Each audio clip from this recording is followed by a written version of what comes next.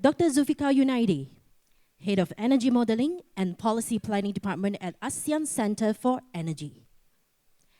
Engineer Technologist Zulkifli Umar, Director of Energy Efficiency and Conservation at the Energy Commission of Malaysia, and also the Chair of the Project Steering Committee. Ms. Saito Mizuki, our First Secretary of the Mission of Japan to ASEAN at the Ministry of Foreign Affairs Japan, and co-chair for the Project Steering Committee. Mr. Mitsui Hiroyuki, Deputy Director, Global Environmental Affairs Office, GX Policy Group, Ministry of Economy, Trade and Industry.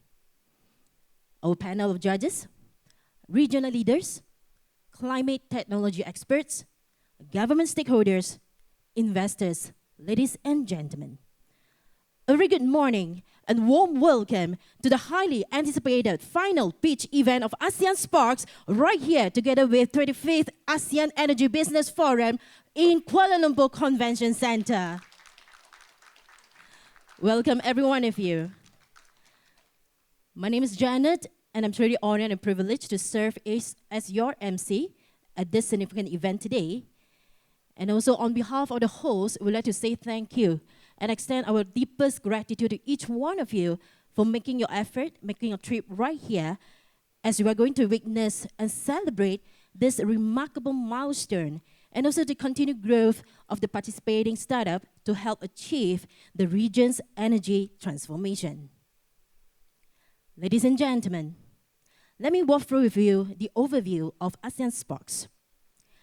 ASEAN Sparks, it is an initiative implemented by the ASEAN Center for Energy and the United Nations Industrial Development Organization, UNIDO, in collaboration with strategic partners, Innovation Factory, and Block 71 Indonesia, and supported by the Japan-ASEAN Integration Fund, JAIF. This is a comprehensive program that will seek to address the climate and also the energy pressures by the growth of climate tech enterprises. And this program empowers the early stage startups with the tools, with the expertise, and also networks needed to scale, while we are fostering a gender-inclusive environment that's going to drive impactful clean energy solutions across the region. So ladies and gentlemen, for the ASEAN Sparks today, it is designed as a measurable and structured journey through 3 program phases: Ignite, Catalyze, and Elevate. So after completing the 3-month program right here, we are proudly announce the 20 selected startups advanced to the final pitching today right here at this international stage of ASEAN Energy Business Forum. Can I have every one of you, please give yourself a big round of applause. Thank you. So ladies and gentlemen, by the end of today, we have a distinguished panel of judges right here, comprising with regional leaders, our climate technology experts, government stakeholders. They will be judging and selecting the top 7 finalists, top 7 startups, to advance their journey into the next phase, which is in Japan. So ladies and gentlemen, together, we are here to create an enriching experience for every one of us. And once again, welcome to this pivotal event, ASEAN Sparks, the final pitching event.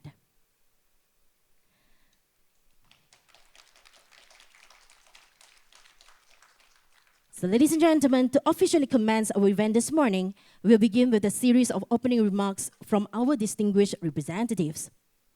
Please join me in welcoming Dr. Zulfikar Yunaidi, the Head of Energy Modeling and Policy Planning Department of ASEAN Center for Energy, on stage to deliver his opening remarks on behalf of Dato' Razib Daud, Executive Director of ASEAN Center for Energy. Ladies and gentlemen, please give a big round of applause to Dr. Zulfikar Yunaidi.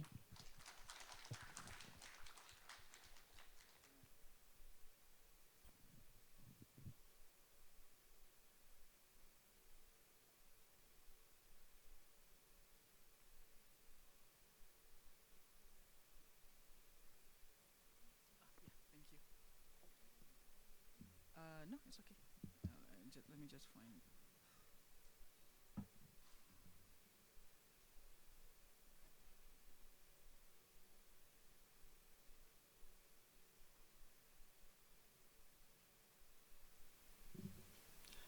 Good morning, ladies and gentlemen.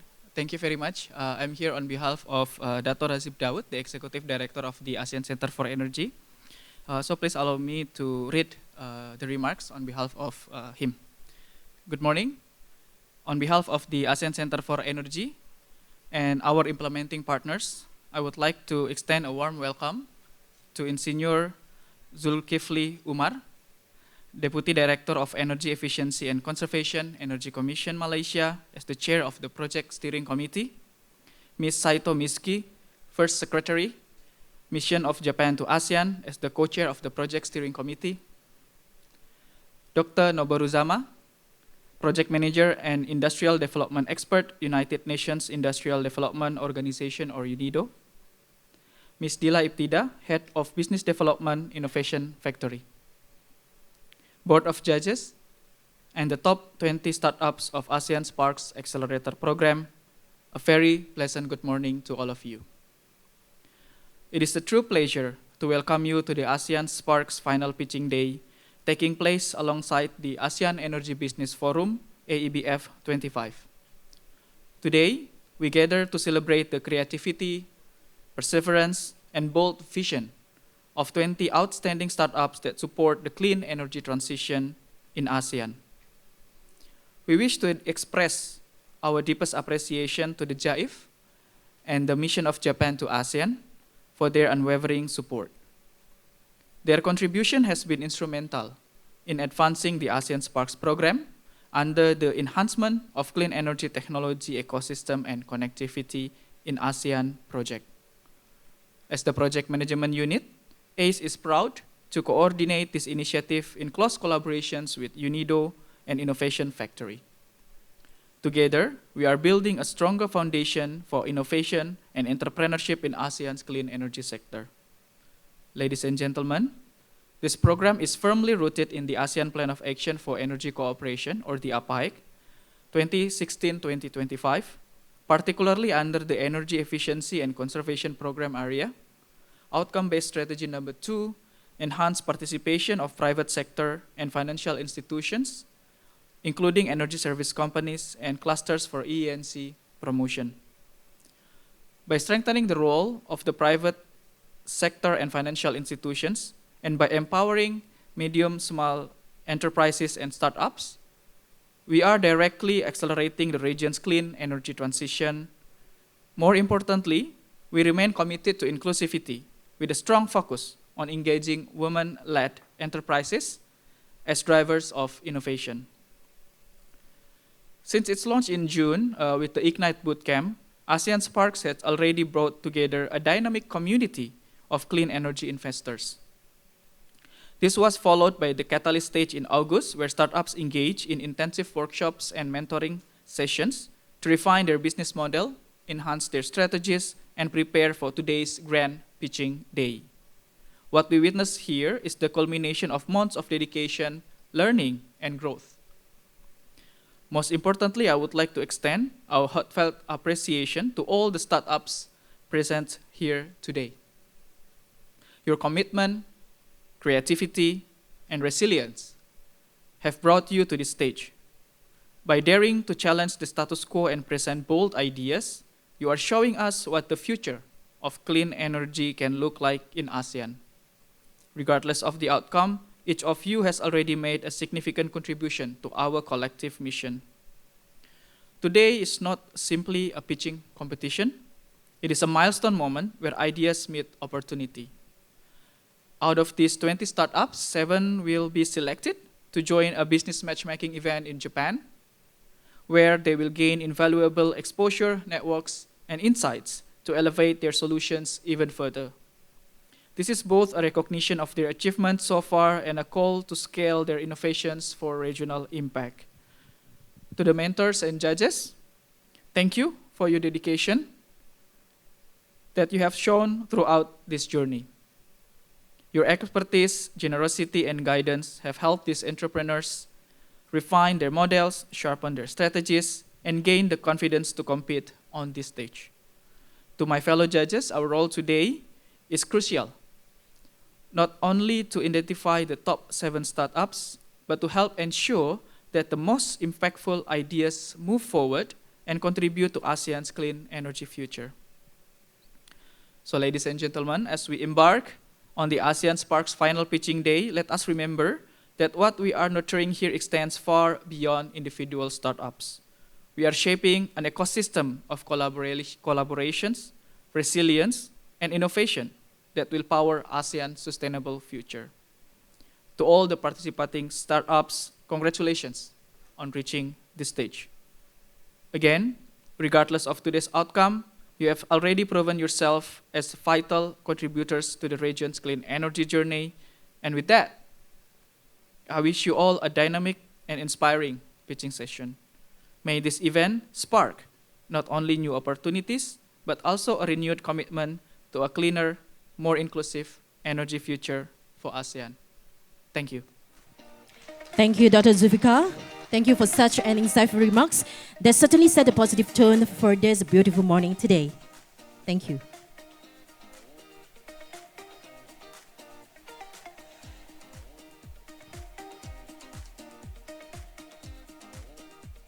And next, we are pleased to invite the chair of the Project Steering Committee to share his opening remarks.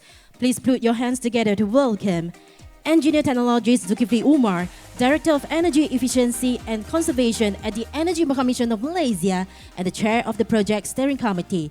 Please welcome Zulkifli Umar. Bismillahirrahmanirrahim. Very good morning. Thank you, Madam MC. Thank you very much. Dr. Zulfikar Yurnadi, Head of Energy Modeling and Policy Planning, Department ASEAN Center for Energy. Ms. Saito Mizuki, First Secretary of the Mission of Japan to ASEAN, Ministry of Foreign Affairs, Japan, as well as the co-chair of the Project Steering Committee. Ms. Dila Ibtida, people behind the scene. Ms. Irma Ramadan, people behind the scene, as well as everyone else. Cool. Right. Our inspiring startup finalists, congratulations. Judges, mentors, and partners. And finally, distinguished ladies and gentlemen. It is a great pleasure for me and privilege to deliver these opening remarks on behalf of the Project Steering Committee at the ASEAN Sparks final pitching event held in conjunction with the ASEAN Energy Business Forum 2025. Today we celebrate a very important milestone in ASEAN's journey towards a sustainable and innovative energy future. And the ASEAN Sparks program was established to accelerate the growth of clean energy as well as climate technology startups, transforming creative ideas into real solutions that power our transitions towards a low-carbon inclusive ASEAN. Now, every ASEAN member states, I believe, have a target to achieve an energy transition. Malaysia, we have a target of achieving net carbon neutral by 2050. So basically, the program implemented by the ASEAN Center for Energy in collaboration with UNIDO Innovation Factory is supported by JAIF. This initiative demonstrates the strength of regional partnership where governments, development partners, and innovators work hard hand in hand to deliver meaningful change. It also reflects our shared commitment under the ASEAN Plan of Action for Energy Cooperation, or APAIC, to build a region that is energy secure, sustainable, and resilient. To all our finalists, a heartfelt congratulations and towards reaching this stage. And your creativity, determination, and patience truly capture the spirit of ASEAN innovation. In Malaysia, we are thinking of doing the same thing too, moving forward. Beginning next year, we try to rebrand. We have a program in Malaysia known as the Energy Efficiency Challenge, which we do it in schools every single year, where we inspire the students to come up with programs on energy efficiency and submit to us, and we reward them in terms of their achievement. So we are thinking of rebranding that towards something similar to what we are doing here, because we have been doing those programs for the past 15 years, actually. So now rebranding as in maturing to a much bigger crowd. It's going to be very important to us. As I mentioned, your creativity, determination, and passion truly captured the spirit of ASEAN innovation. Each solution presented today brings us one step closer to a greener, smarter, and more connected region. As you know, we are now thinking very strongly on the ASEAN power grid connectivity in Malaysia. To our mentors, judges, and organizers, thank you for your dedication and teamwork in nurturing these innovations and making ASEAN Sparks a success.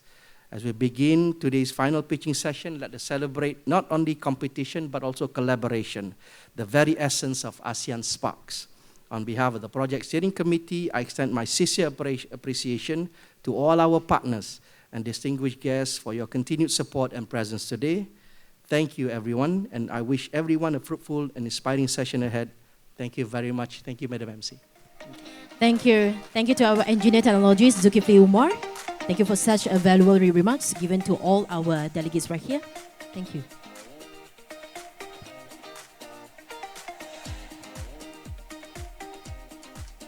And coming up next, we are also honored to hear from the co-chair of the Project Steering Committee.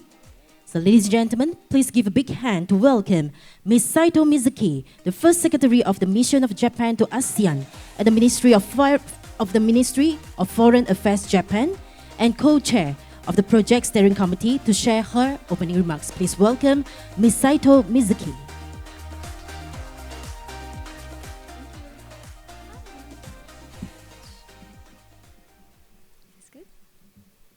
Good morning, everybody. My name is Mizuki Saito, First Secretary of the Mission of Japan to ASEAN. I am honored to be here today as the co-chair of the Project Steering Committee and on behalf of the Government of Japan. Firstly, I extend my heartfelt gratitude to ACE for their invaluable efforts on this project. I would also like to thank the chair of the steering committee and all the members of the Project Steering Committee, as well as UNIDO and partners, especially the Innovation Factory, and all the judges here today. Thank you very much. The ASEAN Sparks initiative, launched in 2024 and officially underway this year, has progressed through its initial phases, Ignite and Catalyze, where we witness startups in their early stages, eager to learn and grow with guidance from outstanding mentors and experts. Elevate will be the last stage of this project, which will lead to a trip to Japan with startups that are ready to showcase their vision and create a new future through their business. Japan is deeply honored to support this initiative through the Japan-ASEAN Integration Fund, or JAIF. ASEAN and Japan has built a long-standing strategic partnership over the last 5 decades, with trust at the center. Projects such as this one, which supports a younger generation, adds value to our trusted partnership. This project also embodies another important concept that we have in the ASEAN-Japan relationship, which is co-creation, or the act of creating a future together through cooperation. Throughout this project, I've emphasized that Japan is increasingly becoming a nurturing environment for startups. Japan is also committed to advancing energy transitions and promoting clean energy, which is why we advocate for initiatives like the Asia Zero Emission Community and the Clean Energy Future Initiative for ASEAN, or CEFIA, in this region. For both of these initiatives, the contribution by the private sector is core, together with academics and the government of each country. I encourage the startups here to view Japan as a valuable partner in advancing their business endeavors. Last but not least, I would like to congratulate all the participating startups that were chosen to be here today. I look forward to hearing presentations and the innovative technologies that promise to make the world a better place. Thank you. Thank you, Ms. Saito Mizuki, for very thoughtful opening remarks. Thank you so much. And also thank you once again to all our esteemed leaders right here for sharing their thoughtful, inspiring opening remarks together with us. Shall we give all of them a big round of applause once again? Thank you. So we are now ready to move on to the next segment of elements. So right now, we are continued with an engaging presentation brought to you by Ms. Dila Ibtida, the Head of Business Development from our strategic partner, Innovation Factory Indonesia. She will be sharing with us a comprehensive overview of the ASEAN SPARKS program, highlighting on the program's objectives, the key initiatives, and the collaborative efforts driving the innovation and entrepreneurship across the ASEAN region. Ladies and gentlemen, please welcome Ms. Dila Ibtida.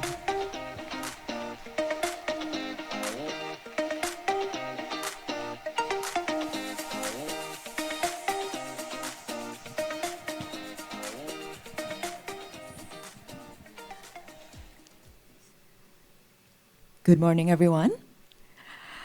Okay, I'm very happy to see you all today. Thank you very much. Again, I would like to extend my thank you for the committee from ASEAN Center for Energy and also for the steering committee, all the judges, all the mentors who are also coming in today, and also for the partners, and last but not least, to our selected 20 startup. Please give them a round of applause. Okay, so in this session, I'm not going to go too long. Hopefully, we can go directly to the segment that we're looking for, which is the pitching. But I'm going to explain a little bit about the background, why ASEAN Sparks is happening, is taking place, and what we are looking for with this program. So this is the background. This is why we are doing this program. So the first thing is that there is this rapid energy demand growth that has been also mentioned by Engineer Zulkifli just earlier, that ASEAN energy demand is projected to grow by 60% in 2040, requiring sustainable and resilient solution. And following this, there are many countries in ASEAN that are transitioning into clean energy and more sustainable energy as well. And the second one is the climate vulnerability. We know that in ASEAN, many of the countries are comprises with countries with islands. That is why many of the countries in Southeast Asia are very vulnerable, by climate changes. That is why having a more sustainable technology or energy will be very important. Also, the third one is we have untapped potential. We have abundant renewable energy resources that hasn't been tapped yet by the private sector and also by the government as well, and they remain largely underutilized. One is we have innovation gap. There's a need to bridge the gap between the groundbreaking clean energy and climate innovation and scalable market adoption within the deserved ASEAN context. And the last one, of course, is the economic opportunity, because the transition into the clean energy sector will open a multi-billion-dollar opportunity for green jobs, economic growth, and also energy security. So this is our mission, vision, and our core goal on why ASEAN Spark is being conducted.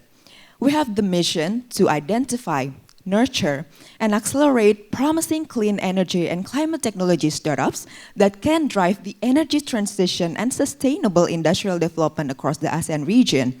And in our vision, we envision a vibrant and resilient ASEAN powered by innovative, accessible, and clean energy solutions, contributing significantly to global climate goals and inclusive economic growth.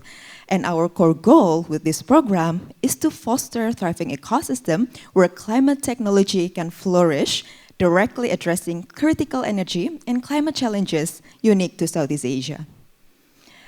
So, it has been mentioned by all the remarks that we have already here today.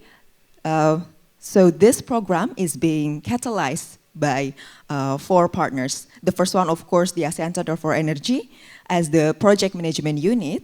The contribution of ASEAN Center for Energy is to give deep regional energy sector expertise, access to the government and utility networks, and also the policy insight.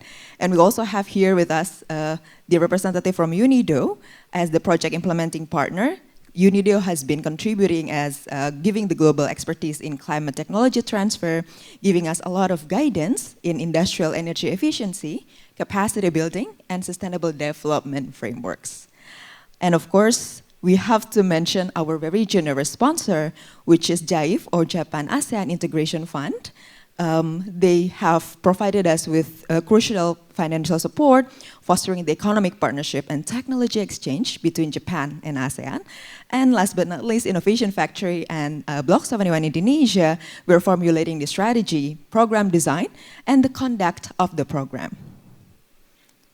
So this is the structure of the program. I think we have been saying this a lot to the startup and also to the mentors, to the judges also, but I believe that there are many partners that are coming in here who have no idea about the structure itself, so I will explain a little bit. So we start with Ignite, which is the pre-accelerator phase for the early stage startup. So in this stage, we are focusing more on the mentoring program that is designed for the early stage startup that is designed to help climate technology and renewable energy startup to build a strong foundation.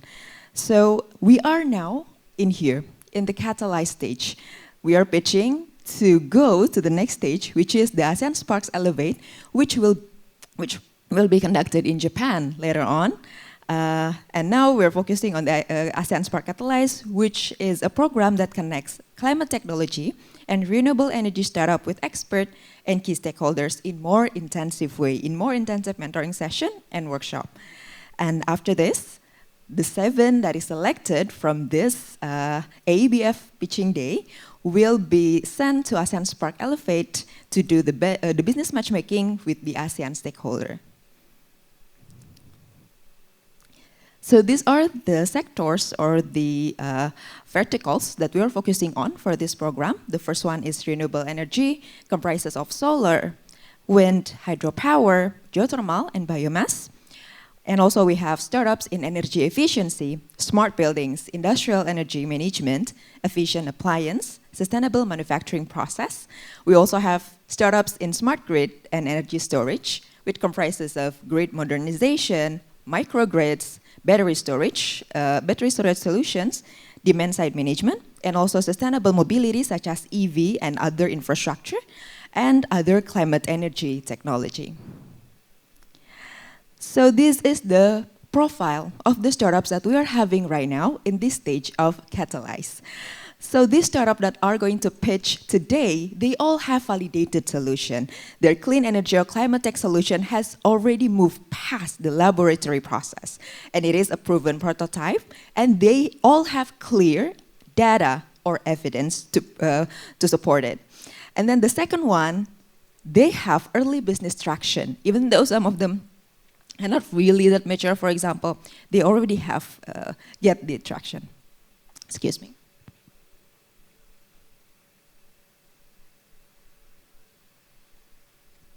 Okay, it's kind of dry. Okay.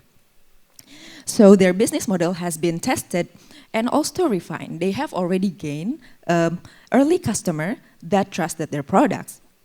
And then the third one, clear ASEAN focus and market understanding. So the startups that are coming in here, they have this vision to actually expand in the region and also gain some understanding about ASEAN market. So they have like defined target market within the ASEAN region.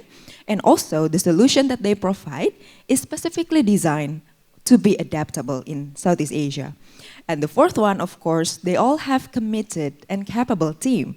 So the core team is committed with complementary skills in both technology and also the business execution, and they are ready to dedicate significant time and effort to scaling their venture. And last but not least, they have to be high potential for impact and investment. Their climate tech solution offer clear quantifiable environmental, social, and economic impact that is aligned with SDGs. And also, they possess the fundamentals to attract seeds or Series A funding for their next stage of growth and regional expansion. So this is the program goals. We are ready to see our startup to accomplish these goals through this program. The first one, of course, we want to see the startups have refined business strategy for ASEAN scale. That is why during our mentorship, they are being supported a lot to develop validated and actionable business model that is tailored for expansion in the region. The second one, clear market entry and expansion plans. So the startup will create detailed, data-driven strategies for entering specific market in Southeast Asia. And of course, since we are going to have the business matchmaking or investor matchmaking as well, enhance investment readiness, preparing them for seed or Series A funding. And last but not least, identified strategic partners and improve governance. So the startups will pinpoint and begin engaging with critical strategic partner, and it is essential for scaling in the Southeast Asia region. Okay, so last but not least, I'm going to say congratulations for all the selected 20 startups that will be pitching here today. So give a round of applause for all of you, all the chosen 20 startups that will be competing for 7 position for ASEAN Spark Elevate. Okay, so I think that is all from me as an implementing partner. Thank you, everyone. And good luck for your pitching today. Thank you. Thank you, Ms. Dila, for such an informative presentations, certainly giving us a very clear picture of how this ASEAN Sparks program, and also giving us the vision for empowering the innovation across the ASEAN region. So, ladies and gentlemen, before we officially kickstart the first pitching session, so now it's time for us to commemorate for this wonderful, meaningful gathering right here together with every one of us. So we'd like to invite all our guests, our judges, our VIP, to be on stage for the photograph opportunity. So please welcome Dr. Zulfikar Junaidi, Mr. Zulkifli Umar, Ms. Saito Mizuki, Mr. Mitsui Hiroyuki, to be on stage for the photograph opportunity.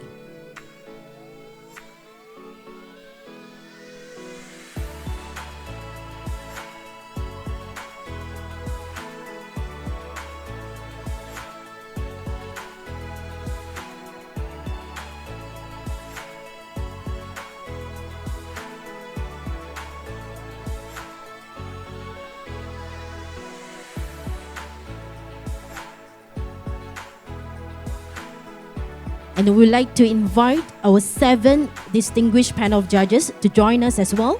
Ms. Tran Huai Puong, Ms. Tao Tran, Dr. Nobura Zama, Mr. Masua Kurimura, Mr. Rizauddin Ismail, and Ms. Ho Yuan Ping.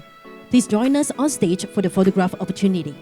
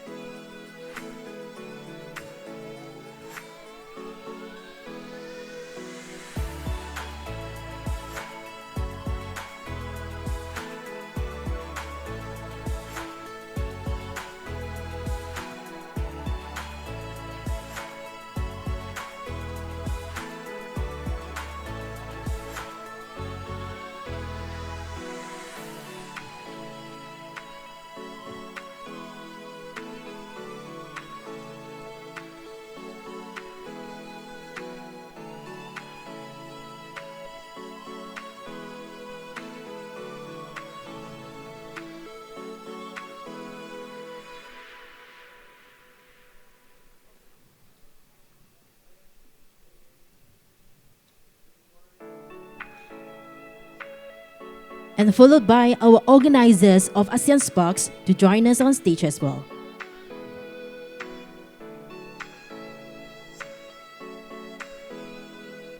May I invite organizers to be on stage for the photograph opportunity?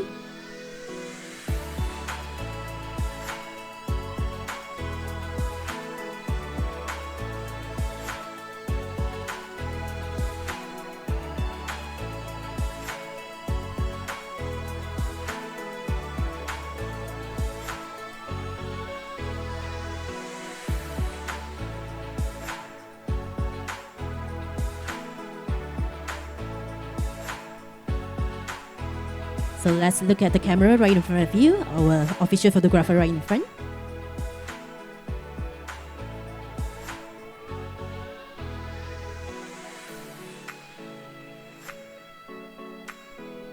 And lastly, may we invite our 20 startups. Please join us on stage together for the photograph opportunity together with our judges, our VIPs, and organizers as well.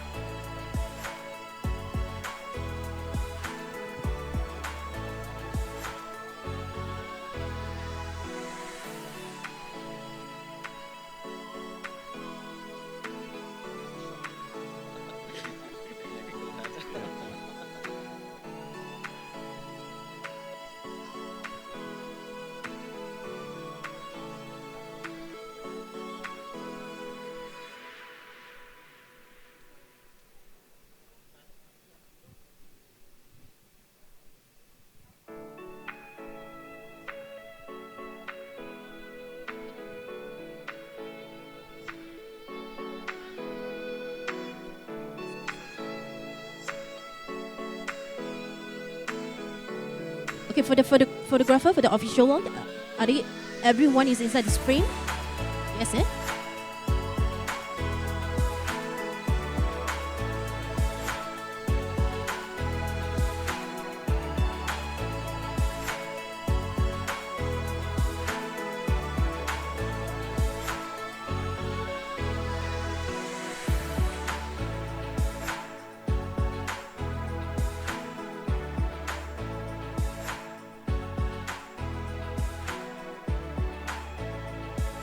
All right, a formal one.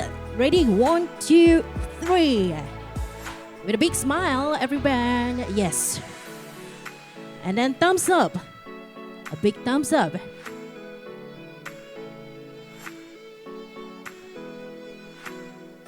Do you need video as well? Video? Waving the hand. All right. So wave from left to right. Okay, waving the hand in 3, 2, 1.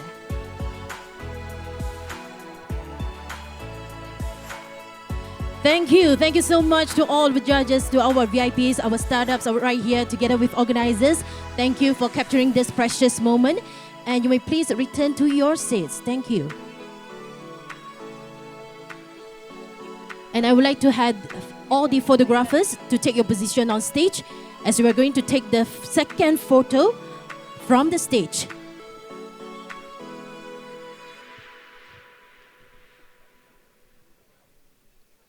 So may I invite the photographer, our videographer, to be on stage, as we are going to capturing the second photo, direction from the stage towards the audience.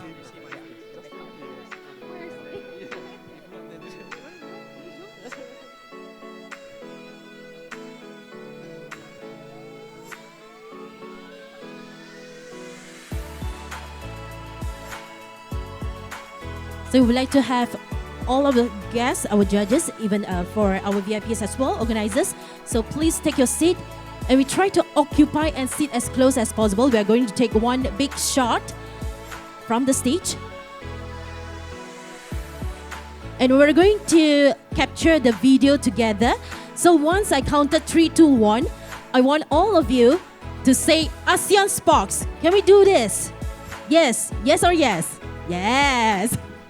All right, so let's sit nearer. Everyone try to occupy all the free seats over here. Everyone can join us. Sit in the front. Yeah, sit in the middle. Let us squeeze as close as possible. And for all our guests over this other side as well, can just join us as well. Every one of us.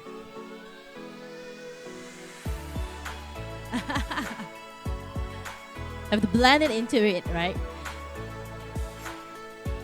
Yes, may I have every one of you please try to squeeze, sit in the middle. Cantik.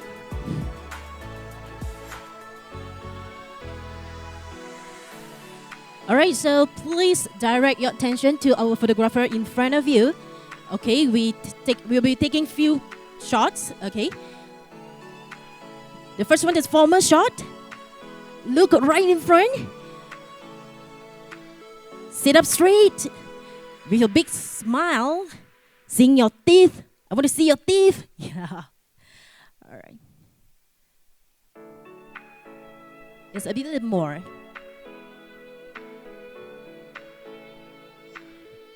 Okay.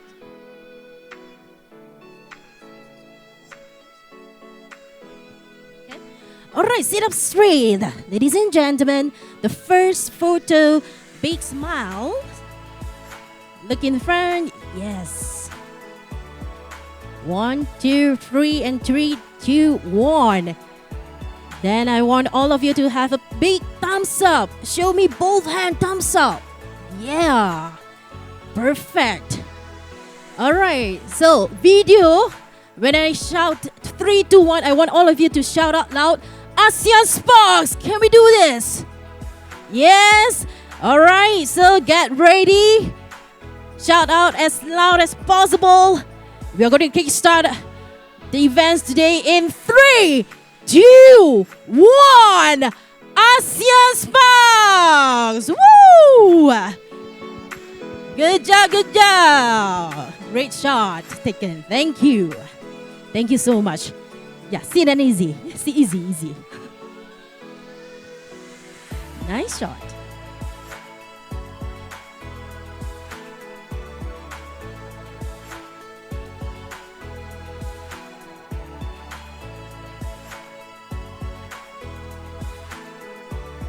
All right, so ladies and gentlemen, now it's time for me to dive into the most exciting part of the day, which is the final pitch event, the final pitching session.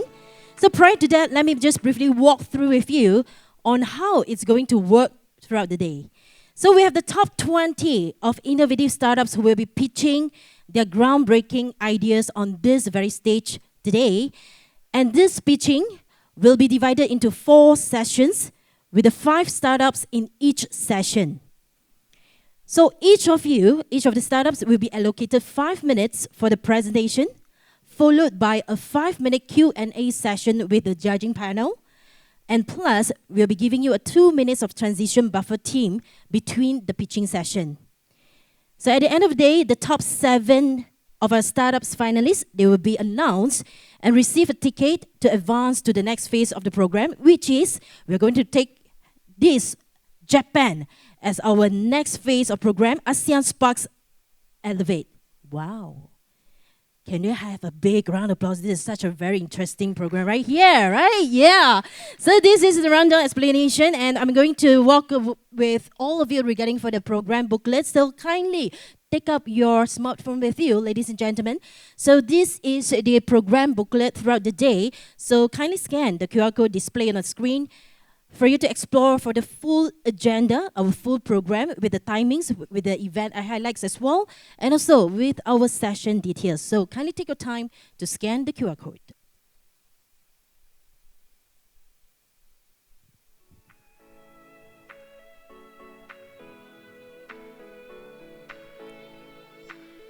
All right, so right now, please allows me to introduce our panel of judges today.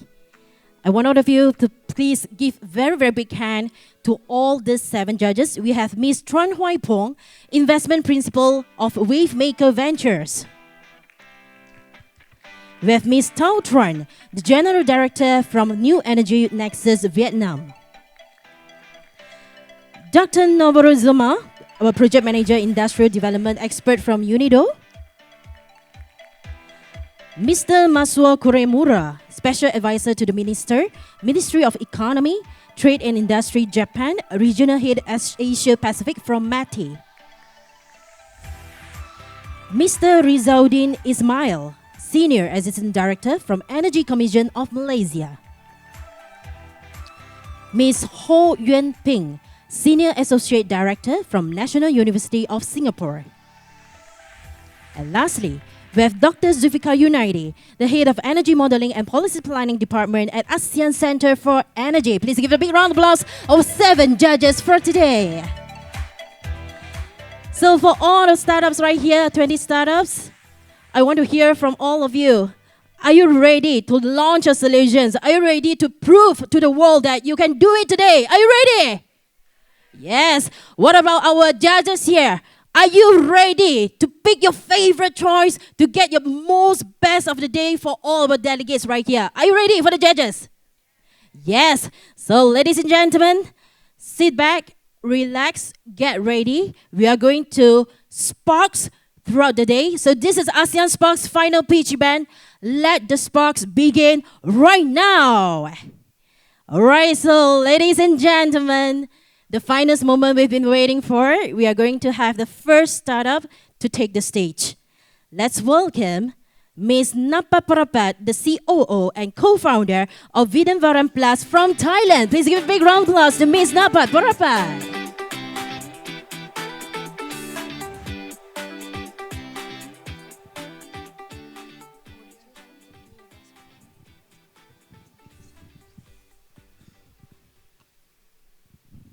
So, hi everyone. My name is Napat from Vidamvaram. So let me tell you a problem here.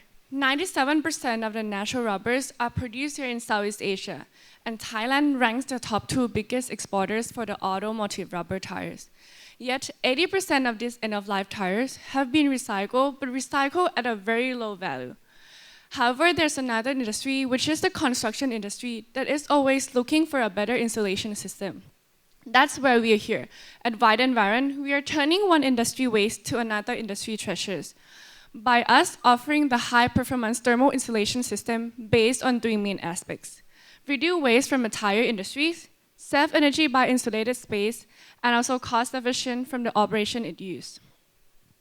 The global construction materials market is account for 1.4 trillion US dollars, and from what we have been working on, it shows that 74% of our products can be applied onto the construction markets. I would like to introduce you to our thermal insulation system that has a thermal transmission value, or U value, of 0.09 watt per meter square Kelvin, which in simple terms, it means it has a very efficient insulating properties. For 1 square meter of this installed on the roof area, you'll be able to save $3.6 US per year on the air conditioning cost alone. And together with 100 square meters area, you'll be able to reduce 1.2 metric tons of carbon dioxide, which equal to planting 55 trees a year. Here's the application. You can apply these products on the green roof, roofing application, and wall application for both old and new buildings. Our products comply with the International Building Energy Codes, where we'll be able to, using our product, you'll be able to reduce the heat thermal transfer coefficient from 10 watt per meter square down to 3.4 watt per meter square. So I would like to say that with the same house, same standards, you are making a big difference within the maximum of ROI within 3 years. Here's, as the products are already made from rubbers, they have a really good insulating properties, and together, as we are having a waste from manufacturing line, we are able to position ourselves at a very economical options, competing with other competitors in the markets. Here right now, we have complies with the technical data and collaboration. We have the MOU signed together with material suppliers and also a New Energy Nexus to help us on the media coverage. Also, we have the CDC regulations on the low VOC and PAH level for the health and safety, BSCI certified for the health, labor safety. And 2 documents that I would like to point out here is we passed ASHRAE 90.1 for the energy efficiency and EU standards for the EU, to export to the EU and international markets. Right now, we're working on a revenue stream of 30,000 US dollars and are expected to break even within 3 years. And by 2029, we are targeted to install our products with the total area of 150,000 square meters that will be able to save 14 million kilowatt hours of energy. We are partnering and being supported by the Thailand Manufacturers Company with 2,400 tons production capacities a year and 35-year experience in the automotive rubber industries. For our revenue streams are mainly from direct sales, licensing, and training programs. We will be able to help upvalue our waste from $80 per ton up to $1,500 per ton. In 2025, we are able to secure 3 piloting projects with a hotel in Thailand, energy complex by PTTs, and also health and wellness centers in southern part of Thailand with a total area of 2,300 square meters. Right now, we have been supported by the Thai conglomerates in energy and oil industries, which is the PTT IRPCs and also Thai Oil to help us in the material suppliers. It's me, Napat Parapat, and my co-founder, Kongpat Paibunnukungit, a building innovators. We are here to revolutionize the green building materials. We are here to ask for the partnership, distribution, and piloting projects and collaborations.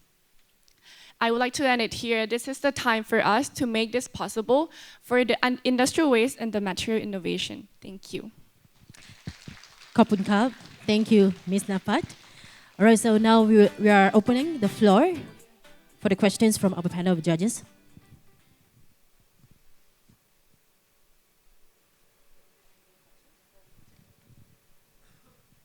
Thanks for the pitch. Congrats. on the traction so far and the technology. Can I ask a little bit about the unit economics in terms of margins and sales cycle? Thanks. So in terms of the unit economics, we are able to produce because we have the manufacturers in Thailand that we are our partner with. So basically, our partner will be able to provide us a really cost-effective margin. So the margin is roughly around 50%.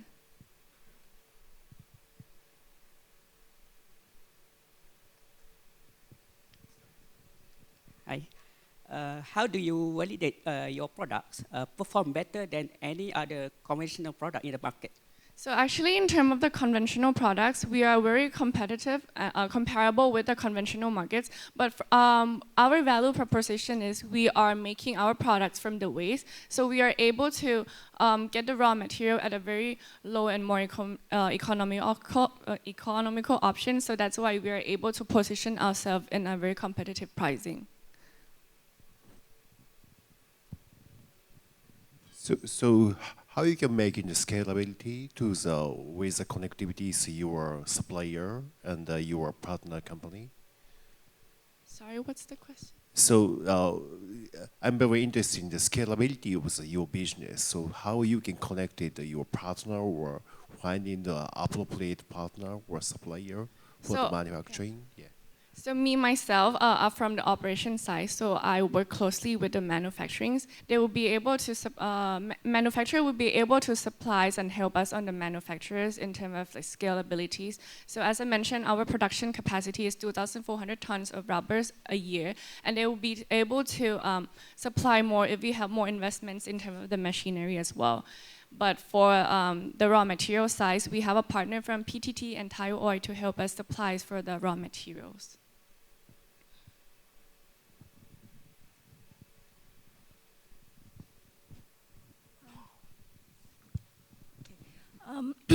What is the payback period for your customers? Payback period is like 3 months.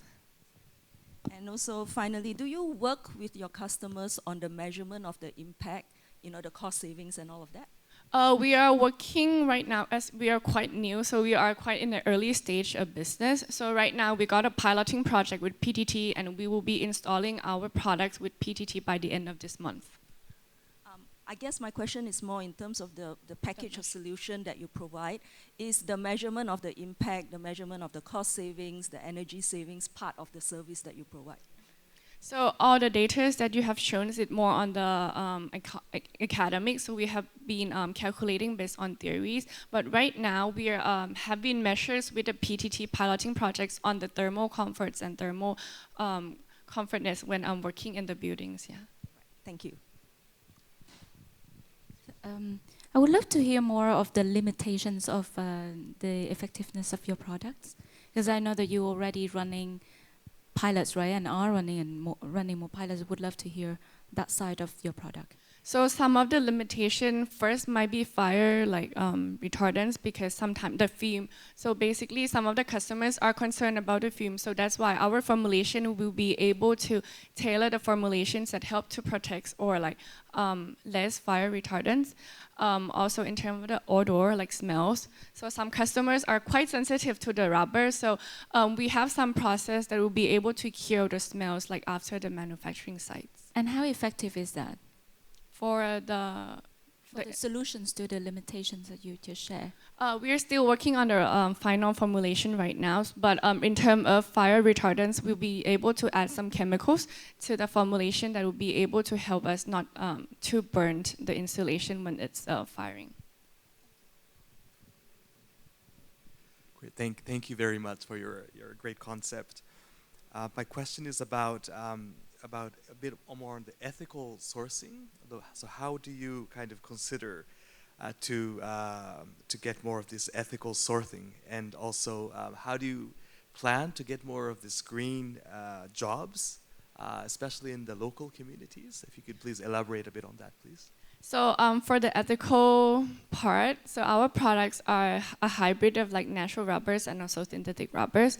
So we will have a partner where they can source the raw materials that has a regulation on the EU regulation in terms of natural rubbers. For the labor standards, we are certified with BSCI, so we will be able to help all our laborers and all the staff in the manufacturing line to have some health regulations and not working exceeds their work-life balance. Thank you. Thank you. All right, thank you to the judges, and thank you, Ms. Napat. The allocated time is reaching Thank you right so now. much. Thank you so much. Please give a big round of applause to Ms. Napat, COO and co-founder of Vidan Plus from Thailand. So next, we'd like to invite Mr. Hai Ho, the co-founder and CEO of Alterner Singapore.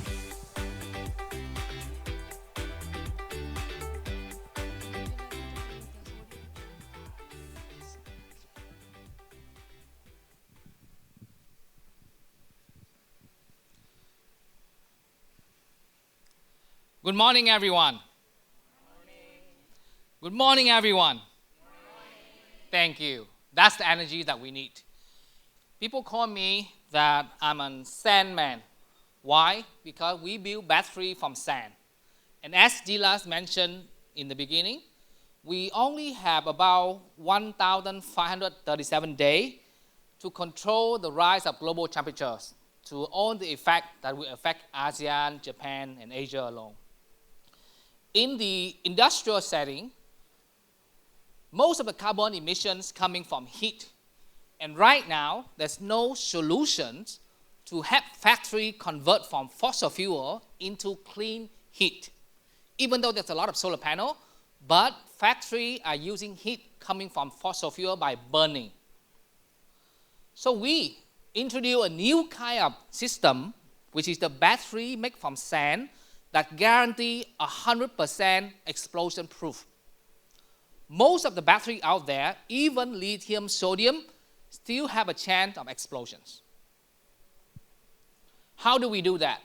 We have renewable energies like wind turbines, like solar panel, as electricity, heat up the sand inside our battery to 600 Celsius degree. Sand has a special characteristic. When you be able to heat up, it can hold the heat for several months and then be able to use it for industrial applications or farming applications. So let's see some of the example that we're having, that we deploy this at Mondelez factory, where they use the clean heat from our system to dry waste. At Pepsi, they use our clean heat to do snack like Lay or Dorito. We also have industries like coffee industry, teas, drying using greenhouse. So there's a lot of applications that's already running right now around ASEAN and Asia. Our customer, why they buy it? Very simple. We save them 20% to 40% cost. And every battery that we build, we measure the impact, the carbon footprint that we produce, and also the footprint that we be able to reduce. So far, we not just sell the customer with one battery, we give them the full solution. So we even provide solar panel packaging together with the battery for them as a one-stop solution. And for Japan market, we have studied our Japan client. They use a lot of biomass. And not just we stopping at using a battery that using electricity, we're having this Antonov hybrid where you can burn biomass, store the heat in the sand, and deliver. So this product, we already have an MOU to manufacture in Japan. And at the moment, ASEAN will be the home of the world's largest industrial drying tower, the powered by our sand technology. It's about 53 meters high. How high is that? This is for you to take a look at the scale of what we are building right now. And for sand, we're just not stopping at heat. What if sand can store electricity? What if sand can help to power for this building? There are people who are doing sand for heat around the world, but we're the first in the world to store electricity directly in sand. We already have a partnership with NTT Docomo Japan to build a solution to help power data center of tomorrow. So far, we grow quite fast. In 2 years, we grow from almost nothing to 1.5 million revenue. Why we grow that fast? Because the market for long duration energy storage is $3.6 trillion. There was some competitor out there in Europe, in US, in Australia, but we are the most affordable, with the fastest to scale science from lab to productions, and we are from Asia. We already have a strong network distribution outside Vietnam, which is Philippines, Japan, Asia, and Latin America. And be able to do that, we have a very strong team. Our board member, Mr. Daiki Kumamoto, coming from Antwerp Capital, Japan. We have a regional partner, which own the expert coming from Coca-Cola, McDonald's, Converse, and Mondelez Unilever International. This is how we be able to scale this technology across the world. So we would love to ask for your help to support for manufacturer, impact investor, and ecosystem access. Thank you. Thank you, Mr. Hai-Ho. So now we open up the floor to the panel of judges to ask questions.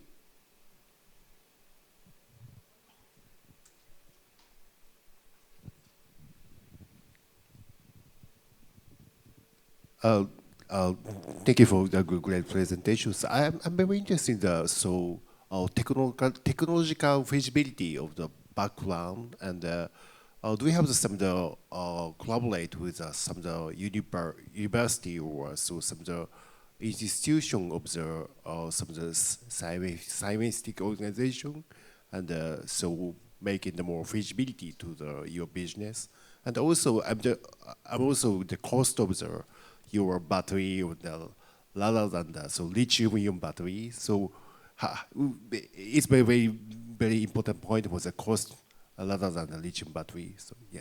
Yes. First of all, this is the patented product.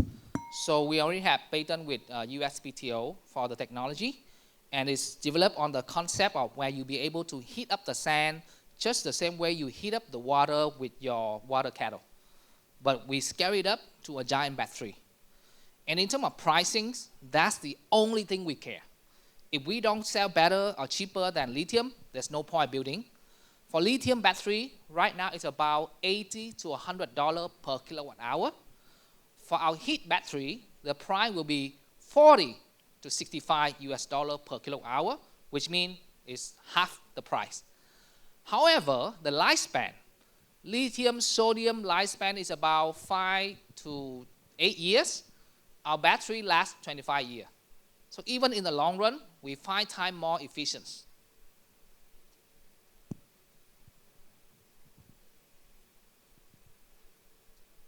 And any more questions from the floor? Congrats on your pitch and traction with the customers. Can you describe your sales process? How long is the sales cycle, and then how do you move from pilot to commercialization on a mass scale? Yes. For us, this is like B2B product, and especially directly to factory. So there's a lot of rule and regulations. We've been growing from Vietnam in the last 2 years by doing a lot of competitions program like this, and also innovation program. Pepsi, they run their own accelerator program. We participate, we are the winner. Coca-Cola, they also have a global program. We also participate. So that's how we get the first global client. And for global client, once we have one pilot, we can scale to the rest of their footprint across the world. That's one way up we are doing right now. But the sales cycle for the participation in this program is about 6 months. But from 6 months, when we go down to the factory, without all of this program, normally for any company, it takes 2 years.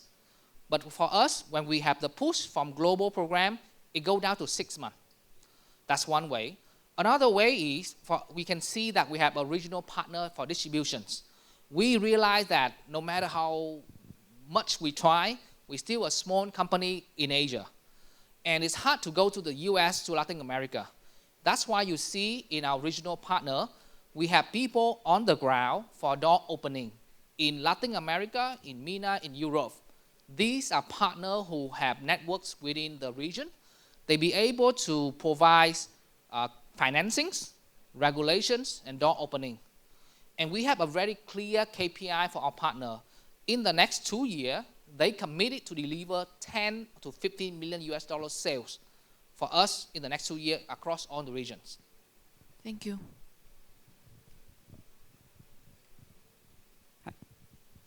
I would love to hear more of your vision. I know that in your presentation you share also, I feel like you're not doing only storage, but you are doing storage plus.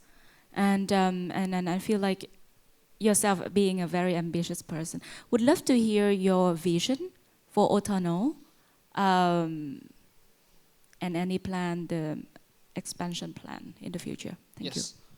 For us, the goal is to be a one-stop solution for our client and partner.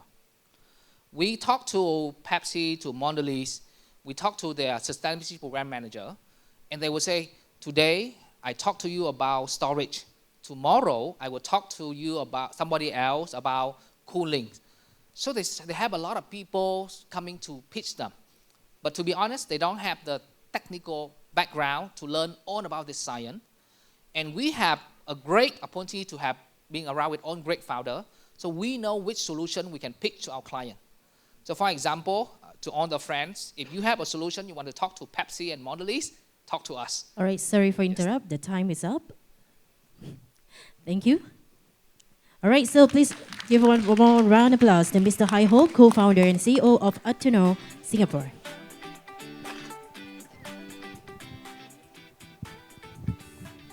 Next, we would like to invite Dr. Ilham Danian, the researcher and lecturer of Be Cool Indonesia. Please give a big round of applause.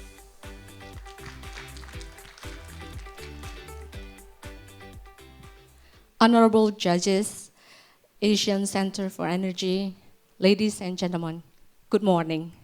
We are from Be Cool Indonesia. So our product is solar reflective paint. We started in a research center at university, Universitas Pendidikan Indonesia, or Indonesia University of Education.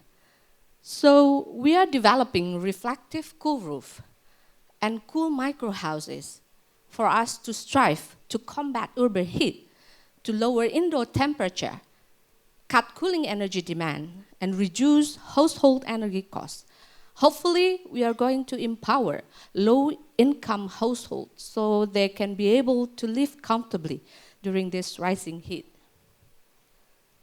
So our climate is changing. Our world is warming up, and our cities experience urban heat. And amidst all of those, the low-income communities are facing the challenges in terms of cooling their temperature indoor. So we come up with a solution. With Be Cool, we reflect urban heat, we reflect solar heat, and then cool the interior and potentially reduce the energy cost for cooling. It is affordable, it is locally manufactured, and it is scalable. So how we can prove that Be Cool roof clothing reflects heat surface outdoor and lower temperature indoor? We did some measurements and we do research them. We measure outside temperature, indoor temperature, and our beneficiaries has been spread out all over Indonesia, starting from the residential buildings, mostly low-income residential households, to educational buildings, religious buildings, governmental office, and also industrial factories. So we did our impact measurement, and we monitor the energy used for cooling and then the reduction of the energy cost. These are the result of our calculation or measurement outside temperature and inside temperature.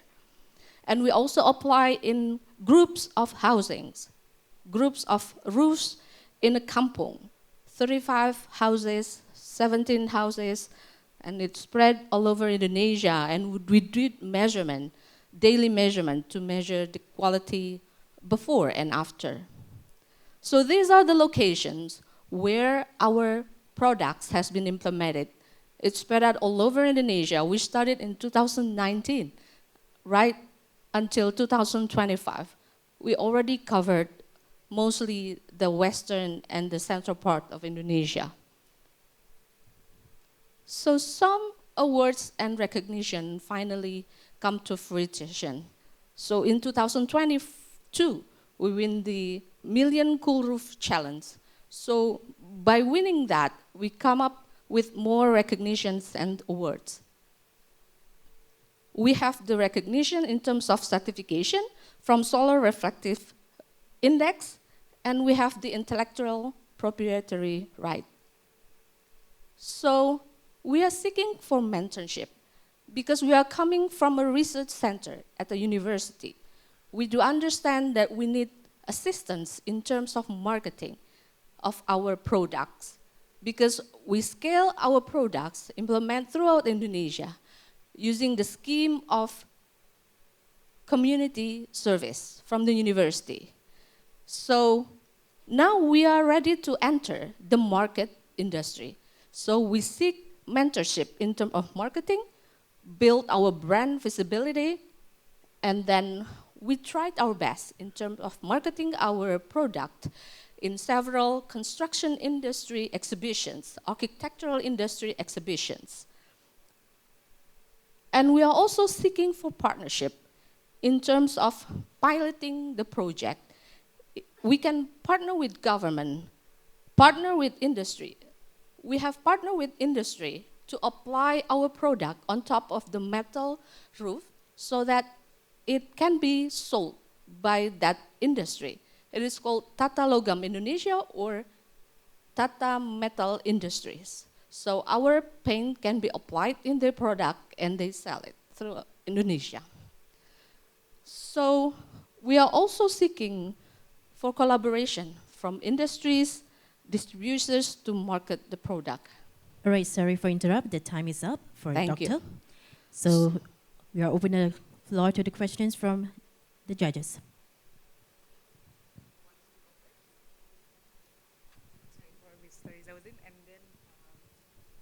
Hi.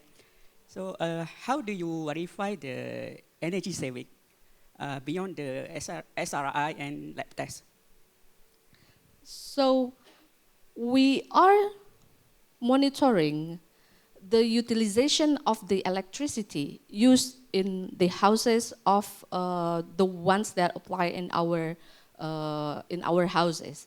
So we have the measurement. Normally, when they use 3,000 kilowatt hour, after the application, it can be reduced to 2,000 kilowatt hour. So approximately the reduction of 1,000 kilowatt hour. So it's like 1/3 of what they normally do, assuming that all the electricity usage for other things are stable. So it can be contributed from the electricity reduction costs from cooling. Okay, so you have the measurement and verification system in place, right? We have measured how the kilowatt hour has been reduced in housings of our applied housing. Okay, thank you.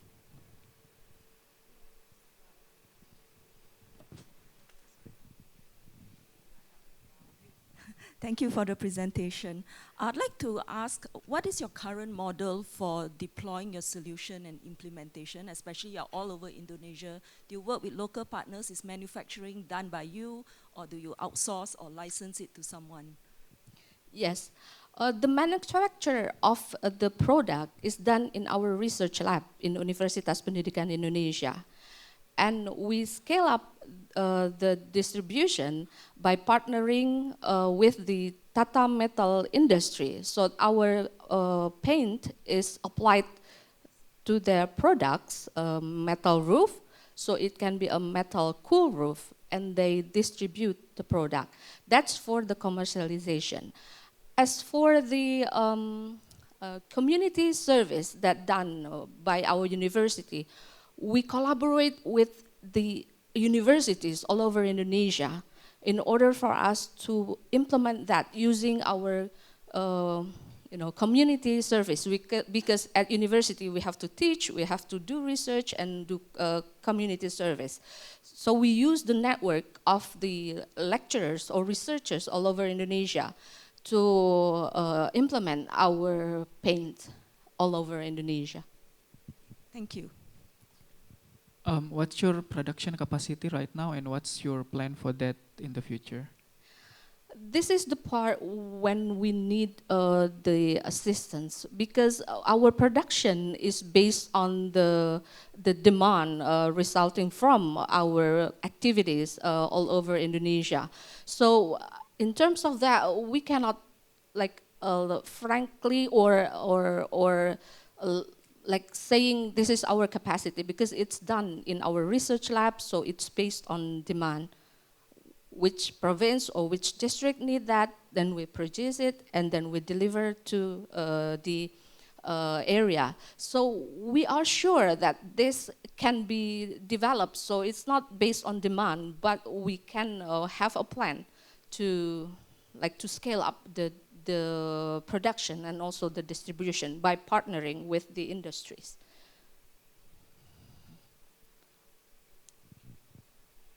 Thank you very much. I think it's a very good idea, not only from, I would say, energy or climate mitigation, but also from an adaptation perspective.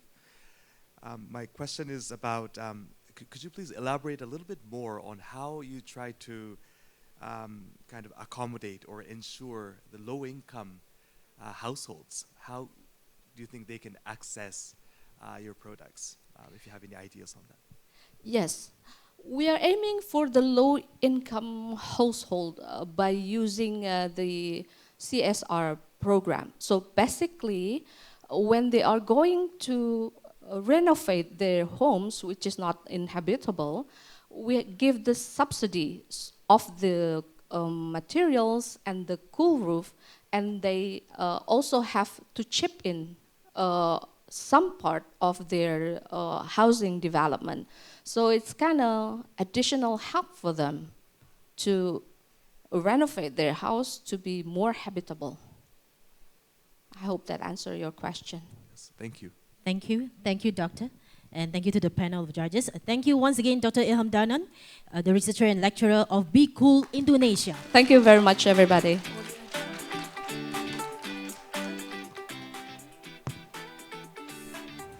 And up next, we would like to invite Ms. Tanya Kalista Tanuwijaya, the co-founder and managing director of Pristine Solutions Indonesia. Please give a great round of applause.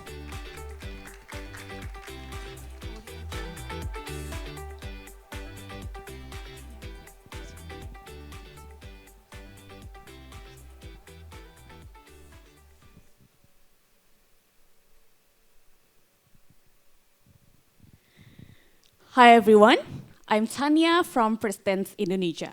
We are turning glass into energy efficient solutions.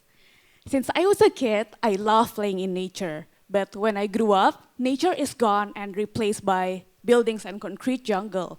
So then I became an architect so that I can make buildings that not destroy nature but protects nature. So Pristine is like a combination of everything that I love. Why buildings? Because it is actually a very big energy liabilities. In fact, 40% of the global carbon emissions come from buildings, and in every building we will see glass windows. That is where 80% of the solar heat comes through the glass. Usually, building owners will upgrade their aircon, but it will also increase their aircon consumption. Others will upgrade their rooftop solar panel, will install it, but it is actually not enough to power the high-rise buildings.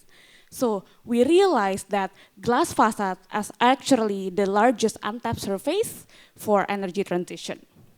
With Pristine, every glass can now reduce or generate energy. Our first solution is the sunshield film. It is a very clear, transparent sticker that can be pasted in the existing building. Second, it's a heat reduction technology in the form of glass for new buildings, and both solutions can reduce 4 until 9 degrees Celsius of indoor temperature and reduce 18% of energy saving. And then we have energy harvesting for solar window, in which this is the first in Asia, a very transparent and vertical solar panel. And this will unlock a vertical energy generation. As an example, we have installed in the Ministry of Energy Indonesia, and we calculate how many is the solar energy reduction. With this method, we also apply the measurement in our anti-thermal glass project, and we simulate the energy savings and also carbon reduction. Aside from that, it is also impacting people that wants to upgrade their building into green certification, giving them more asset value. Our scalability plan is the technology is embedded between the glass layers. So it is actually can be produced in existing factories without any change in process, people, and also machines. This makes us have competitive advantage of good pricing, and we can also do co-selling with the glass processors. In these 2 years, we have proven 6 lab tests with third party and also won 6 international awards. One of them is the Invention Geneva, Silicon Valley, and also in the United Nations. Built for any buildings, in Indonesia, we have piloted with 30 clients in 2 years, ranging from hotels, commercial, and also industrial. With a contract of 350,000 SGD, we are also having some projects in ASEAN, in Singapore, Vietnam, and also in China. Potentially, we have a very big global market with the ASEAN because 60% of the growth of construction is happening in this region. This is our revenue stream from product sales, existing building, and new building, and we are planning to engage direct B2B sales. We expand through co-selling, and also we embed our product in bundling and energy-saving contracts. Not just selling glass, we envision ourselves to be an energy solutions. First, we are on the proving and gaining traction stage, using film as our cash cow. And then we aim to scale vertically with anti-thermal glass as our revenue driver for long-term contracts and introducing energy as a service. Then we want to make Pristine at the ASEAN building standard and also expanding into Vietnam and Malaysia. Now we want to be the top of mind for energy efficient building envelopes. And what we need now is the pilot project, network, and national showcase, especially with ministries, real estate group, asset owners. And our team consists of science, business, and architecture. Professor Freddy Boy and also Professor Goh is from NUS and also CTU. And myself is focusing on the commercialization part with a background in architecture, business, and carbon projects. Initially, when we start, I was often the only young woman in the room, but now happy to share that we are empowering more youth leaders in the energy transition. So join us to make the buildings you live in a climate solution. I'm Tania from Pristine. Thank you very much. Perfect timing. Thank you, Ms. Tania. And now we proceed with the judges.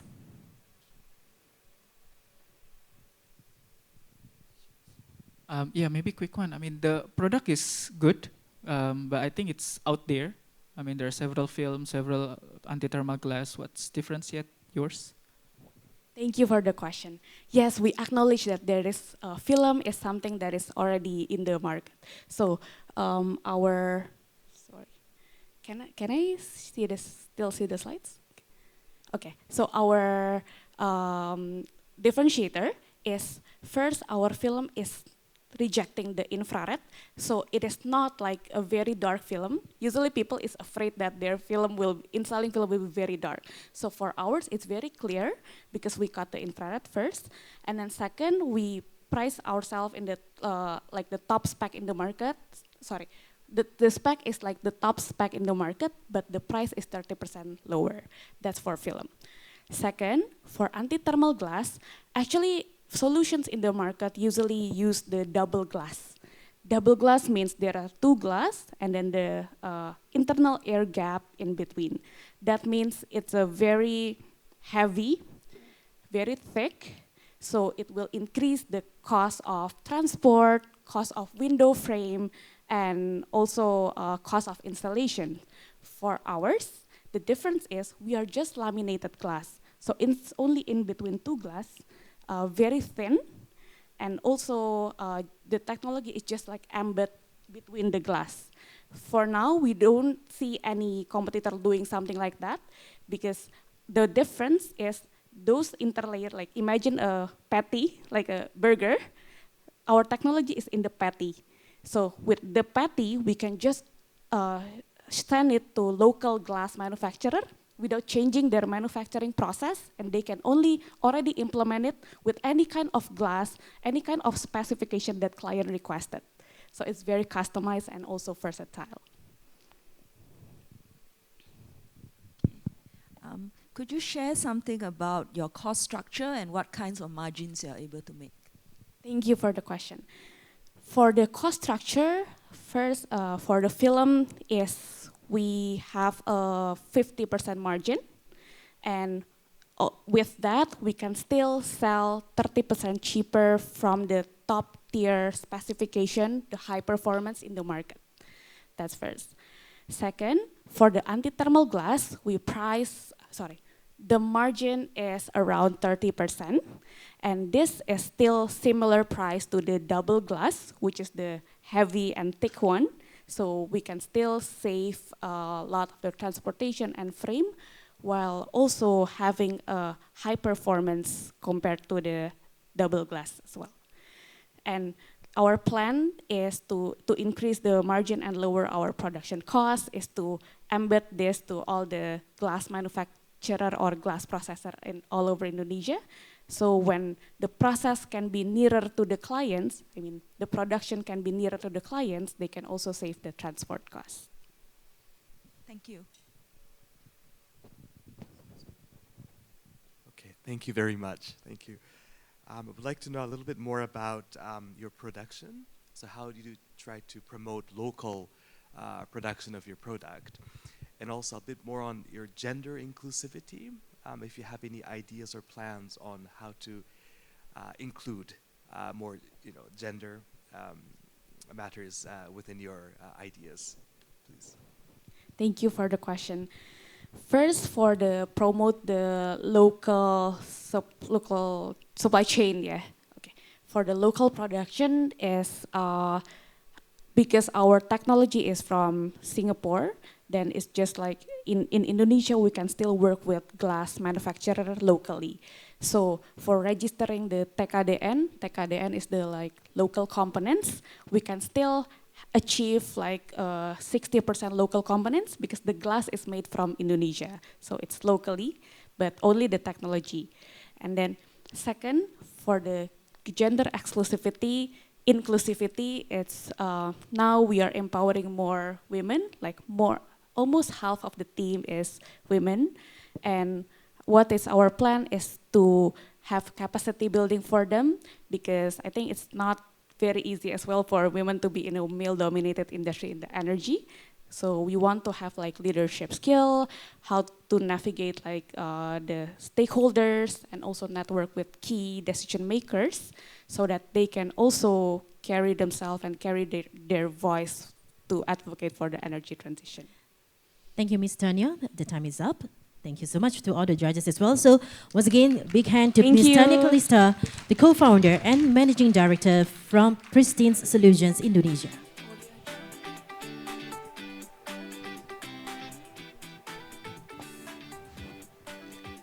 Lastly, we would like to invite Ms. Sulatsi Yaukamani, the general director of Switch EV Lao.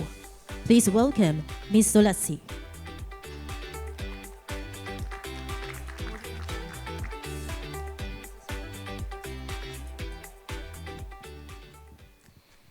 Good morning, everyone. My name is Sulasia Kaumani. I'm the General Director from Switch EV Laos.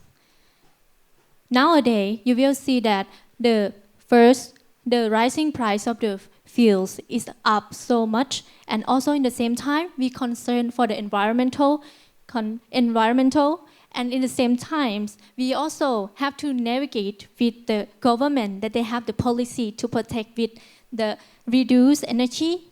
You will see all this through the COVID and also until now.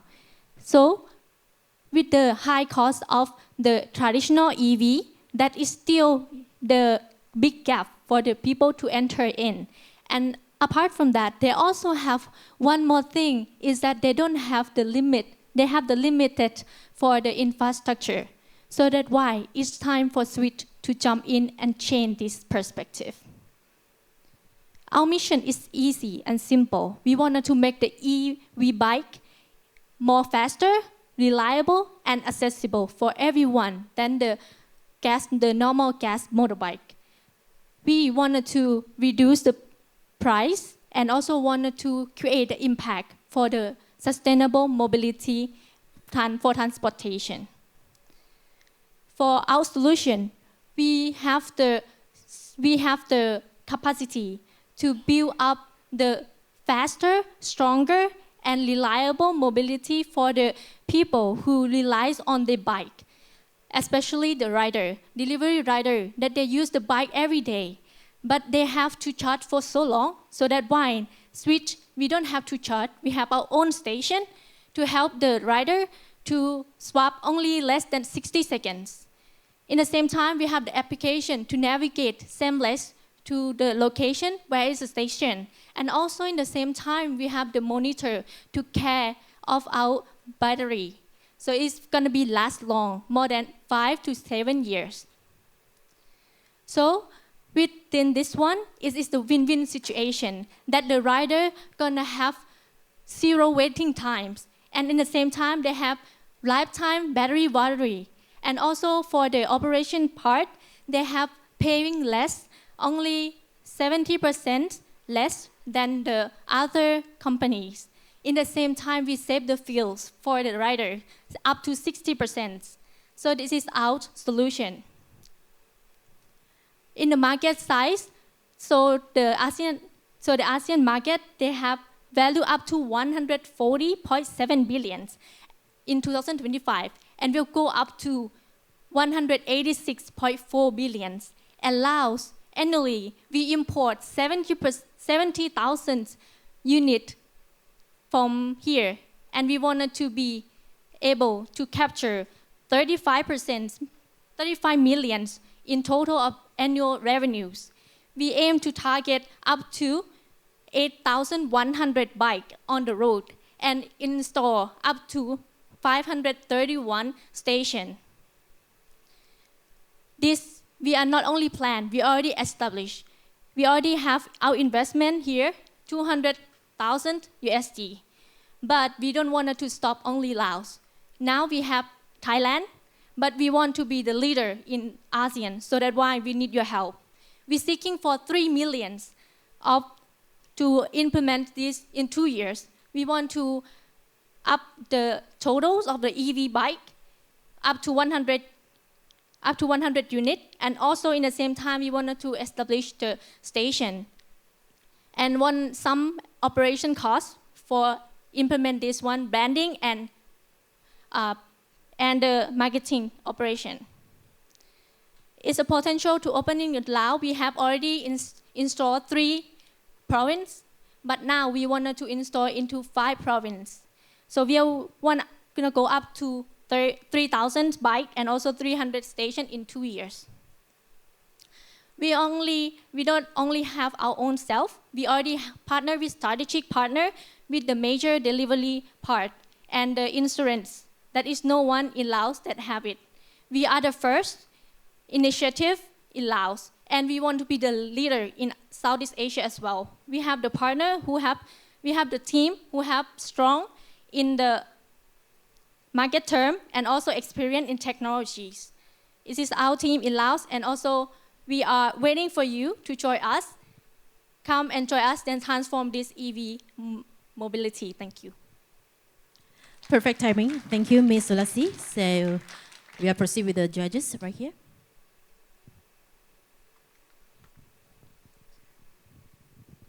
So thank you for your presentation. So I'm wondering, so there's a lot of competitor in this e-bike market. So what do you think your strategy was the most strong point for your business is different from the other big competitor? Yes, we are not acknowledge that in ASEAN they have also the same strategy, the same technology like swapping battery. But for us is that we are more easier. We don't have we make the mobility for the people who use the rider, because we know that they don't have to just scan the battery or anything, because we already have the operate app that they can swap battery without really seamless effort. They just need to swap it. And also in the same time, we acknowledge that the rider need the strong bike. So we are already past the standard from Thailand, transportation. So it's very strong. And in the same time, in Southeast Asia, you will know that it's rainy all the time and also flooding. So we also have the waterproof for this motorbike as well. So with that, we are different. In other part, it's very strong because we warranty the lifetime of battery for the user. So they don't need to care about their battery gonna not use at all. So we take care of that part. So that's why we stand out. Yeah.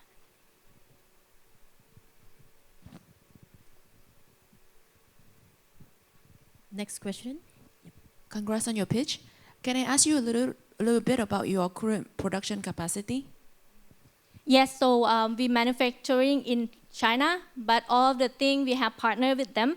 So whenever we wanted to do the like 50 bike, we can have in 2 weeks up to 3 weeks. Yes, for the. Do you have to pay tariffs when you import these bikes from China? Yes, we have to. But in Laos, it's more lucky because we have free tax, so we pay lesser than other country. So that is our advantage. How about the software on the bike? Do you do that yourself, or you also like license it from China? We do ourselves. Yeah, we do in Laos. Yes, for the application and also the models. But we passed the standard in Thailand because standard in Thailand more stronger because we wanted to expand to Thailand as well. Yes. Okay, last question. What is your contribution margin after discount and logistics? Yes, for the bike it's 20% margin, but for the battery it's a lot, like 85% margin. Thanks. Thank you.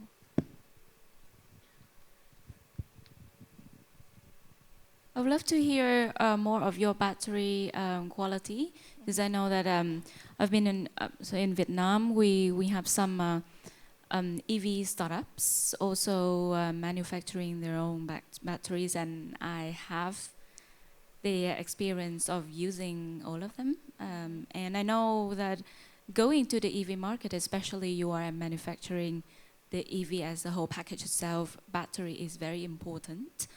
And I do not have really good experience with battery manufactured by startups in terms of quality and in terms of customer service control and everything else. Would love to hear your story of how, what is the quality of your battery at the moment and how you are competing in the market with other competitors in terms of battery. Thank you so much. We are also aware because battery is our main goals. So we have technical who are very familiar in this battery part. So we choose the same as Tesla standard battery, lithium. Yes, so we already passed the international standard that can go, that it's not gonna boom that easily. Even we throw it, even we put it in the lift, like elevator, it still can, okay. So we can see that it's very good in terms of the factory and manufacturing as well. We choose the very top standard of the battery. Yes.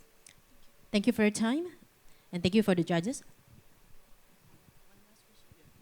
Very quick one, because in terms of EV penetration, you cannot deny the importance of government regulations. So what do you see the push towards EV in Laos and in Thailand? Yes, at we will see Laos policy that they have, they want to be 100% in EV in 2030. That is the policy that support. And also in Thailand as well. Currently that they already have the policy that support this EV. So that's why this is a big opportunity for us to jump in. Yeah, I hope that answers your question. Thank you. Thank you, Ms. Lassie, Thank you our so General much. Director from Switch EV Laos. Thank you for the judges as well. All right, so ladies and gentlemen, we have walked through with you the 5 incredible startups here. Shall we give them a big round of applause for successfully presented on stage right here? And now we are going to have a short pause, and let's take 3 minutes, okay? I want any one of you, okay, tell me in one word, how did you feel? Okay, what is your feeling after you have listened all these 5 presentations right here from all the 5 startups here? Any one of you can just describe one word. What is the feeling right now? Yes? Inspired. Okay. Great one. What about you, gentlemen? Sorry? Energize, yeah. I love it. What about others? Yes. Optimistic, yes, we have to be very optimistic as well, okay? Because once you're pessimistic, you couldn't walk so far into this stage. You have to be more optimistic. And what else? One word feeling. Yes, what about this? Collaboration. So are you looking forward to collab with someone here already in your mind? Yes, yeah? Anybody from the behind? One word to describe your feeling right now before we proceed for the session 2. Sorry? Sorry, come again, sorry. Interesting. Because of the topic, because of their presentations, or because of you feel that, wow, I see. All right. Any others from the judges? Do you want to try what is one word that describe your feeling right now after you have, listened to 5 presentations here? Just one word would do. What about doctor? Maybe like collaboration or partnership? Yes, collaboration, partnership, certainly. This is for all the judges. What about any idea? One word to describe your feel after you have listened to 5 presentations right here. Bright future. Bright future, 2 words. Okay, bright future. Okay, you may see and you're looking forward for the bright future in the future. Yes, I would say this is good. What about this side? One word to describe your feeling after you have listened to these 5 incredible startups here. Only one word would do. If you want to say 2 words, okay I give you extra 2 words, okay? Some bonus for you. Any one word or 2 words? Positive. Very positive. That's why optimistic, positive. The vibes here is very vibrant as well. Yes, what about you? Amazing. Yeah, of course, amazing. What about you? Sorry? Transaction. Okay, I thought it's a projection as well. And what about, yes, mister? Any ideas? Okay, since you already ran through with your presentations right here, can you just tell me or tell any one of us, do you feel at ease right now? Super at ease? Yes. Okay, do you feel there's something that, if I will be given more time, I would walk through with a little bit more extra secrets to all of you? Do you have this kind of feeling? Or do you feel that, okay, that's all, that's it? So this is my time already, that's it, I already go full force, I already given my best. So how do you feel regarding your presentations here? I will show the best to everyone already. Show the best to everyone already, of course. So this is all for the startups right here, our 5 incredible startups. They already went through with the presentations. So right now, ladies and gentlemen, I want all of you to keep your momentum going, to keep energized as well, because we have another 15 more for you to dig in, to dive into it, to see how energized until the end of the day, all right? So ladies and gentlemen, right now, get ready for the session 2. It's time for you to portray your best of your proposal to all our judges right here. So, we are going to have another 5 more brilliant startups that they are going to showcase with them, okay, with all us, their innovations. So, ladies and gentlemen, I would like to invite for the session 2, the first group, we have Mr. Alambang Ajidama, Country Manager, Indonesia of Carbotech, Malaysia. So please welcome Mr. Alambang Ajidama.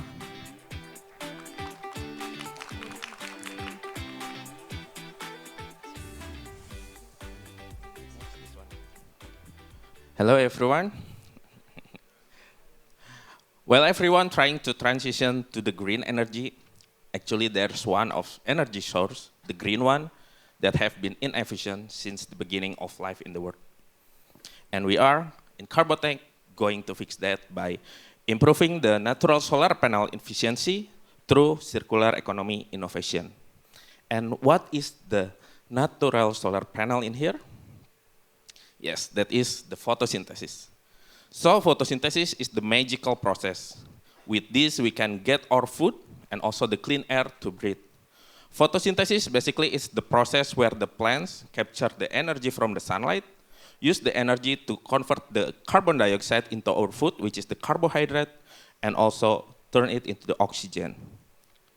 But one of the problem is plant only can absorb 2 to 4% of the sunlight, which is specific spectrum between red and also the blue one. And the UV light, which is have huge amount of the energy, is goes to waste. So let's imagine first.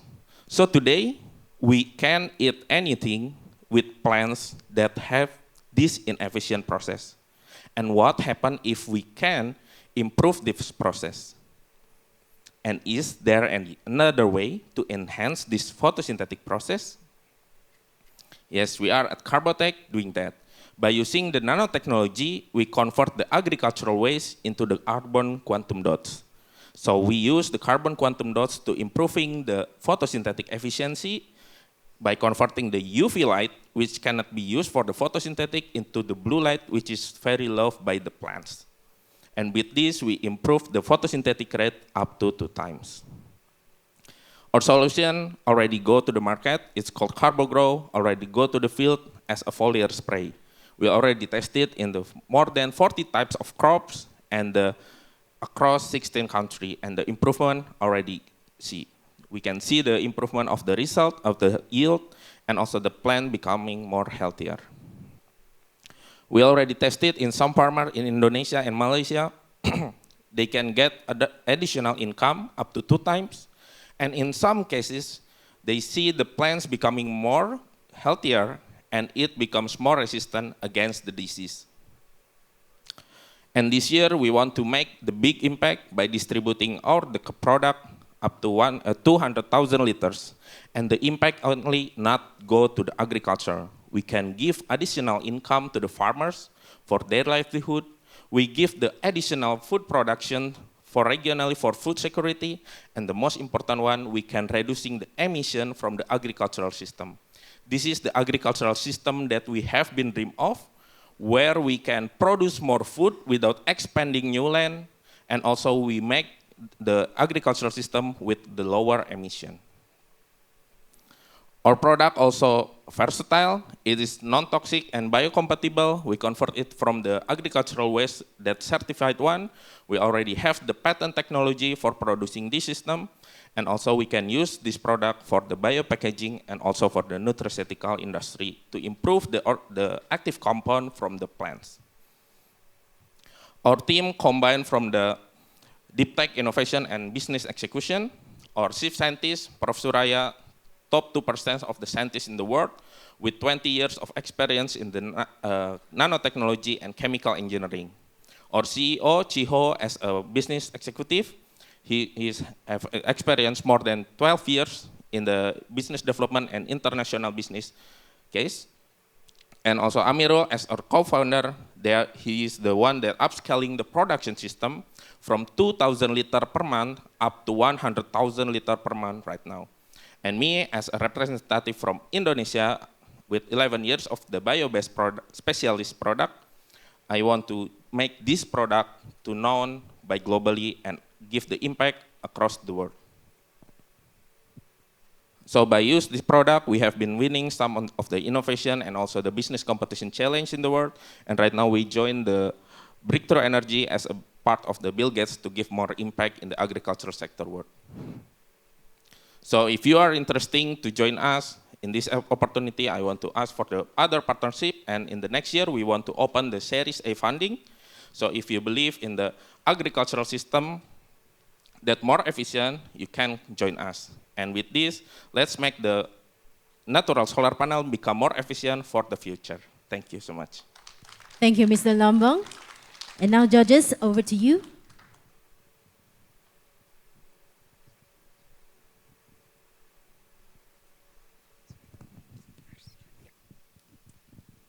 Thank you very much for your presentation. I think you've mentioned that you are planning to maybe give back some benefits to the farmers.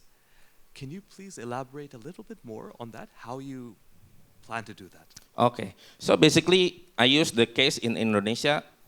The paddy farmer there using our product, basically, at the time we doing the pilot trial, so we give it for free.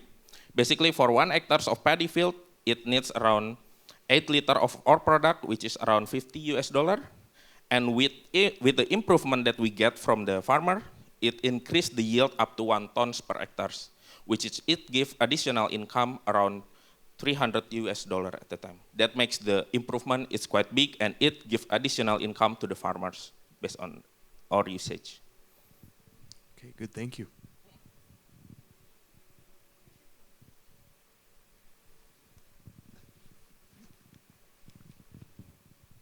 Thanks for the pitch. Congrats on the traction, and I think it's a very meaningful product. Can you share a little bit about your current production capacity and revenue size, and then margin as well? Thanks. So basically, right now, our production capacity are optimized on 30,000 liters per month, but we can push it to 100,000 liters per month because right now our market is still small. That's why our target in this year is around only 200,000 liters distributed this year. How much is that in revenue? For the revenue from the 200,000 liters, it will be achieved around $1.5 million. Got it. And the margin itself, we get the margin around 60%, and we can push it more. Is it after distribution costs? Yes. Okay, and how are you distributing? B2B, B2C, or?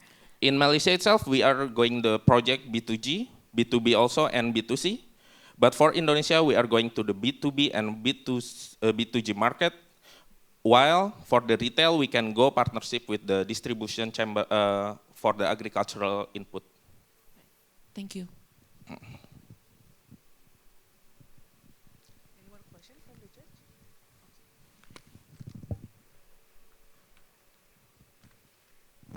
Thank you very much. Can I ask about your plans and vision for scaling?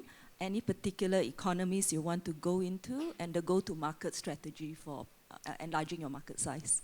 Yes. So basically, right now, we only use the specific market in Malaysia. With this capacity, right now, we can produce around 100,000 liters per month, which is in 1 year around 1 million. If we convert it into the hectareage, it divided by 8, so it should be around 100,000 hectares. Just for example, for the paddy field, Indonesia itself have around 35 million hectares, so we still get really huge amount of the market field. And also that one only rice, we can see go also to the the vegetable, green vegetable, fruit, or anything. But for now, our market target is we want to, because still people not really understand about this technology, and I bring the technology itself. So basically, it's like the clean water. It's really clean. But if we test by the UV light, it will become the blue, something like this. So basically, people still don't really attract with the something that clear in the agricultural industry. So we need to collaborating with many person in that work in this kind of the energy. That's why we go to the business to business. We go to the market for the agri market. We go to the people that doing business in the agri, like the plantation or anything for now, something like that. Okay, thank you. I know that this is feel like a new product in the market, and would love to know how your customer getting to adapt to the new product. Yes, true. So basically, right now the trend is shifting from the only fertilizer and also pesticide. So right now there's classification about the biostimulant. So by the classification, we go to the biostimulant. But one thing that interesting is our product, actually the content is only 0.02% of carbon. So if you check the content, it's like a clear water.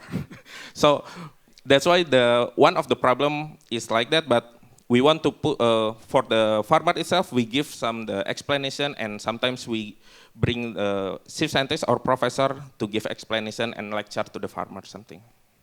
I mean, what I mean is how easy that can you sell to the farmers? It's quite, at first it's quite hard, but right now, because we can use this product as foliar spray, and we can integrate it with the common practice for the farmer, so it's easy to adapt, but sometimes the beliefness of the farmer is still very low. All right, apologize, the time is up. Thank you so much, Mr. Lambang Ajidama, our country manager Indonesia of Carbotech Malaysia.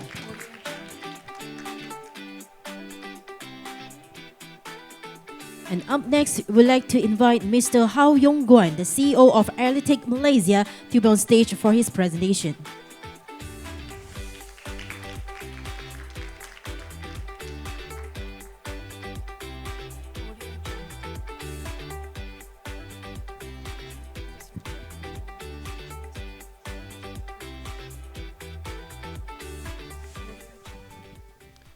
Hi, good morning everyone. My name is Yong Guan. I'm co-founder and CEO from Analytics. Before we begin, let's start with the hidden truth in solar industry. Everyone thinks the biggest cost is coming from the solar panel or inverter itself, but they are wrong.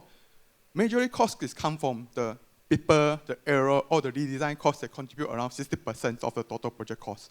For example, the worker risking their life coming up rooftop for measurement that is sometimes inaccurate, while some using satellite map as a reference, but it's also sometimes limited with resolution, cloud cover, and also will cause redesign and delay. Even after installation, solar maintenance is time-consuming and labor-intensive. This problem don't just increase the cost, it's also delay the global adoption of solar. But the real cost is go far beyond the money or times. It's about life. A few months ago, a young worker suffered from a fatal fall while doing solar maintenance. And this is a risk that we demand to prevent. Hence, we are building a solution combined with 3D modeling, solar design tool, and AI thermal imaging to optimize the whole workflow. In detail, this is how it works. We provide option for them to do a pre-lit design tool satellite map. If they need more accuracy, they can deploy drone to capture the building photo. Within minutes, we can generate a 3D model of the roof, and they can design a solar panel on top of 3D model. And we also give them a series of analysis tool for them to design a much more proper proposal to send to their clients. Beyond design, we also include maintenance module that help them to capture solar defect through our AI thermal imaging solution. And this one also can be presented in our report. Our business model comes with two types. We offer money subscription for them to use our solar tool. Since maintenance done once or twice per year, we package it as our service, as an aerial thermography service for them to subscribe our solutions. After inspection, there might be a need for solar component part replacement. So we capture that demand by providing hardware selling back to them, which also creating a natural upselling alongside our software. We have proven traction. Since our launch, we have become the trusted partner with leading solar company in Malaysia, helping them generate over 4,000 projects. And the solution we bring actually help them to speed up their site survey speed by 2 to 3 times. And some of the precisions will also reduce the risk of falling down. For our area thermographies, we also inspect over 450 megawatt peak of solar asset through turnkey contract. And likewise, our solution has speed up the inspection speed by 70% faster, cut down human cost by half, and also give much more AI comprehensive report to them. Well, you might ask, are there any other solar software provider in the market? The answer is yes, but their price is either too expensive or too rely on satellite imaging. At aim to break that trade-off by also provide a much more cost-effective solution, while also deliver best quality data to our clients. The global solar market size is valued at 1.6 billion. Our long-term goal is to dominate the ASEAN Pacific regions, which is around 960 million cents for us. But we will start first in ASEAN region, where there are around 80 million for us to capture. To achieve that goal, we serve EPC companies who build the solar, O&M company who maintain them, and the solar is owner who demand peak performance. Of course, we won't limit ourselves in solar industry in long term.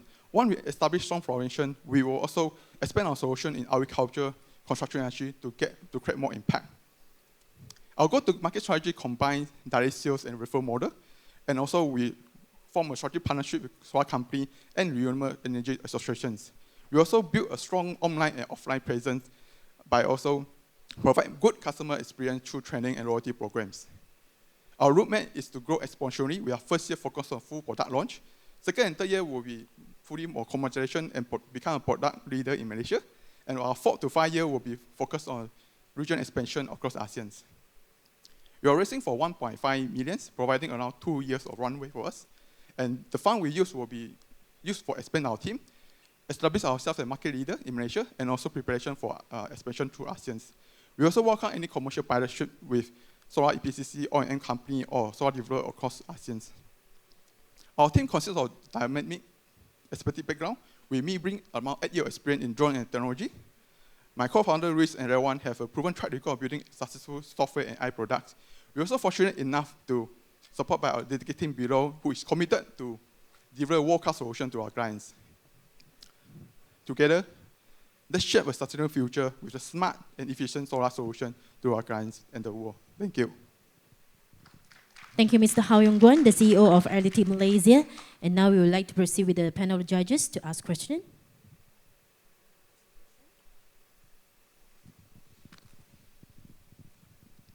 So, thank you, Paige. So, could you explain more, so your strong point different from the other competitor? So there's a lot of the, so as a competitor in the inspection or so solar panel inspection, not only solar panel inspection, some more energy equipment, and what is the most strong point of your business model on your product? And also, I'm very curious about so manufacturing. So worldwide, so the DJI is very dominant manufacturer. What is different for your manufacturing? Just one point. Yeah, thanks for your question. So I would say that first question, in our competition between other solar software players in the market, most of them are using satellite as a design. But what we actually focus is more on this 3D modeling techniques, as we're using drone to capture photo, and then from there, they can form a 3D model. And from this one, they can creating much more precise length. Because most of the time, for the satellite map we view on 2D, they're not able to capture the slope of the roof. And this will cause some inaccuracy when they do the final proposal to the clients. And for manufacturer side, actually, we are not produce the drones. We are just build a hardware, we build a software, and then the software can be read all the different kind of drones, can be DJI drones, can be others, different drones. As long as the data compatible with our software, then we can build a 3D model for them to further do the thing. And we scale it quite in the ways that we train our client on using their own drones, and then just upload the data in our software, then you process and build the model from themselves. Yeah.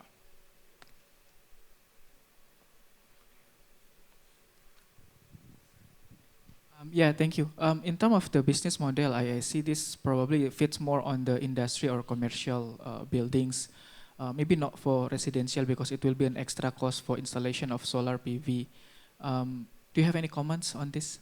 Oh, it's surprising. Actually, this 3D modeling solution, right now, most of it is under residential. The reason is because most of the residential house in Malaysia, they are unique in the ways that different house got different kind of rooftop. So if the solar company, they want to use the blueprint or whatsoever, it's very hard for them to estimate the design. So right now, most of our clients are using this 3D kind of design part is from residential company. And then we actually, because the solution we self-built, so we're able to make sure the cost is really acceptable from their end, so they can just report in a large scale. Yeah.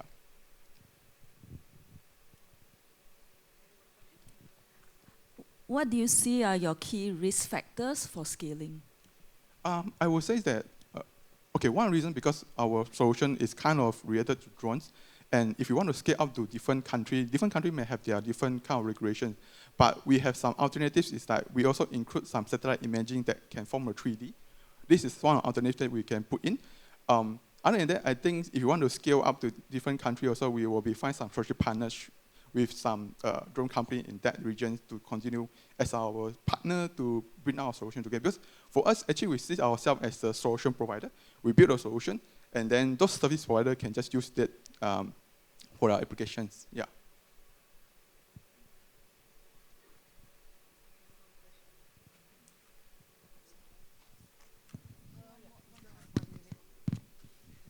Very quickly, thank you. Thank you. I think it's very impressive, but I think there's, especially like here in the ASEAN context, there's many different countries, the country conditions, the situation differs very dramatically. I would like to know a bit more about your strategy, especially for more least developed countries, not like in Malaysia, for example, but maybe there are many other countries, I would say, in the region that are very different from the Malaysian context. So could you please elaborate a little bit more on that, how you try to expand your business more in least developed countries? Okay, yeah, sure. I would say is that if we compare by cost, right, some of the least developed countries, they are still rely on very old method. Like for example, if they want to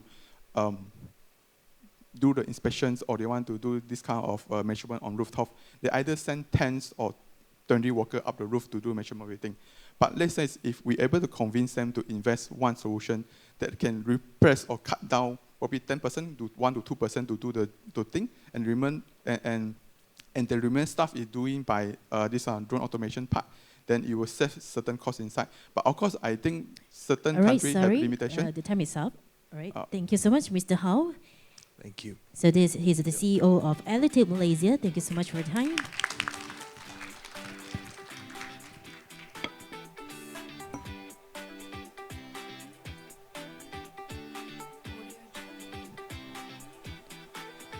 All right, so for the third startups for the session 2, we're going to invite Tran An Dong, the co-founder of Chas Energy from Vietnam. Please give a big round of applause to welcome Tran An Dong.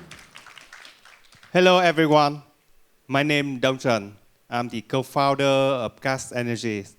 I'm here today to talking about a challenge facing Asian country that is making the green transition more accessible and profitable.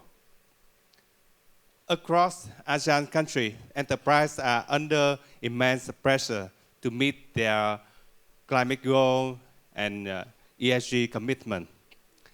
They are burdened by the highly investment costs, complex technology, and high operation. This is a big challenge, and we found a way to help them to go green smoothly.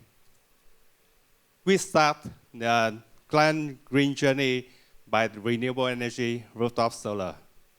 And then we bring them go further, reduce more carbon emission by greenery under the solar panel, on the roof, on the wall, on any useless space.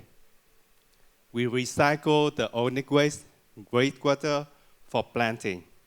And the greenery help to purify the air, absorb the heat, reduce the cooling energy. And one special thing is restore the biodiversity. We also remove the financial burden for clients by providing RE and green as a service. That means zero CapEx, zero OpEx for customer.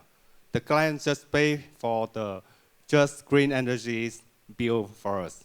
And they get a packet of solar energy and the green space.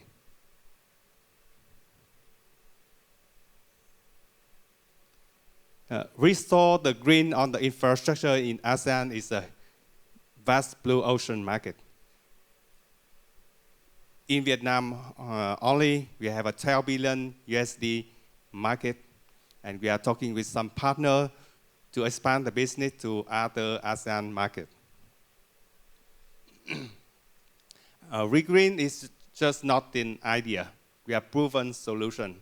We have deployed more than 5 megawatt in over 300 Regreen projects. Our last year revenue is 1 million and doubling in this year. We have a secure key partnership with some major industrial and commercial clients. And we are targeting to reach 1 gigawatt in 2030. We are bringing here an opportunity for investment of 10 million US dollar in equity. And almost the investment is for project expansion. We projected the revenue is 15 million in 2027 with a very healthy EBITDA revenue, EBITDA margin. Our mission extends beyond the profit. Regreen is a people-concentric project. Besides the huge carbon reduction, we are creating the green job, producing the sustainability education for the youth, contributing directly to the local community for the growth and resilience. Team is our greatest asset. We have a very strong team with a 20-year experience in automation, renewable energies, and agri-tech.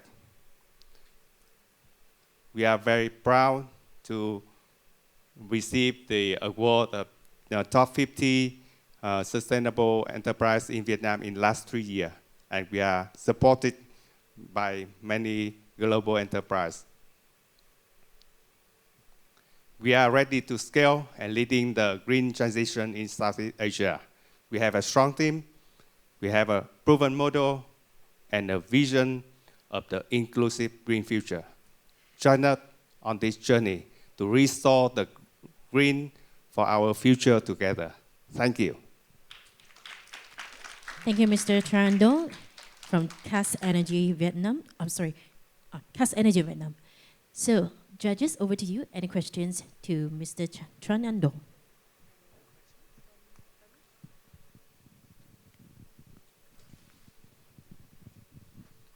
Just want to understand the business model of your company. So it is basically the energy performance contract, right? Energy performance contract, whereby your customer pay the saving from the installation you made, right? So they don't have to pay the capex. Something like that? Yeah. It's similar like an ESCO.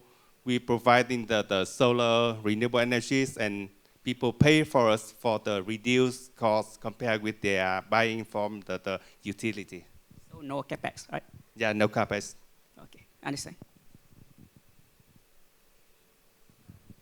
And the difference is we bring additional for the green space. So in that case, so the capital, is it provided by you or by the owner of the project? The capex provided by us. Mm-hmm.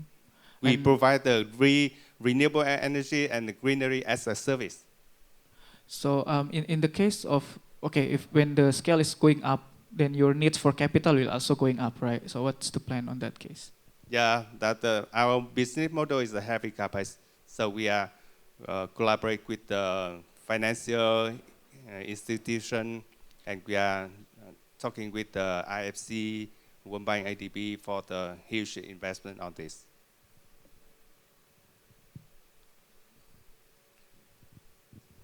Yes, thank you very much for your presentation. Can you please, once again, let us know the innovation? What would be the innovation? I think it's a great idea. I think we've all understood your concept, but could you please once again reiterate or maybe elaborate a little bit more on the innovation part of your idea, please? Yeah. Thank you for the question. That's a very great question. That's our mission to do. Our innovation based on the circular economy philosophy. So a lot of things are wasted. For us, it's a space, like a roof. If you just put a solar panel on that, you have just only solar. But for us, we put a plant under the panel. So under that space, we have both renewable energies and the plant. And it helps to reduce the heat a lot for the building. That's the thing.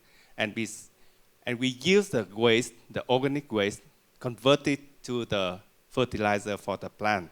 So we have not bring the organic waste to landfill and reduce a lot of methane on that. And we use the wastewater, breakwater for irrigation. So many things related to the circular economy. And we do as source.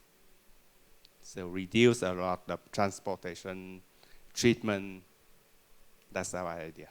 And we want to bring the true green for the people, not just the green by the solar panel, solar energy. Great. Thank you very much. Very promising. Thank you. Thank you. One last question from the floor. What do you foresee will be the main roadblock for you to want to realize your vision of scaling? For us, we want to recover the green for all the building, for all the industrial zone, and bring back the green job, the farming job for people. A lot of people they cannot convert their job for the industrialization, urbanization. But with the agriculture, with the farming, we can bring back the job of people, and we can restore the biodiversity for the industrial zone and building. Thank you.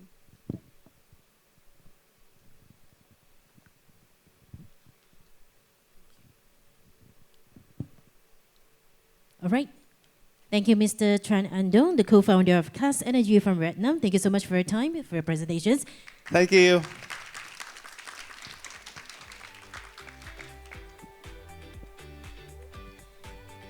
So coming up next, we're going to invite the fourth startups for the session 2. She is Ms. Sripuv Tan, the founder and CEO of Agro Agape from Cambodia. Please welcome Ms. Sripuv.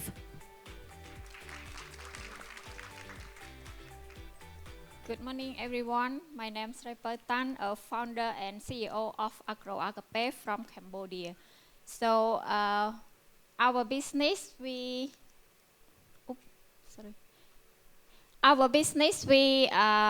provide resource input into a solution for coffee supply chain for farmer.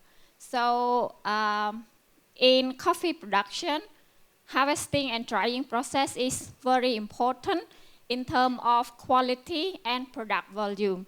And because farmer has lack of knowledge and harvesting in rainy season that could cause coffee get moldy, that lead to product loss and lead to lost income for farmer. That's why our company, we provide a solar pyrolysis system to convert agri-waste into biochar, and in the same time, the system can supply heat into processing for farmer. And we also have an app that can educate farmer to control the product quality and also tracking the data for carbon development. So why customer buy our product? Because we are the circular business model. We offer farm to table and back to farm service. We also reduce cost for farmer 20% during harvesting processing as well through our system. And because in coffee, 90% consumption are imports, that's why we see the opportunity to engage farmer to expand the coffee farm through by our farm management system, that we see land available around 1,600 hectare land.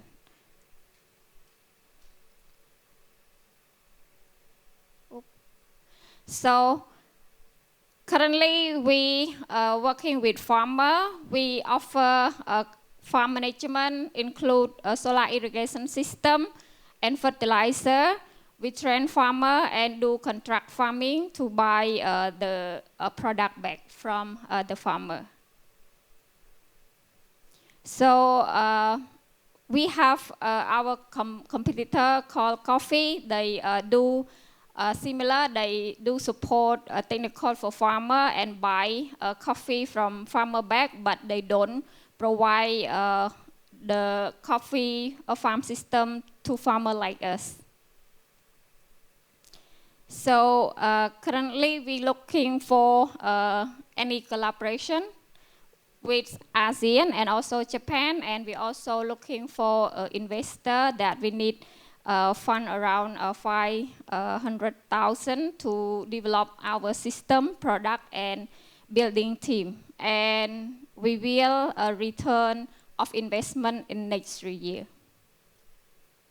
So because our product, we stand for carbon emission reduction, and if we receive funding, we will expect to increase product consumption from 10% to 20%, and increase revenue for farmer up to 30%, and also reduce carbon emission about 2 million in 2030. So our business sustainable and impact, we are a woman lead, so we provide job for 215 women, solar energy for 5 community, and the data that we have, last year we reduced carbon emission about 275 a ton a year in last year. This data work from Clean Tech Innovation Program. And this is our team. We have worked with our partner who supports access to market and also develop carbon credits. And for more detail, please scan to our website. Thank you so much. Thank you for your presentation, Ms. Repuf. So for the judges, the floor is yours.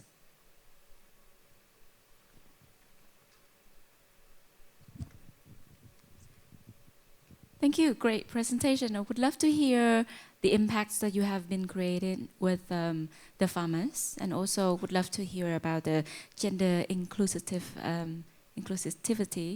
in your project. Thank you. Thank you so much. Oh, I would love to hear the impacts that you have been creating with the farmers. That you, just want to hear, and also the percentage of women representatives as partners working together with you in your company. Yep. Thank you for the impacts, like we mentioned on the challenging for farmer. So they have a challenging of lacking of measure to develop their processing that cause the product loss become lower, and that's why farmer they slowly to increase the production supply to the markets, as 90% consumption are import. That's why it's also impact to mostly women micro shop, that the difficulty to get higher profits because of import products.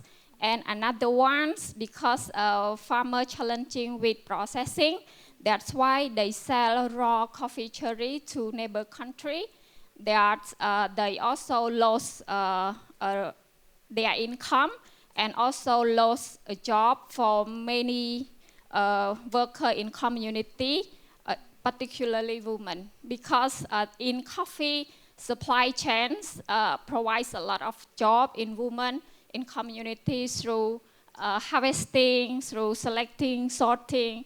That's why without our solution, there's a lot of job loss and also income loss for farmer, and also affect to supply chain of coffee and women micro shop that sell coffee in Cambodia as well. Thank you. Yeah, you mentioned about the solar pyrolysis and also making a biochar. Can you explain a bit more on that, and what's your plan on business model based on that? Do you sell the product or? I cannot go to the solar pyrolysis system machine. We have our internal team that we build based on our solution for farmers. So we understand that farmer need to develop the drying process in order to get quality and to prevent loss of product because of the fungi. That's why in our technical, we need to design the system that can generate the heat from the system to drying process to develop quality, and in the same time they can produce the biochar. So because our company, we use biochar to produce biofertilizer. In our biofertilizer, we use biochar made with the compost waste and also animal manure. That's why we, in order to increase the biofertilizer production, we need big amount of biochar. That's why we engage farmers to produce biochar and increase their revenue from waste, and in the same time they can provide solution for drying process to develop the product, increase the revenue both from coffee and biomass, the waste around the house. So the biochar is coming from the agricultural waste, or? Yeah. Currently, this machine, we can use a coffee husk from the farmer processing, and also a cashew nut gels, a coconut gel, and cashew nut husk as well, and also rice husk. So when we designed this machine, we also analyze the potentially a feedstock that we have around our country to scale our product. All right, thank you. As we are running out of time, so do you want to yeah, last one? Okay. just quick question. So thank you, Peach, and I'm very wonder to how the farmer install your product and the solar product. It's a kind of challenge to the install so your machine. So you support the finance, or you are making a lease to the farmer. Yep. Because we run this business 8 years, so we try to provide some solution. We use some solar dryer as well, but we found this one is the most effective for a farmer because so sorry, I am not sure that I answer your question. No, it's okay. My question is how farmer can install your products by financing, or so you can support its financing. Yeah. Thank you.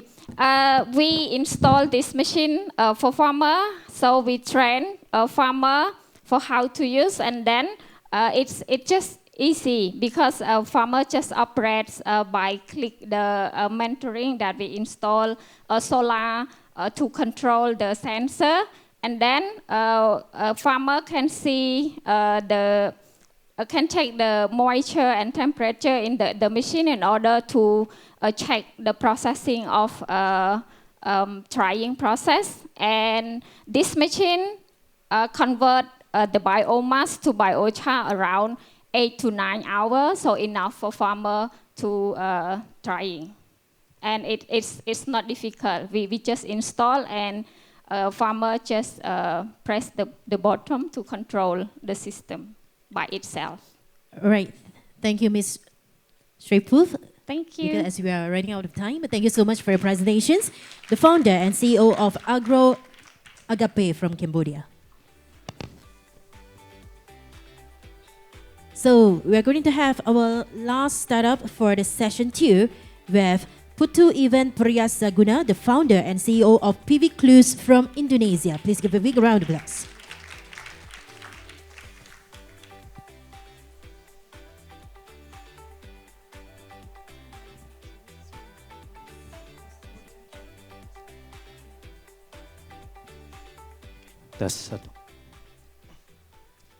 Okay, good morning, ladies and gentlemen.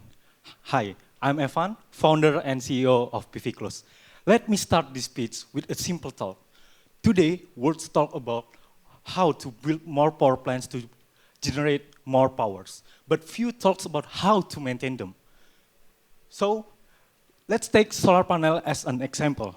One of the biggest challenges to ensure optimal performance of solar panel is dust accumulation, which can cause efficiency losses by up to 20%. Most of solar panel cleaning are cleaned manually. They are slow, costly, and also unsafe. Is it a real problem? Yes, we validated this problem. We spoke with 7 EPC across in Indonesia, and they said the same thing. Manual cleaning is slow and costly. So this is the problem that PV Close aims to solve. With our solution, meet the Cluster S, our first product.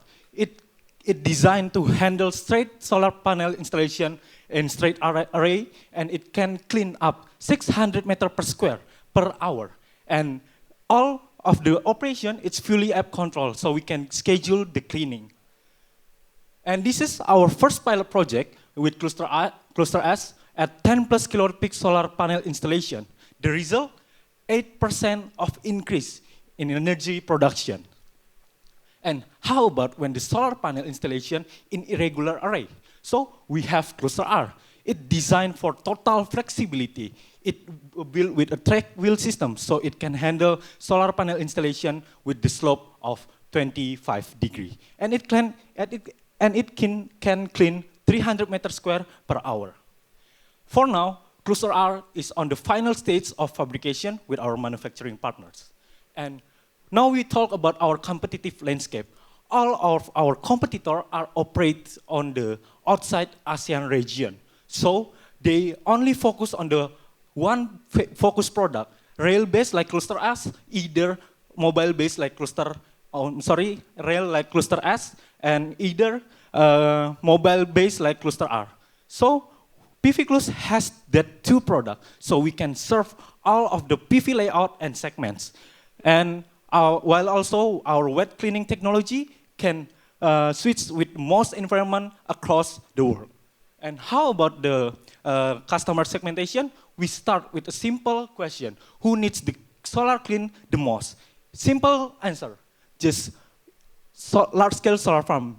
Because even 1% energy losses on large-scale solar farm, it means $1,000 loss in every year.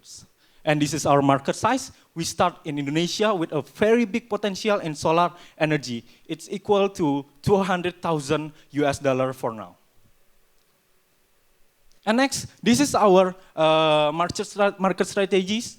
So we have built a strong partnership with many companies in Indonesia. We offer business-to-business model, like offering the business contract services or on-demand services with the service pricing start from $1 per 1 kilowatt peak. And this is our upcoming pilot project with PLN, the biggest company in Indonesia that operates solar panel. So this is a big opportunity for us. And yeah, this is our milestone. So we have, for now, we raised 3,000 funding, and now we focus to finalize our MVP product of Cluster R and for initiate our IP.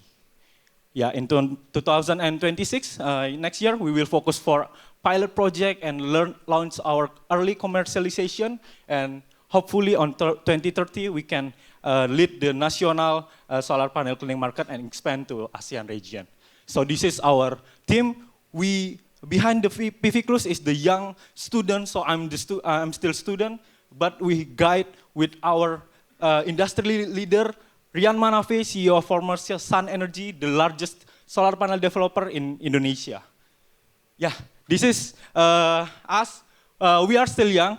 This is our first office. We start in my room, my dorm, and now we have the office, but we never stop. We seek for funding for pilot project, and also the business mentoring for the business process, legal, and also industry connection for next pilot project. Yeah, in PV Close, we believe clean energy start from the clean PV. So with PV Close, clean your PV, boost the efficiency. Thank you. Thank you, Putu Ivan, the founder and CEO of PV Close Indonesia. So right now, we would like to have the judges to ask for the questions. Congrats on the pitch and getting to your prototype. Can I ask you, how do you plan to do the revenue model? Do you plan to sell the robot and install it to your customer, or do you provide that as a service? For now, we just provide its service. So we have contract with EPC, so we will be the third party of their contracts with the installer. Like that. How often do you need to clean their solar panel on a best guided recommendation? Yeah, it operates 3 until 4 times in a year. So every quarter? Yes. And how do you charge? Is it per? Per watt, 1 kilowatt peak is $1. So 1 megawatt peak is equal to $1,000. So based on your capex per, let's say, machine, how long is the payback period? It's about 3 years from 2026. Thank you. Yeah, thank you.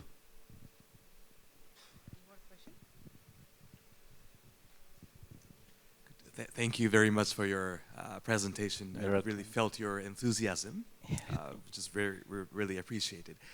My question is on local, I would say, how do you plan to work with the local people, especially on the technology side and also the gender inclusivity? You have shown us the slide of your team, but maybe it's a little bit unbalanced. So if you have any plans or strategies on that, please do share with us. Okay, thank you, Mr. Noboru. So for now, all of the technology of PV Close, we develop all of ourselves. So for the next year, or start from now, we have the manufacturing partners, but for the design and all of the calculation, it's developed by our team. So yeah, of course, if we scale up the production, we can gain or we can partner with more manufacturing partners and more workers, of course. And about the gender inclusivity, yeah, for now, on our team is 40% female, but yeah, there's opportunity to we raise the amount of the female on our team, in our team. So that's from me. Thank you. Thank you. I'm curious about your plan for expansions beyond Indonesia. Oh, okay. So we plan for 2026 until 2027, we focus on Indonesia first. We do many pilot projects, but for 2027 onwards, we focus on the 3 top big solar panels adapters in ASEAN, like Malaysia, Vietnam, and also Thailand. So maybe for now we just we just as services, but we can sell them on 2027 onwards. Because of what? We must secure the IP first. So after that we can sell them, or maybe we can open the services on the Malaysia, Thailand, or Vietnam, like that. Hi, I know that you are already have your prototype and would love to hear your go-to-market strategy. Yeah, so our go-to-market strategy is based on on-demand or contract-based with the EPCs. So our business model is business to business. So yeah, we will approach the EPC, solar developer, installer to use our services when they install the solar panel. So it's like bundling, or maybe the consumer, the end consumer, contact us to clean their solar panel installation directly.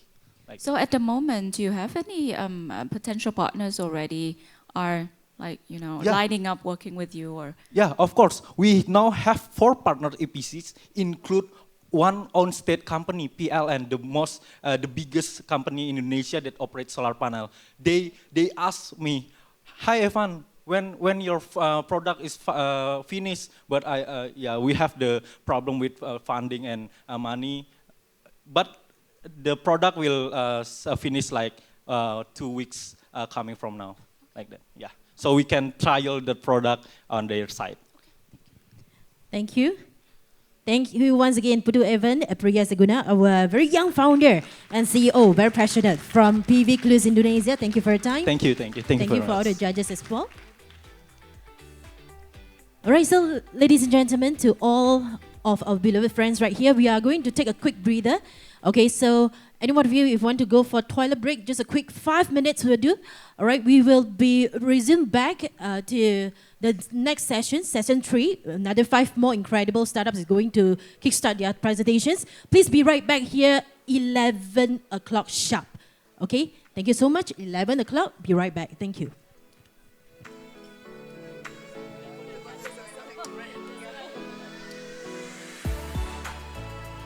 Yeah, to refresh your mind, take a great breath.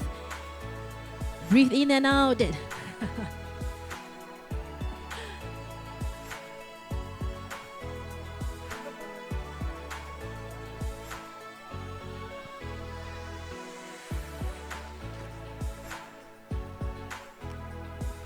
Of course, those who are staying in the hall, if you would like to mingle around to someone near you or someone next to you, just feel free to mingle. Take this opportunity, to go and make some new friends, some peers, to share your context together as well. Okay, for those who are not going for a quick breather, not going for a short break, so please go in and take this opportunity. This is a very great chance for you to go and exchange some context next to you. So see you in 11 o'clock. Thank you.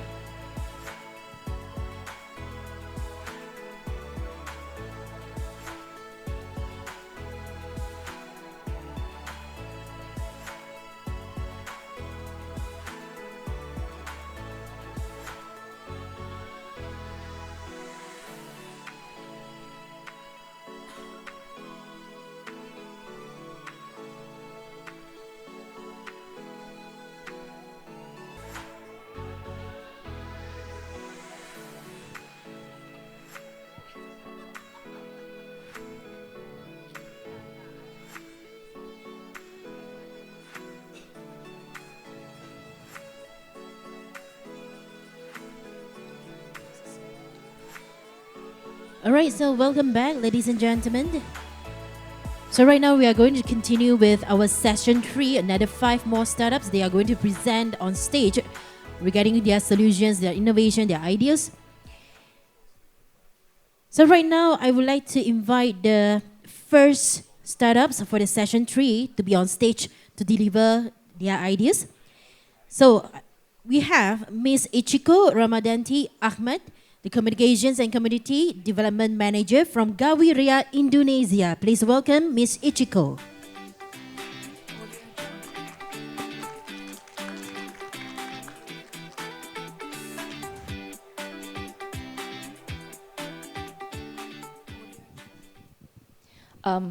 Good evening, everyone. I still remember 4 years ago, I was a teacher in rural area in Indonesia. And I met Moza, which is a clever girl in the village.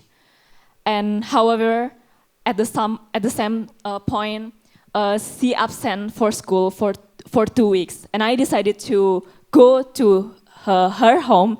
And you know what's the answer? The family only has 1 shoes of pair. And the mom only gave them to her brother.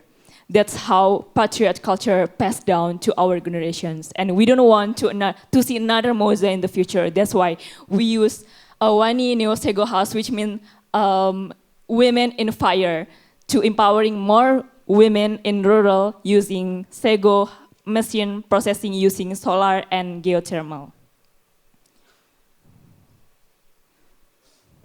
And another challenge that we face in the grassroots is more than 1 million Papuan women has been facing 30 hours in the forest just to process sago traditionally. And the rest of the family only eat instant food and end up with malnutrition while they are waiting for sago to be processed. And another challenge that we also consider is high price of petrol, because in traditional way of sago processing using solar, which 10 times higher than in Jakarta. So meanwhile, our project is in Samuruki village, is in South Papua, Indonesia. We have abundant of renewable energy resources with more than 8,000 hectares sago forest, and for decades no one has touched local community how to process sago and using this solar power resources. So that's why we use like 3 the main ecosystem in our machine, which is first digital lab, and then sago lab, and then waste lab. So what's the difference to our initiative is we use the sun battery. So in the backyard of local communities in Papua, we got a lot of sun. So we also decided to develop this kind of battery Why sand? Because it's sustainability, and then it's cheap, and then it's environmental friendly. So we use like 5 modules from the sand battery to processing like the heat of our machine Sego. And this is our expansion plan. So we now focusing on Merauke, which is where the Samuruki village located. And then first one, we want to expand to Jayapura, which is still in one island of Papua. And then for the next 2 years, we scale up. We plan to scale up to Makassar, to another island, which is Sulawesi, and then from Java Island, which is Jakarta and Surabaya. And then for the market fit, we also want to plan another women to engage with more women to use this Sego processing machine in the next 2 years. And for the future planning, we don't want to focusing on women, how to use our Sego processing machine, but also we want to scale the sustainability by empowering youth, local youth in Samuruki village in South Papua. And then we also want to fostering the local partnership with the local NGO, with in the province as well, in the region. So we hope that this will be scaled up and more systems in the future. And then for these last 2 years, we has been successfully to make the impact. Of course, if we in Gawirea, we focus on gender equality. So we are, for the gender equality is become one of the highlight of our impact. And then one of them also, because of women in Samuruki has no income before, so they got the income. So this is our team, which I'm myself focusing on community development. All right, so thank you. Thank you for your time. Ms. Ichiko, the Communications and Community Development Manager from Gawira, Indonesia. And right now, the floor is yours for the judges.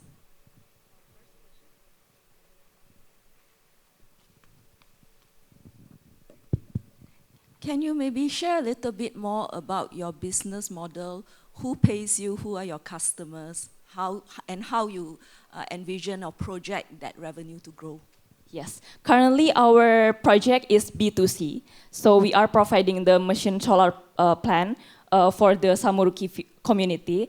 And then we like rent that machine. So there are a sense of belonging for the community. So we think that the sustainability is from there. So they have to pay back to every income, to every percent of their income to pay back for the machines, for the Sego machine processing.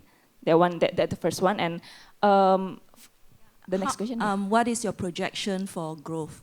Yeah. Oh, yeah. I just remember for the funding. Yeah. We actually only spend on the international funding. So we provide the machine solar and then the sand battery from the funding that we got. One of them is from the Gates Foundations, and then for the planning, yeah, for the planning is we firstly because this region is quite they don't have 24 hours electricity. So one of the goals is to provide the electricity first, so they become more okay. They have to for 24 hours electricity, and then the second one is also for the solar itself, for the battery itself, for the resource itself. Thank you.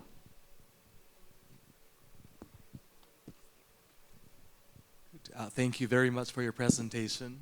I think your focus is very much in the rural communities. Yes. And also targeting women and also youth population. Exactly. And also covering various areas, not only on energy, but many SDG goals, right? So I think this is, I find it very promising, very impressive. It's not a question to you, it's just addressing my comments, but I'd like to appreciate your presentation Thank you. and also your very innovative, generous work. Thank you. Thank you so much.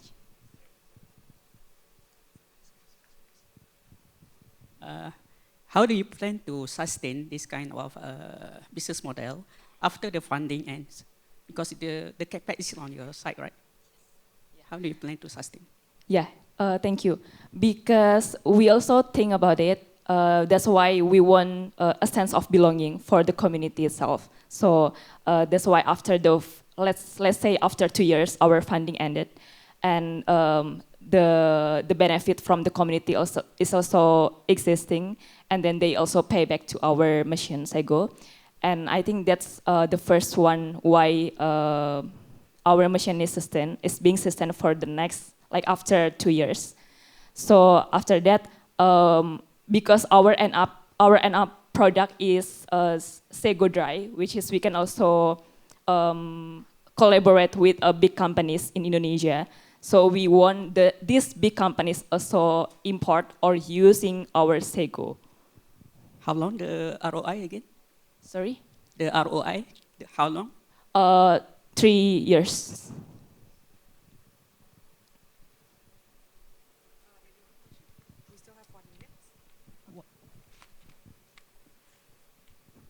Yeah, I just want to say that it's good to have startups ideas for the rural remote access. I think it's very important. Maybe a quick question on how do you think its potential application in another rural areas beyond Papua and maybe beyond Indonesia? Okay, because I think our colleagues also say that Indonesia have abundant of solar power resources. So I think it's applicable not only in Papua, but also for another region in Indonesia. And for the rural itself, I think it's also applicable to another rural areas outside Indonesia, in another country in Indonesia. So I think when we believe that the challenge of rural areas is similar, like they don't have any electricity, and then a lot of lack of things. So I think it's kind of applicable. The time is up. Thank you. Thank you, Ms. Ichiko, the Communications and Community Development Manager from Gawiria, Indonesia. So next up, we would like to invite Mr. Kanchit Rongchai, the CEO of Centric XI, to be on stage to deliver his presentations. Please welcome.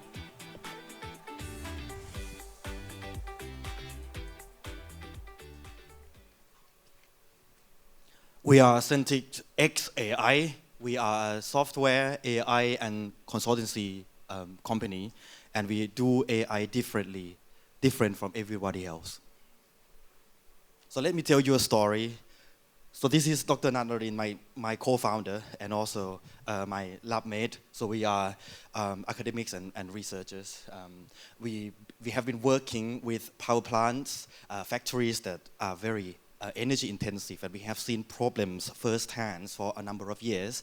And we train students as well, so we use those problems to inspire what we are doing now. And what we do now is against the status quo.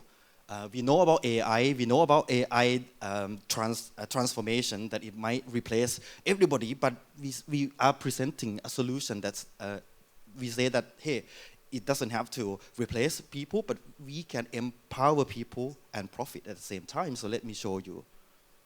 So this is the solution that we have proved that our solution can increase productivity in steam utility by 4%, and that is 26% decrease in carbon dioxide emissions. And in terms of the bottom line, we have increased productivity, and that equates to $1.6 million US dollars per year. And that's possible with our solution. So my name is Dr. Kanchit, or people know me as Dr. Jeng, and I have been promoting the idea of AI and sustainability globally. And I have been using again and again the success case from Centric XAI. So what is Centric XAI? We produce AI solutions and also consultancy to help organizations and factories, especially in energy sector, to transform into the AI era. And our philosophy is people, profit, planet. And the answer is AI. AI can make these three things possible at the same time. So you can have a look at our summary in the QR code. So the problem is that steam is widely used in factories, and there are three main problems. The first thing is that it's expensive to produce, and you have to burn fossil fuels to create steam. So because it is expensive, mismanagement can cost you millions. And but traditional solutions don't work. Yearly audits, is only a snapshot of the performance assessments, but we have to be real time. We have to do optimization real time. So that's why we want to solve this problem using our solution, which is called SaaS Steam. And we are a spin-off from our lab in a university in Khon Kaen, Thailand. And we provide industrial steam AI that actually empowers people, not replace them. Okay, so let me show you what it looks like. We are a platform designed to scale and designed to be compliant with future AI laws. There are AI providers out there, but what we are different is that we design it from the ground up to be compliant and to be sustainable. And how it is sustainable, we use our technology to monitor your sensors in the factories real time, but we have a proprietary model that can optimize the management of allocation of steam in real time, so in the matter of minutes or seconds. But our unique value is that you can actually talk to the factory using our technology. You know that AI can make predictions, but do you trust them? Our solution is that we break that barrier. We make our technology trustworthy by making it explainable. When AI make predictions, we actually translate predictions into something that engineers and people working in factories can understand and relate and then trust. Okay, how do we make money? We plan to scale using software service, which is SaaS, and then our customers can pay maintenance fee, and because AI needs to continuously improve, and we also generate incomes from AI development services as well. But then that's the technology side. We care about people side as well. So on the human side, we provide consultancy. CEO needs to know about AI transformation. And the service market is 15 to 25% millions in Thailand, but then that's only Thailand. We can scale up. We have proven with our industry that... Right, sorry, the time is up. Thank you for your time. Okay, thank you. So over to you, judges.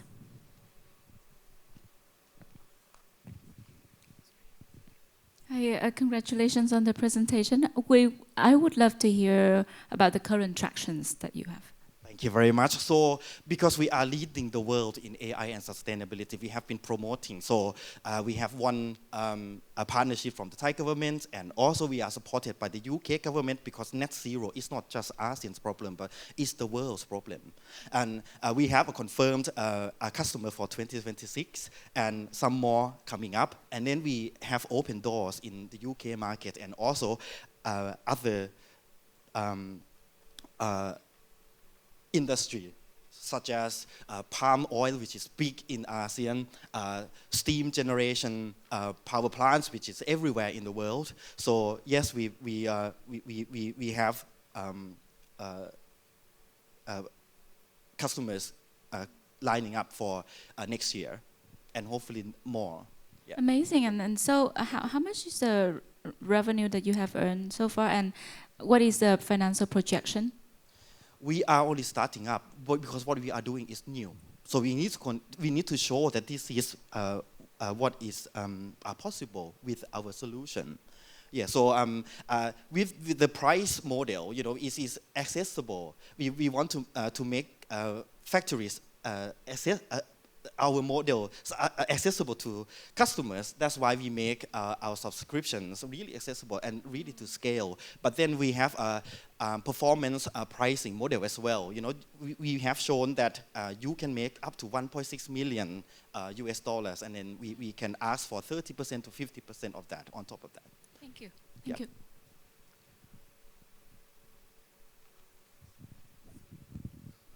Thank you for your presentation. I'm very curious about AI issue and software issue, and connected to the real, the physical issue, to the how you can push to the real operation to the contribute to the efficiency of the factory operation.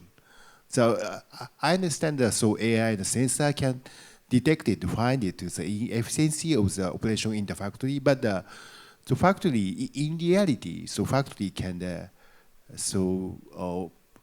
improve their operation more physically. So how you can connect in this AI issue and more real operation? Okay, in terms of the operations, which is physical, AI is a software.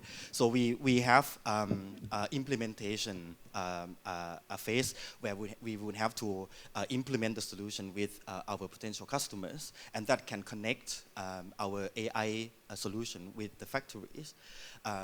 Normally, AI would make automated decisions, but we don't want that to replace people, because factories value is their people. So we want to make a design, to include people in making decisions. So yes, it can make automated decisions by adjusting your factories, but we want to include people in the loop.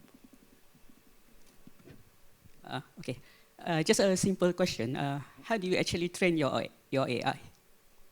Okay, so we are connected to the database of this, the factory. So if you have a spreadsheet of your historical data, we can turn that into AI models. So yes, so we will train the AI model for you. That's why we have continuous service of AI development. So we will make sure that AI is trained in the best possible way by experts.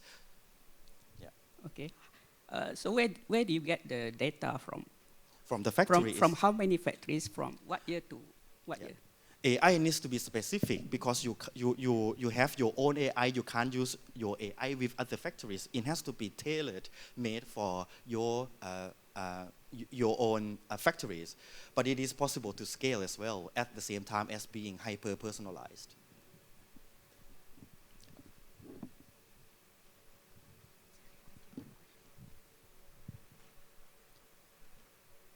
All right, great. So thank you once again to Dr. Kan Chirongchai, the CEO of Centric XAI, for the wonderful presentations. Thank you. So up next, we would like to invite Ms. Josephine Gumino. She's the co-founder and COO of Agraba Carbon Plus from Philippines. Please welcome.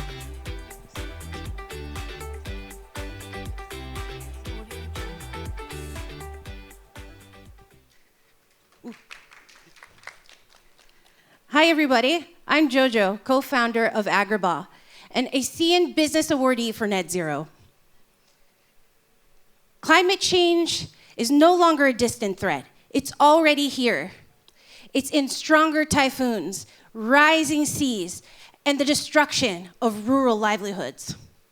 While we focus on large-scale emitters, there's a massive, invisible threat right in front of us. According to the Department of Trade and Industry, 99.6% of businesses in the Philippines are micro, small, and medium enterprises.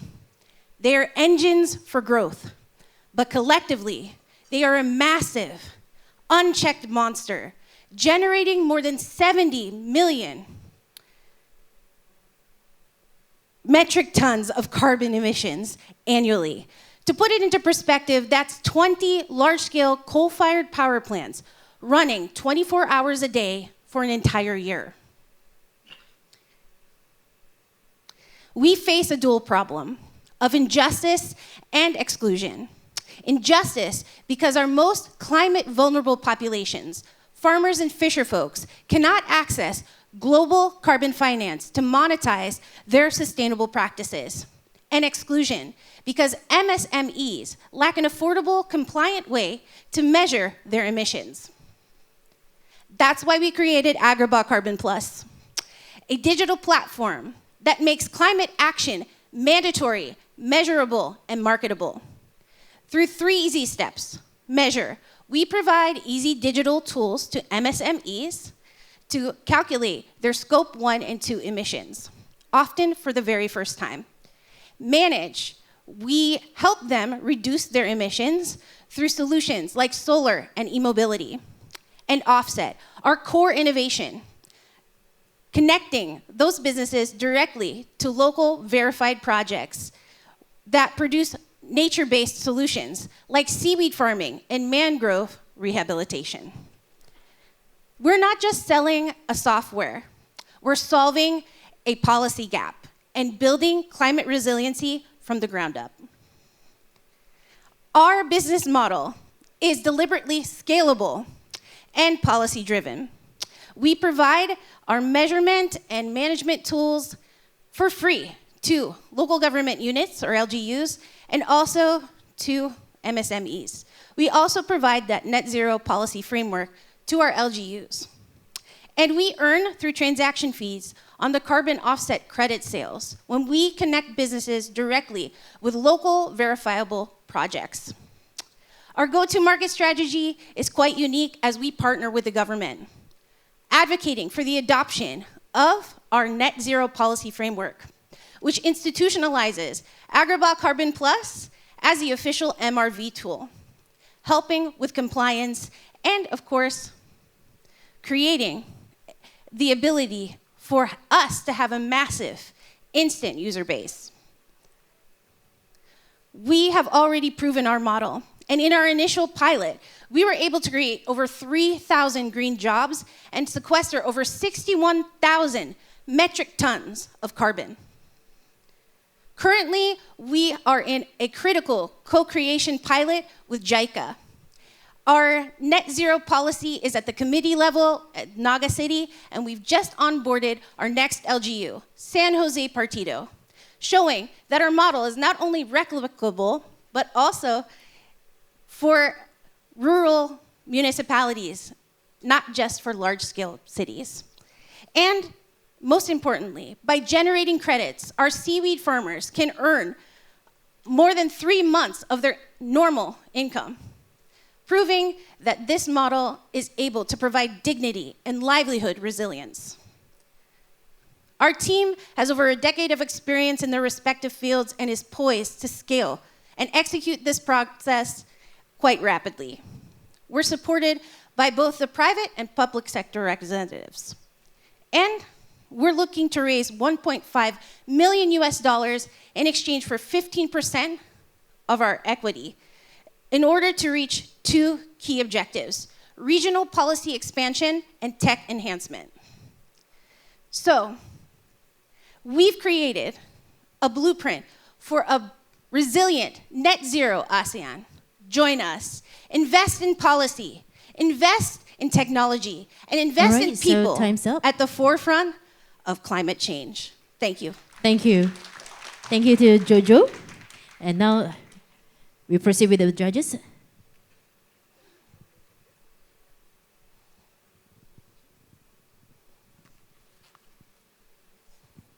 Good. Thank you for your presentation. I would like to know a bit more about how you try to ensure the inclusivity and equitable access for small businesses, and also with women entrepreneurs in carbon trading. Okay. If you have any ideas or plans on that. So it really is policy driven. So we focus on the MSMEs by doing also, capacity building. So when we enter into local government units, we focus heavily on training not only the government agencies that are part of a larger scale ecosystem, but also those MSMEs to help them comply. So we try to make that system easy by attaching it to their business registrations. So every year when they do their business registration, that's when they will already be able to have an ease in calculating their carbon emissions as well. With regards to women-led businesses, it's actually twofold. So aside from the MSMEs that are women, we also are supporting seaweed farmers, which is around 50% women-led as well. So we're very focused also on helping create systems that are easy for adoption, but also that we make sure that every sector has an understanding before we move forward. So it's not just that we are focusing only on the government sector, but we are holding the hands of all involved in the ecosystem. Great, thank you. I would love to hear a story of a, if you could give an example of a farmer you're working with and what impact and what changes you make in their life. So we have this farmer, a seaweed farmer named Mami Imelda, and she has 9 children. And in Karamoaan, her youngest child was able to finish her education because she was able to work with Agrabah for their seaweed. So we were able to increase their livelihood so that Mami Imelda doesn't have to worry about where that next meal is going to be coming from, because we're able to increase their buying price for seaweed in the upwards of 35 to 40%. That's amazing. And just another question. I know that you're working with the government of Philippines. How easy is it to scale your model to another country and working with another government? Right. So we're currently working on our proof of concept in the Philippines, and the target is to reach that 70 million metric tons annually. So we have to scale through the Philippines first, but in order to get to expand regionally, we have to show our proof of concept. So that's where we're first starting. But while we're doing that, we're still also visiting other ASEAN members. Just recently, I came to Malaysia to speak about Agrabah Carbon Plus at the Security Exchange Commission. And I think my husband also went to Indonesia as well. So aside from doing what we're doing with our pilots, we're still making the effort to reach out to the other ASEAN countries so that we're already on their radar. I'm just curious, so your business model is coming from the transactions of the carbon. So to whom do you sell the carbon credits? The MSMEs. But again, it's not just as MSMEs, it's a compliant-based marketplace. So it's not just focused on MSMEs, it's also the larger scale emitters as well, since it's policy-driven, so it's everyone's responsibility. It's part of the Philippines policy that there is a compliance for carbon emission? We have policies in place, but currently the problem is it's taking time for the implementing rules and regulations. And also sometimes the experts in that field don't necessarily know where to start. So we decided to be proactive so that they can see a proof of concept while they're already creating those IRRs. Because we do have policies that have been passed, but no implementing rules yet. So we're trying to be proactive while they catch up. Any plans to connect with the maybe regional or global carbon market, if any? Yes, so in order to be able to do that, while we're doing our proof of concept, we're focusing on ICPP to make sure that intergovernmentally we're able to comply with that moving forward in the future. So we're thinking about being future ready so that we can be bigger players. And we also focus our efforts on being Vera and gold standard. All right, as well, apologize as the time is running out of time already. So thank you so much once again to Ms. Jojo, Ms. Josephine Gumuno, a co-founder and COO of Agrabah Carbon Plus from Philippines. Thank you.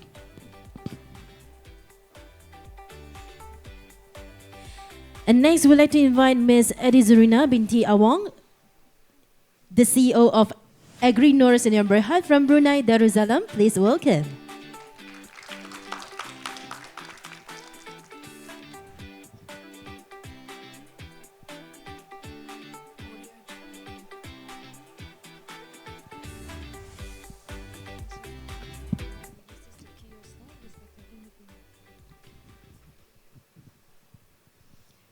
Assalamualaikum and good morning. Hi, I'm Edi Zurina binti Awang.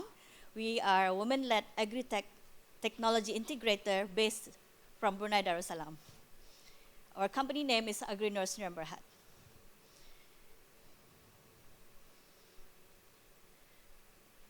Our strength comes in innovation, and we are a technology integrator that aspires to integrate technology with the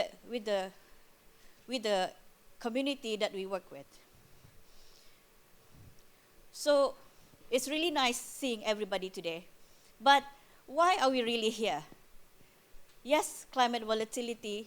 Yes, because of food scarcity, a threat to all our livelihood.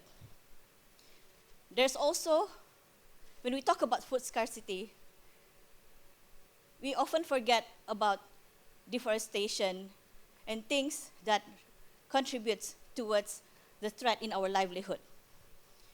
So our aspiration is to help the community, especially the modern community, this urban population, bridge the gap between the challenges that we face today and the solutions that we aspire to take.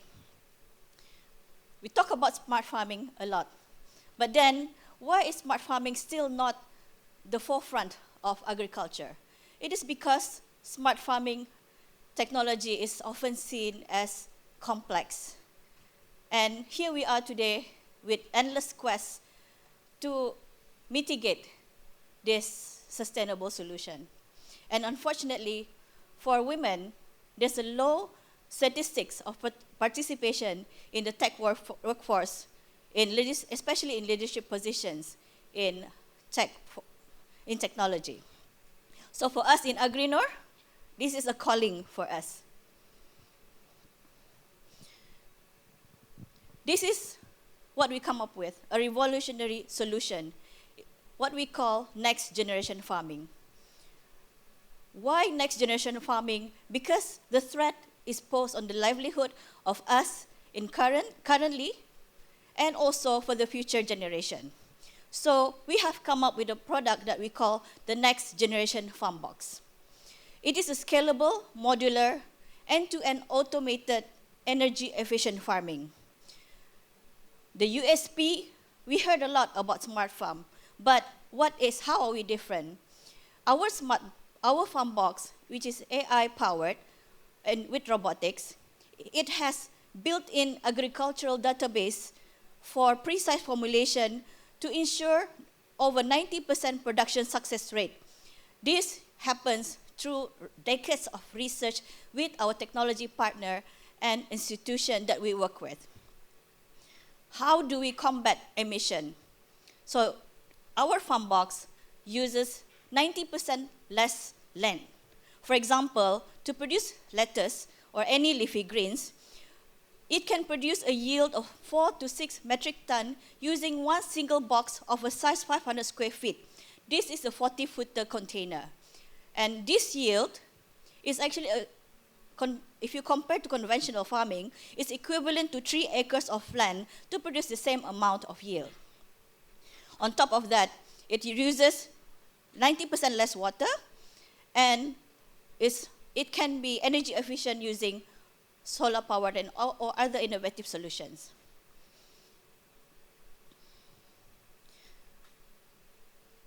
Smart farm, we also want to make it easy. So we would like to deploy easy solutions, especially to the new generation. Our new generation are more tech savvy. They are not agrarian. So how do we make this easily adoptable? By using and introducing a plug-and-play design with robotics that eases labor gaps.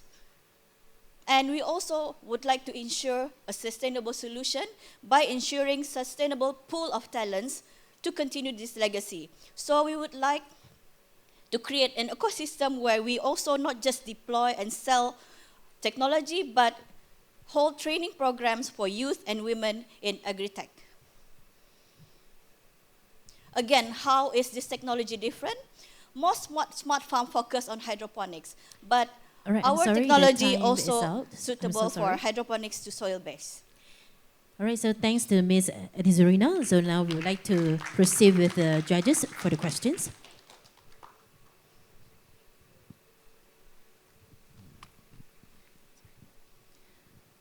Can you share about the cost of a unit? Okay. And how much profit you could make out of it, and the current tractions. Thank you. Okay. So we would like to think ourselves as providing easy solution. So instead of spending so much on R&D, we deploy ready tools, ready solution. The smallest product is a single container with that over 200,000 USD, medium size 1.4 million, and the large size 1.9 million. This is what we call our farm box series. So and the current tractions? Traction at the moment, as we are new startup based in Brunei. We have been only operating less than a year. So we already have at least 3 in the pipeline of customers locally in Brunei. And then we actually also have exclusivity in more than 10 countries to deploy this technology. And also besides customers, we are also having MOU with institutions to ensure the sustainable pool of talents, as I mentioned earlier. Thank you.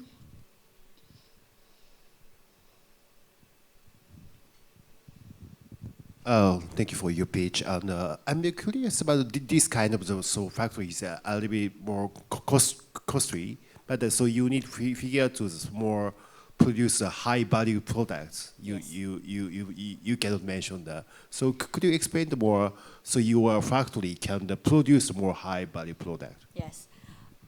Of course, it is high capex. And the reason why we are focusing first in high value premium produce is just so that we can have a penetration pricing model later. So we produce premium produce, high value, and then with economies of scale, we would like to have our system, our technology more affordable so that it's more scalable and also eventually serves its real purpose, which is we want to combat, we want to ensure food security, especially in agriculture. Which products should be more high value or more premium in the market? Yeah. Most high value and mostly consumed are the leafy vegetables like lettuce, all those spinach, and higher value are like microgreens. We have also tested and proven that other premium produce like Korean ginseng, which is soil-based, can also be produced using our system. And of course, we have more rooms to explore.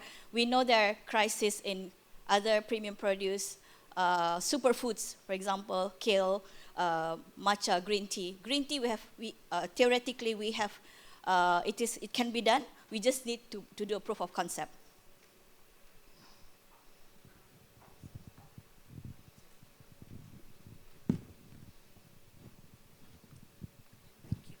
Hi, thank you very much for your presentation. Very relevant to a crowded city like Singapore. Yes, so correct. I'm especially interested to hear what is the typical profile of the customers. You mentioned the traction you already have. So that's the first question. And I suppose the second question is because it's so high capex, what are you promising your customers in terms of the payback period for them to recover their investment? Okay. First question in terms of profile. Of course, since this is yes, smart farming is new, but adoption is still low. So we propose our typical profile is a country that has high importation, such as Brunei, and also especially in premium produce, yeah, and also with scarcity of land or less arable land. Yeah, for example, our target market besides Brunei is Malaysia and Singapore. Malaysia, of course, they have land, but then they also have very high importation of premium produce. And Singapore, similar like Brunei, high importation and scarcity of land. And our wider market includes GCC countries. They also have similar issue. So these are our target markets. In terms of payback, we foresee 4 to 5 years of payback period. Yeah. Thank you. Thank you for your time, Ms. Edi Zurina. So once again, please give a big round of applause to CEO of Agri Northern Berhad from Brunei Darussalam. Thank you.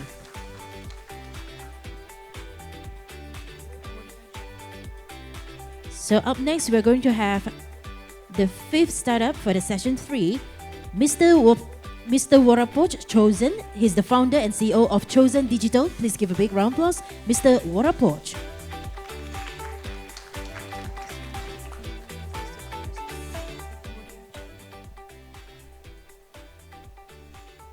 Hi, I'm Mr. Chosen, founder of Chosen Digital. And thank you so much for chosen to come today. And also we're looking for to be the chosen one to go further. We believe in green, we believe in electric vehicles, but bigger than that is energy. That's still fragmented by many platforms, many protocols, and also no one have the complete solution for the whole infrastructure yet. We are the EV energy aggregator that we combine, control, and commercialize energy. EV market is booming, but infrastructure are not ready yet. Many countries committed to be 100% EV by 2035. But infrastructure, like the transformers, transmission line, have limitation, even this building. The transmission mostly is a global standard to utilize the investment. Mostly is the global standard, a 20% gap. But EV load is much bigger than that. So we need to upgrade our infrastructure. And it's a huge investment. Globally, it's $1 trillion investment. If we don't do anything, it's a big problem because it will be overloaded and blackout everywhere. So it's not only EV user problem, but it's everyone problem. And only in Thailand, we have more than 500,000 transformers need to be replaced nationally. But this is not only Thailand problem, it's a global problem. So in order to accommodate, we need to upgrade everything. But most of the solution, they focus only EV users and only EV chargers. But for us, we think about the whole infrastructure for energy. And we have our AI and manage everything like a whole infrastructure for every buildings up to the national grid. Our AI can manage all infrastructure and lower the loads for EV users, and also can transform EV battery. When we combine, it's a huge battery, it's a huge energy, like a gigawatt of energy, like 100 power plants combined. So we can trade that energy as well. So we can manage all infrastructure, and we get the transaction fee from the energy we can lower and share to everyone. Now, many problems of the big brand, they are fragmented with their own brand. Like Tesla, control only Tesla. Schneider, control only Schneider. Chinese, control only Chinese. So they fragmented. And also with the many different protocols, and also many the free charger from the EV cars, there is no communication as well. No one can control this before. Not only for the fragmented, but the biggest challenge is 80% charge at home without any solution. There are no communication chargers, and we combine everything as a whole for the first time with our control box. And we are only one who fully aggregate to the smart grid, and also we are fully customized for everyone and fully aggregate. Not only EV, but we can integrate all infrastructure like the electric generator, government, and also EV users that we can aggregate and do the EV and energy modernization platform. We have the traction with more than 150 buildings with the leading condos, hotels, and many buildings, more than 150 buildings in Thailand. And we also have the B2G government project that we have the pilot project with the government of Thailand, with the government of Laos, EDL, and Hong Kong government. And also we discussed with TNB of the Malaysian government as well. And we got invited from Korean government and also for the Qatar government to have the pilot project too. So it can scale internationally. Now we can manage more than 200,000 kilowatt and to be gigawatt in 5 years. We already have the pilot process and tested with the government Thailand with a good result, and going to be regulated with the government on behalf of government very soon. And we also have the global project with the Acer. And we're going to be quantum computing and probably to be world first, quantum computing virtual power plants. Now we got many of the global awards, like the world champion from Vietnam, from the Taiwan, and also in national in Thailand as well.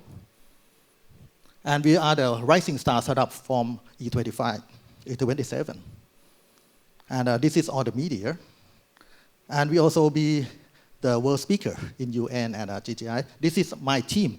That we have our chairman, who is a Foxconn vice president, and we are expertise in EV energy for more than 20 years. EV energy is a revolution. Don't miss this opportunity. All right, thank you. Your time is out. So thank you to Mr. Chosen. And we open up the floor to the judges. Over to you. Thank you for the pitch and a very ambitious plan, and congrats on the traction. Thank you. Can you share a little bit about your revenue model? My revenue model, we have transaction fee from the energy usage. We can lower the cost for the power plants and for the government and for the buildings, and we share the transaction fee for what they lower. So is it recurring and predictable? Recurring, correct. It's a recurring income from the energy. Our cost is a software, but our revenue is an energy. Got it. And your sales cycle and your ideal customer profile, is it typically building owners and governments? Yes, B2B and B2G, building owners for every buildings and also the government projects, correct. And how long does it take typically for you to close the sales with each of them? If we don't have to customize anything, because we have already finished software that for the B2B, mostly we can immediately to get this customer. But for some customization, we need about 7 months. But a government project maybe years. But we have more and more government projects on piloting. I mean, how long does it take to convince them? Does it take like a small pilot and then Yes. you move to the bigger contract? Yes, like in Thailand, we have a small project, like a small pilot in the headquarters. After it's approved that with a good result, we expand to be bigger pilot project. Okay, Right. thank you. Thank you.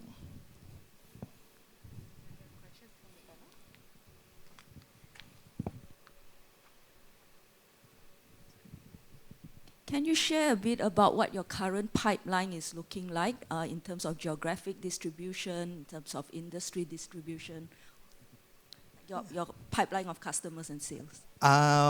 We have many pipeline projects in the B2B, like many condominiums in our project, like AP Property is our largest property developer in Thailand.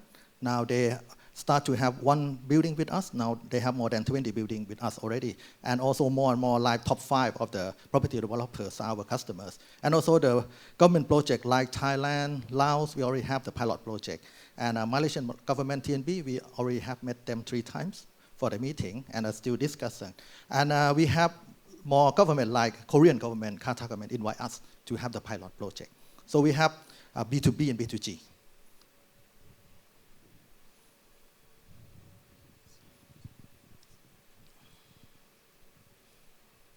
Thank you for your presentation. Please tell us what the uniqueness of your concept is. And also another thing is, how do you ensure an equitable access especially for small fleets, small fleet operators? Yes, okay, thank you so much, it's very good.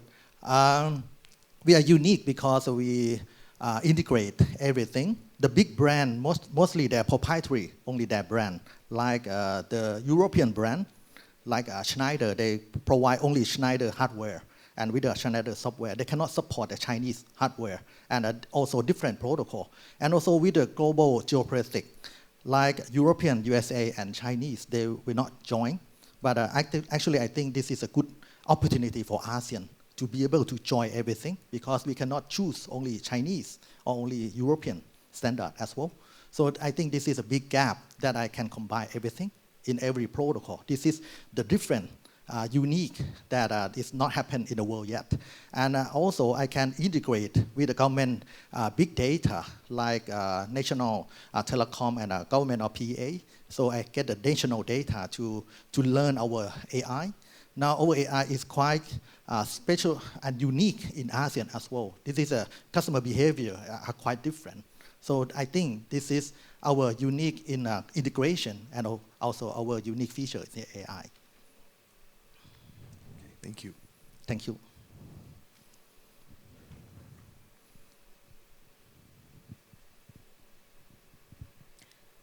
All right, sir, that's all. Thank you so much to Mr. Warapach, Thank you so Chosen. much. From the Chosen Digital Thailand. He's the founder and CEO of the company. Thank you so much for the presentations.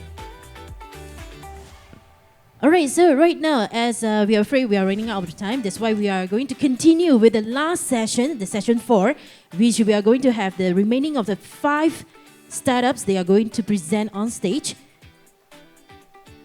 So right now, we are delighted to have Ms. Zaharatul Wada. She's the CEO of Noctivan Indonesia. Please be on stage to deliver your presentations. Thank you.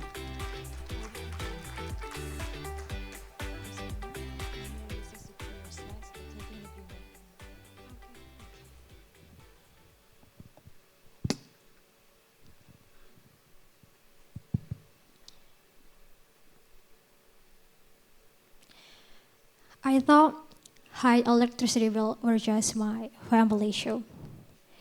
But then my friend Nunu told me that she realized that most of her energy bill goes to cooling. At the same time, she has sinusitis that requires her to open the window to breathe the fresh air. And it's not just us. Studies show that in tropical countries like Indonesia, up to 60% of household electricity is used for cooling. The electricity demand will increase by 40% globally by 2030. The truth is, consistently recirculating the same air can create a toxic indoor environment.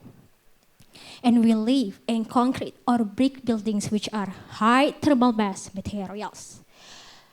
During the day, the building stores the heat, and the heat is released at night. The rising temperature is trapped and causes the building makes feel hot and uncomfortable. And according to the research from China last year, the combined use of AC, air purifiers, and fresh air system can effectively dilute the CO2 levels below 1,000 ppm within 30 minutes. The key problems, high electricity bill, lack air quality, and uncomfortable indoor climate highlight the urgent need for a smarter and greener approach to buildings. That's why Noctivan exists. Noctivan is a smart ventilation system designed with sensitive sensors to let the fresh air flow naturally into the building at night. There is an inlet in the lower part and the outlet ventilation in the higher part of the room. You can also monitor the ventilation status, daily energy saving, and indoor condition by the Noctivan app. Understanding the context and nature is the key solution before installing the product. Ventilation placement is according to the annual wind direction. Before Noctivan, Nunu used her AC 14 hours a day and paid 550,000 rupiahs a month.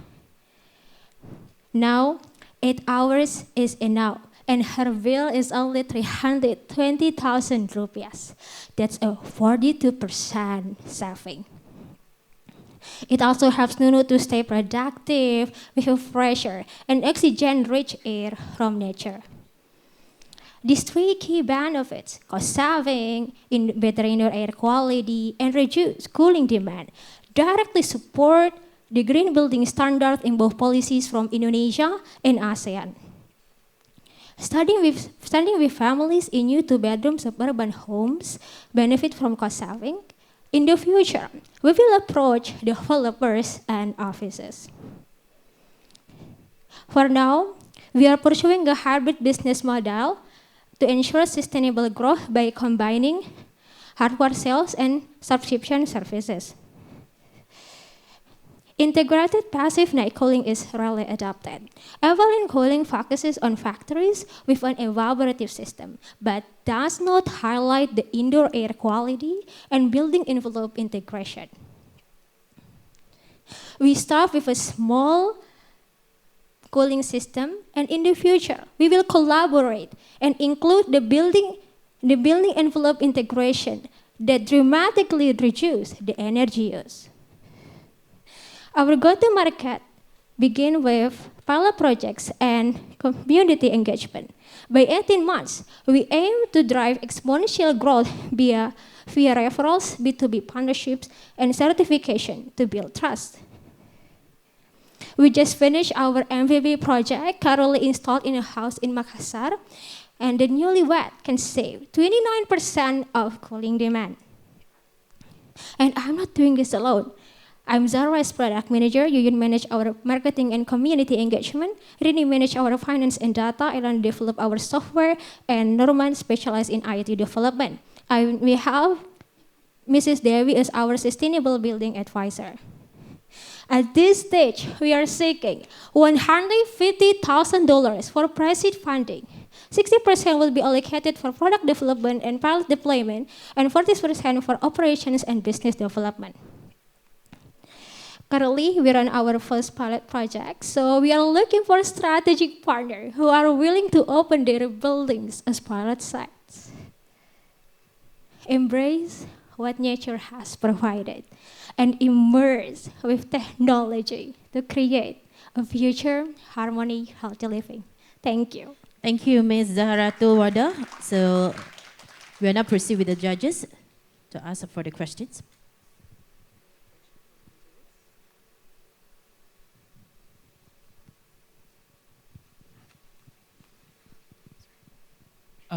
So you presented the strategy that you have for 8 months and then a couple years forward. So where are you now, and what's your evaluation so far? Is it working as you planned, or is there any challenges so far? Well, the challenge is looking for pilots because no many people wants to, the ventilation should be retrofit or renovation in building, and not people want to renovate their building with just a proposed idea.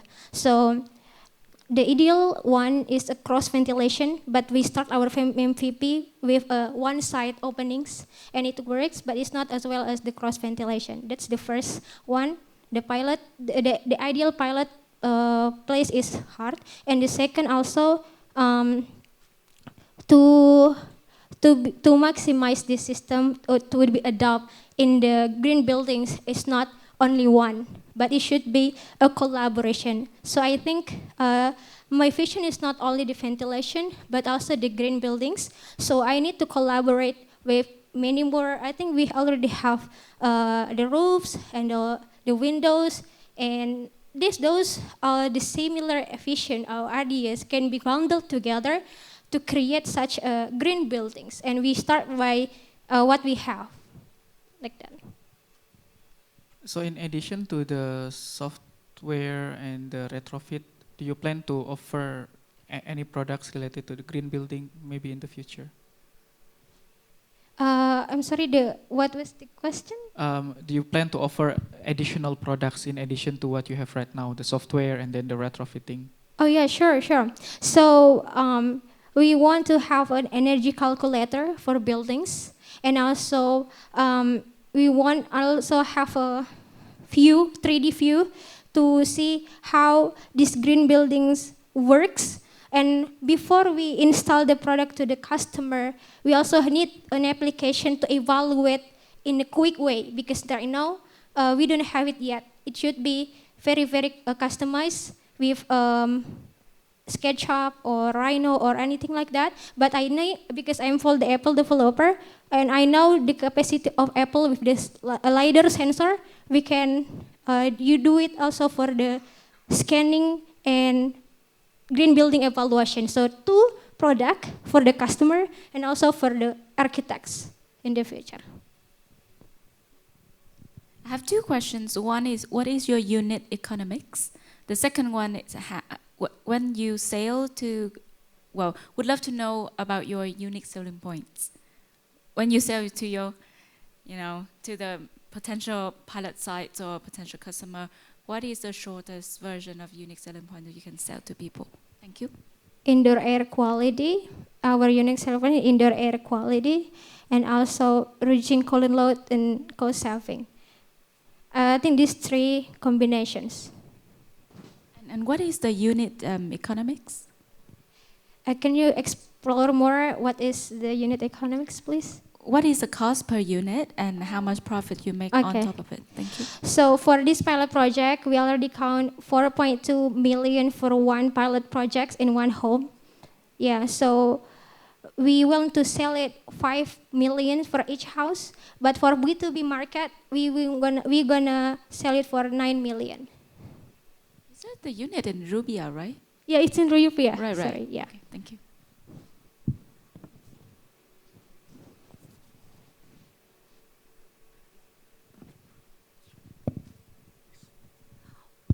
What are the key, from your pilot project, what are the key learning points in terms of how it has taught you about how you need to plan moving forward? All right, thank you so much for the question because it's very a challenging process along the way. I really hope to get a specialized house because I don't want to retrofit the building. So that's the first one. It's hard to find someone who wants to renovate the building. The second one is the system couldn't be standalone. The ventilation only is not working really good. And if we combine, because I've already learned by the course, it should be combined by the building envelope. So if you see the stages of my product, the first is the MVP and the pilot with the HEPA filter, and the stage one with the roof insulation. So apologize as the time is running out already. Okay. Thank you so much. Thank you, Ms. Zaharatul Wadas. She's the CEO of Noctivan Indonesia. Thank you for your presentation. And next, we would like to invite Mr. Oka. He's the co-founder of Recyclo Company Private Limited from Singapore. Please give a big round of applause to Mr. Oka.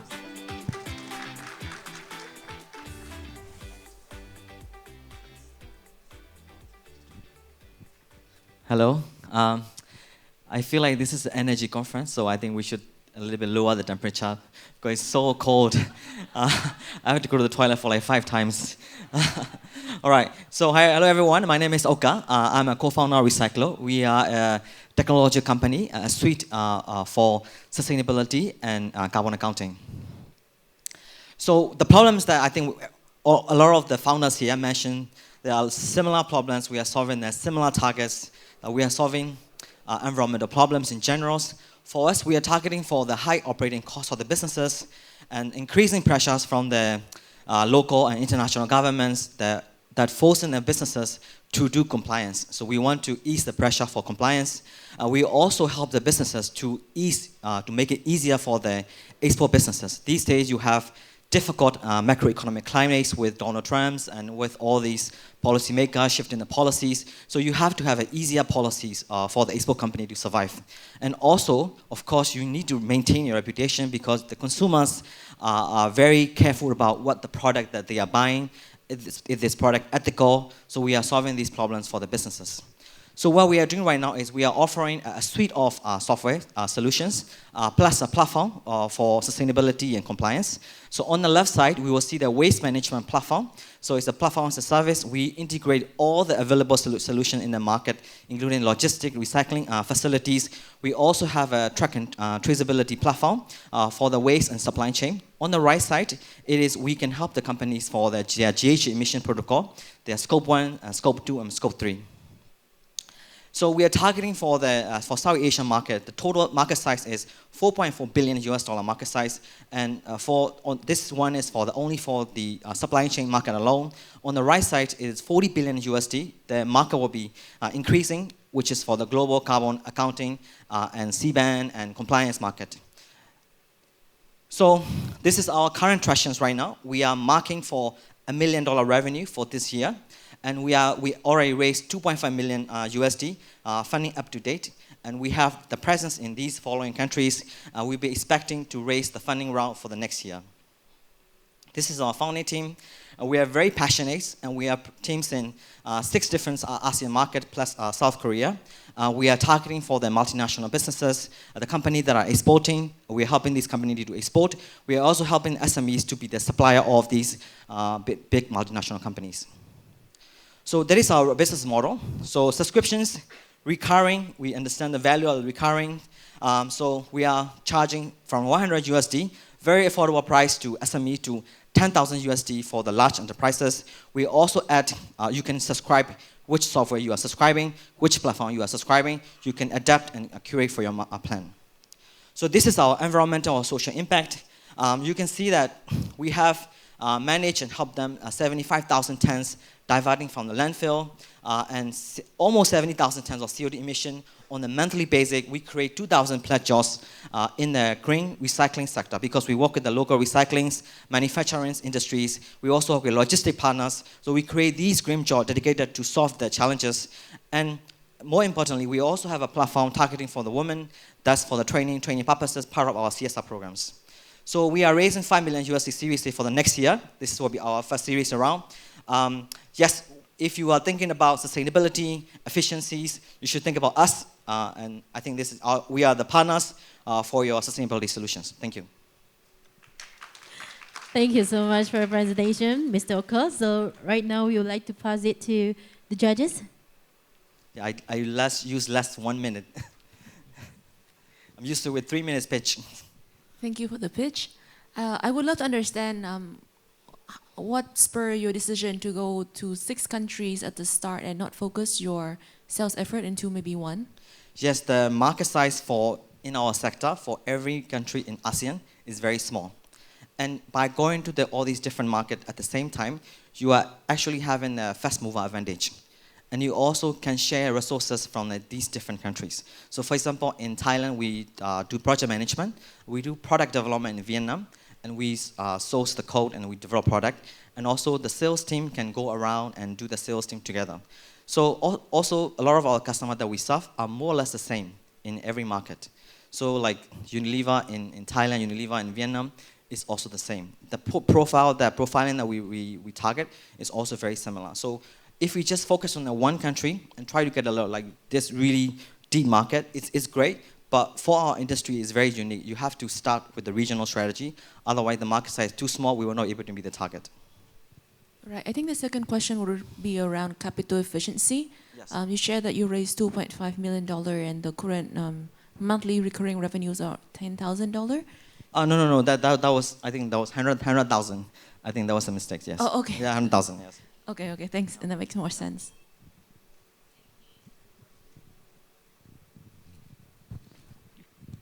So, thank you for your pitch. So, I'm curious about what is your strong point for your service or consulting and for the waste efficiency of the carbon recycling? I'm not sure at that point. And also, so how you can figure out to make a transparency for the extended to the scope 3 you mentioned, how you can make it? Yeah, I think there's 2 questions. Well, one is the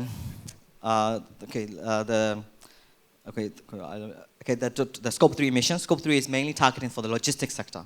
So for the logistic part, we work with existing logistics players. So for example, Lalamove in Thailand, you have other truck company that are moving around. We also have, like for example, like the API from the shipping industries. So we already have those data point. So we can get the data that are very close to align with the greenhouse gas emission protocol. So the scope 3 data is quite accurate, like benchmarked by the expert.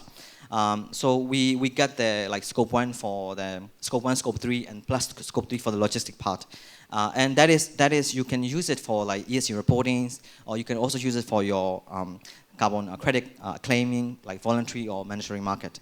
So I think that was, I only answered the last question. The first question was I wasn't very clear. Yes. Yeah, just simple question. Yeah. What is your strong point on the define scope of point? Strong point, yeah. Your strong point and so your service. Yeah, right. We are mainly a tech company. 90% is a software businesses, but we also have to maintain our strategy because this sector, if you just only do the software, like they don't want to do it or they don't know because this kind of compliance is very new for them. So sometimes we have to do consulting is kind of marketing for us also. We get to know their customers. We also build a relationship with them. And that's how we do consulting, but the main revenue always comes from the software side because we understand that as a tech company, you have to be scalable. Otherwise, you won't be able to survive in the future with these, all these competition in one part. So we use consulting as a marketing and customer touch point. And we are also a expert in the sector as well. That proves our point, and we can go on and talk to people with the confidence.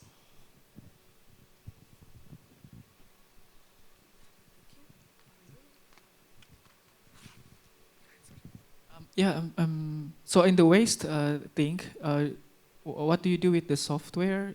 Yes, the waste part is we track the raw materials from sourcing to like post-industrial, like after the making a product, and then post-consumer.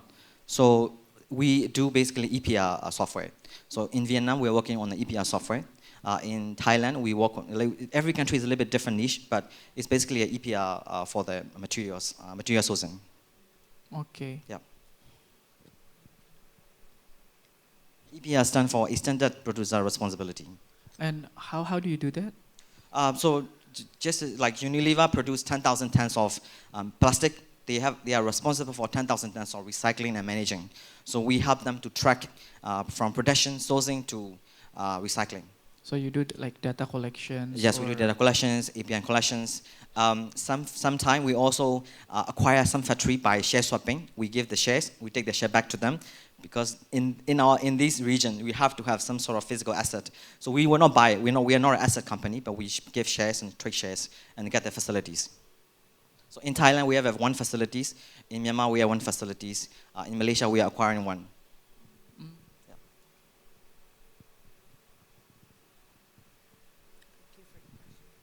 Okay, that's all. So All right. thank you so much, Mr. Ko, our co-founder from Recyclo Company in Singapore. So up next, we'd like to invite Mr. Joseph H. Valdez Jr., CEO of Climate Tech Innovative Solutions from Philippines. Please welcome. This one. Okay, so good afternoon, everyone. So before we started as a business, we were solving the electricity problem of 1.8 million families in the Philippines who are from remote and off-grid areas whose primary source of living was in fishing and agriculture.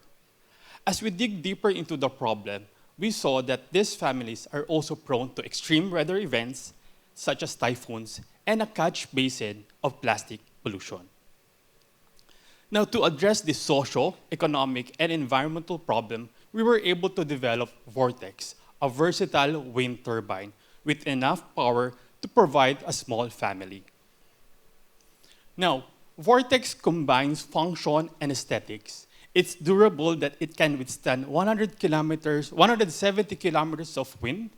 It's compact that you can install it in a small space, and it's efficient. It's 20% more efficient than solar. And of course, it's aesthetically designed to blend into any environment. Now, since then, we have created several variations of our wind turbine to cater not only to household, but also for businesses and of course for travelers, individuals such as travelers. Now, because of this, we were able to receive our intellectual property from the Philippines. So we have 3 IPs. 2 of them have already been granted to us by the Philippines, which led us to certain grants and support from the government and from private entities. So other applications, aside from providing energy for household, are of course to provide lighting for streets and walkways. So our initial focus basically are on the local businesses facing unreliable energy sources, which is roughly around $158 million. So why invest in vertical wind turbines? First and foremost, you have investment coming in, roughly around $770 billion. In terms of the support, the Philippines is supporting sustainability initiatives, which is one of them is in renewable energy. And in terms of technology, we are one of the first mover in the Philippines and of course in Southeast Asia as well. So our go-to-market strategy, first and foremost, is to pilot deployments, strategic partnership, multi-level product positioning, and of course through grants, and of course through CSR initiatives. So our current traction in less than 2 years, or basically our sales currently are coming from 3 avenue streams. First and foremost, direct sales, through custom options, and of course through partnership, through government, and of course CSR initiative. And of course, in the next 3 to 5 years, aside from our current revenue stream, we are also going to offer rental or leasing options, and of course licensing and distributor rights once we expand to ASEAN countries as well. So our current ask is around $2.7 million, which would be utilized for our, to increase our production, and of course for market expansion to Southeast Asian markets. We're also looking for partners for R&D, and of course for licensing and distributor rights. Our initial target market for ASEAN is of course Indonesia and Vietnam, which we hope to bring in around $60 million through distributor rights or licensing rights. Okay. So our first, in the next 2 to 3 years, our primary focus is national expansion, and in the next 5 years would be market expansion to Southeast Asia. So with a team of engineers, scientists, incubated by the different organizations in the Philippines, and of course, in less than 2 years, we've been receiving 15 awards and recognition. One of them is being part of the Lee Kuan Yew Global Business Plan competition last 2 weeks ago in Singapore. Although our technology may not be rocket science, it's a technology that the ASEAN needs, which is to provide affordable, accessible, and of course, sustainable energy for everyone. So thank you. Thank you, Joseph. And now we're going to open up the floor from the judges. Any questions?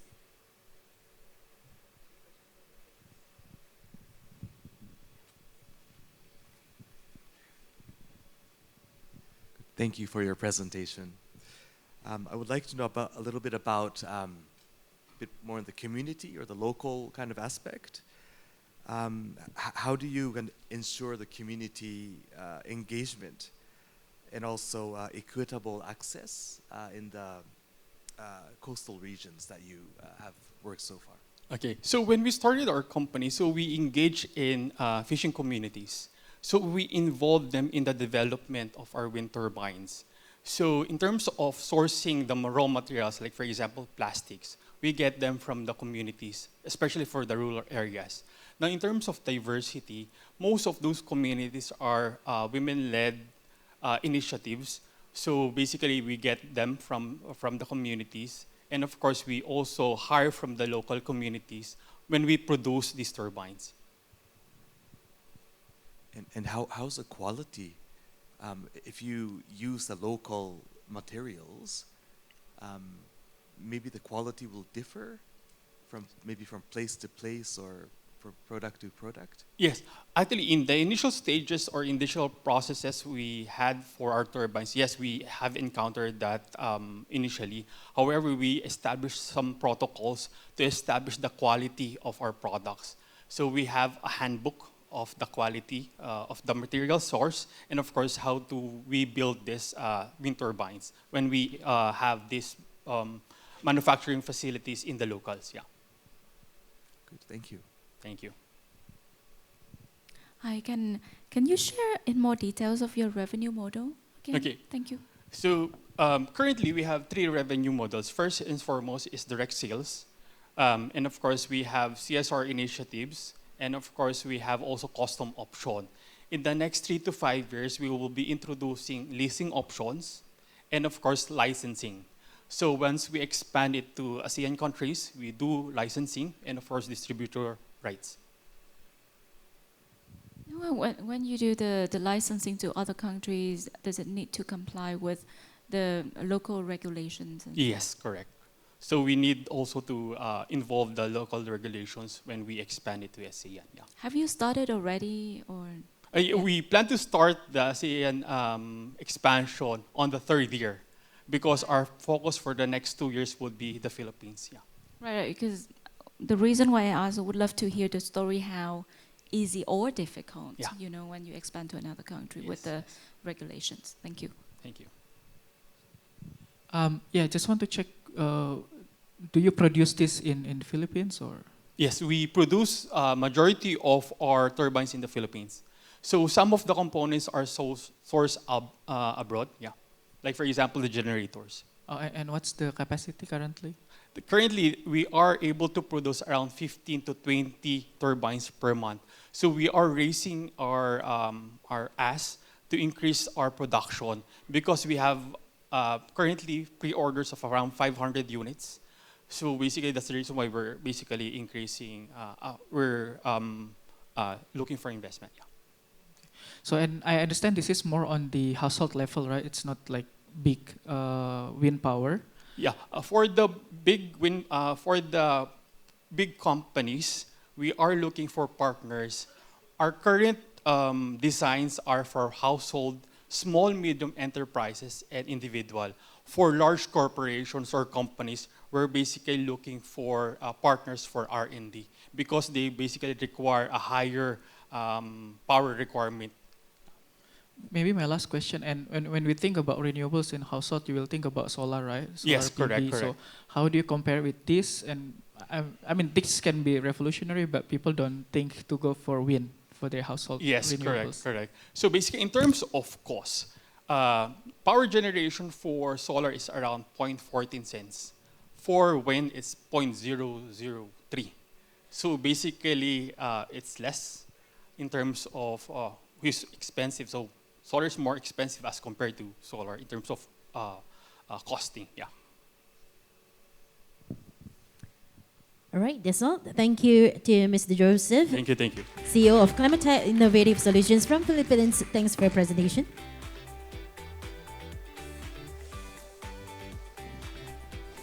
All right, so right now we are going to proceed with the second last of our setups. We have Mr. Raphael Chu. He's the CEO of EcoVolt Technologies from Singapore.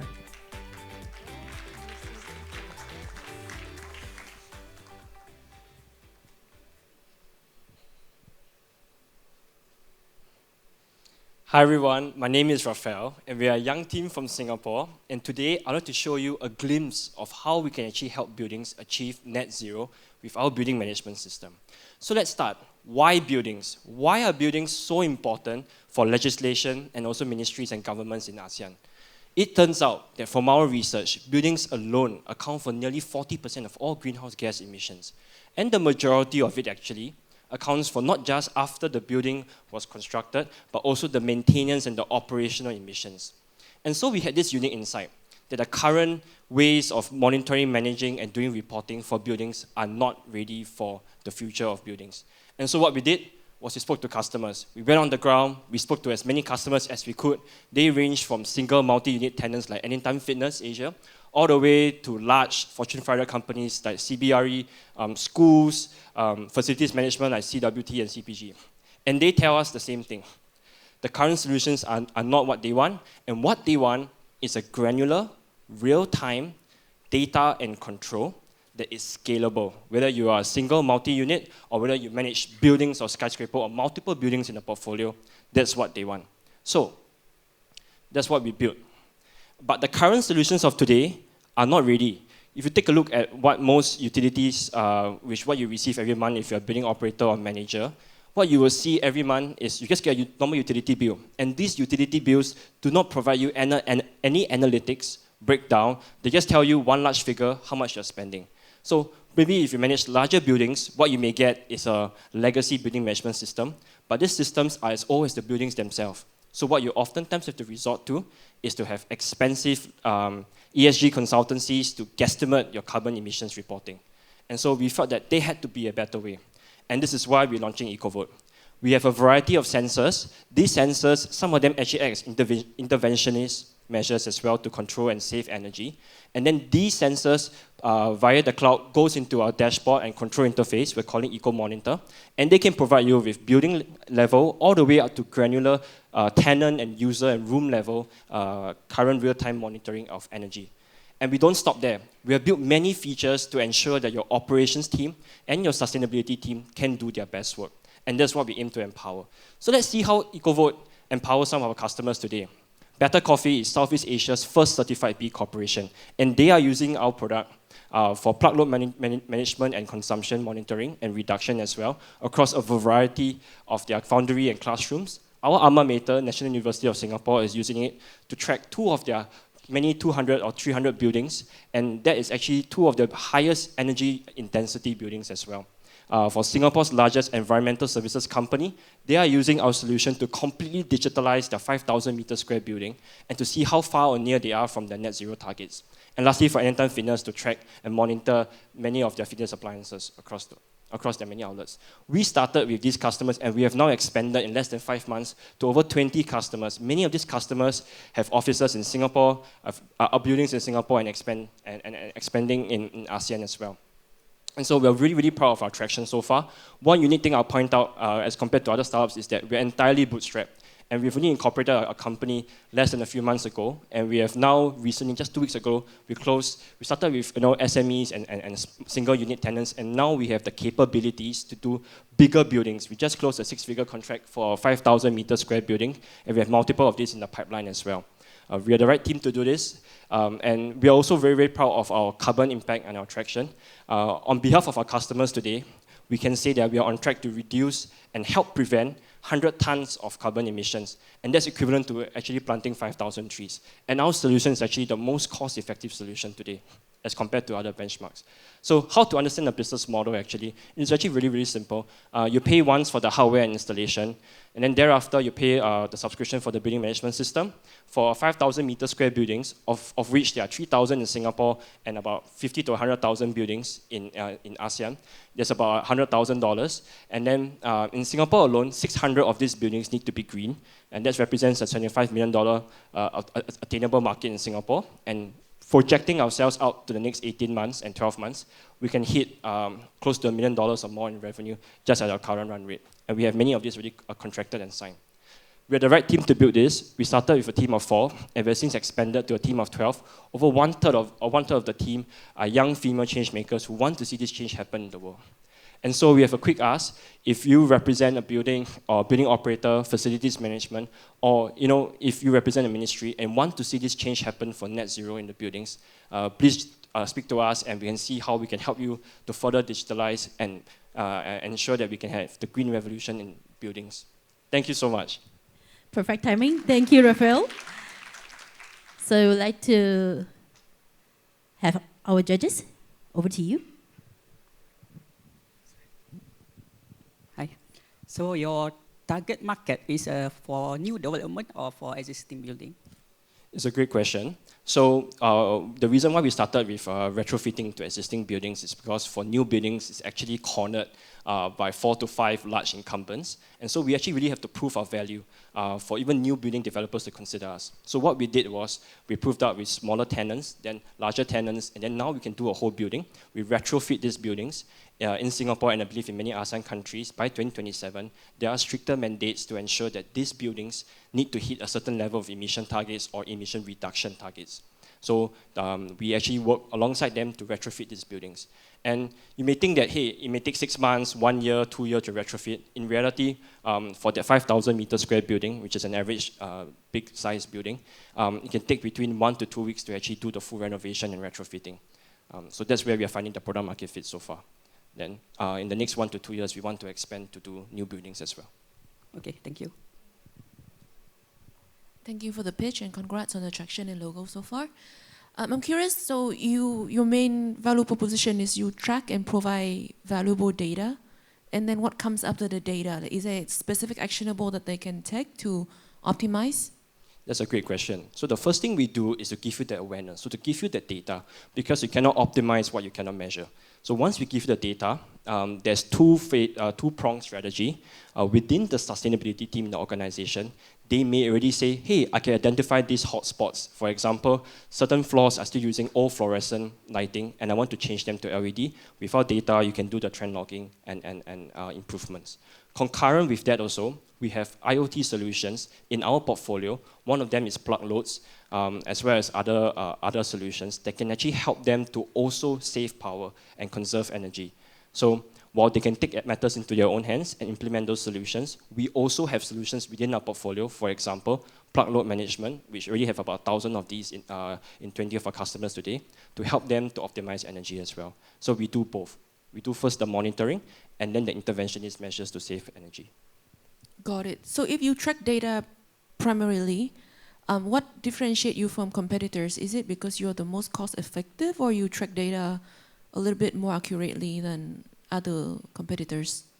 That's a great question. The first thing we do is we allow you to scale. So if you look at the 4 to 5 major incumbents, a lot of them won't want to do like buildings of a certain size and below because they have upfront a lot of operational expenses. Our solution is made to scale, whether or not you are single tenant, multi-tenant, or even a building or a skyscraper or a portfolio of buildings.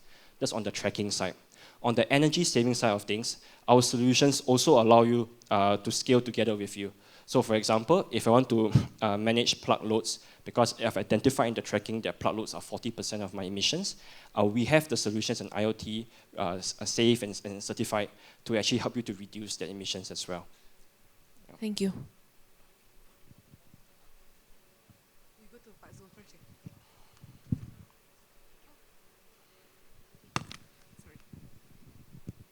Thank you for your pitch. I'm just curious about the customer incentive to the if the customer figure out to the ideal optimizer your building management system, and so they can keep to the pay to your service, or so if they can decrease their efficiency or the energy operation, so how they can keep to the cost of the build management system. Got it. So I will first say that we're helping buildings become more energy efficient. And the way we do that is we first give them data. And then to answer your question on then, how can we continue to deliver them value? The first thing we do is we give you data. It's real time, unlike other competitors. You can see data from as big as the building, zoom down to the particular floor, that lab, that room. Once we give you the analytics, you can take a two-pronged approach. You can first take matters into your own hands and improve the buildings. Maybe you have some initiatives, like for example, I want to test solar. I want to test fluorescent versus LED lights. Concurrent with that, we also have solutions in our portfolio of IoT products that can help you to save power and optimize energy in the long run as well. Things like plug load, things like other sensors and stuff like that. So this two-pronged strategy allows you to see immediate savings within 30 days, and then also a long-term sustainable revenue model as well. Because they're not just calculating revenue today, but also into the future.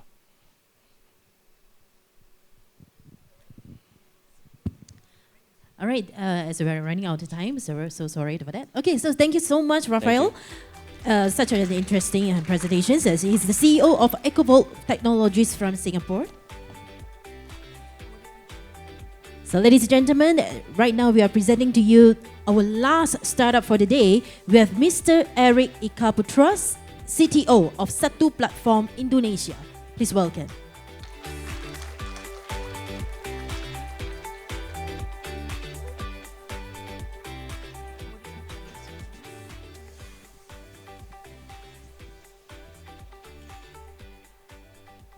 Okay, hello everyone. I know I am the last one standing here between our last session. Okay, so let's get started. Okay, I want to start with the question many business address now. How sustainable is your business? We have a difficult measuring in carbon emission.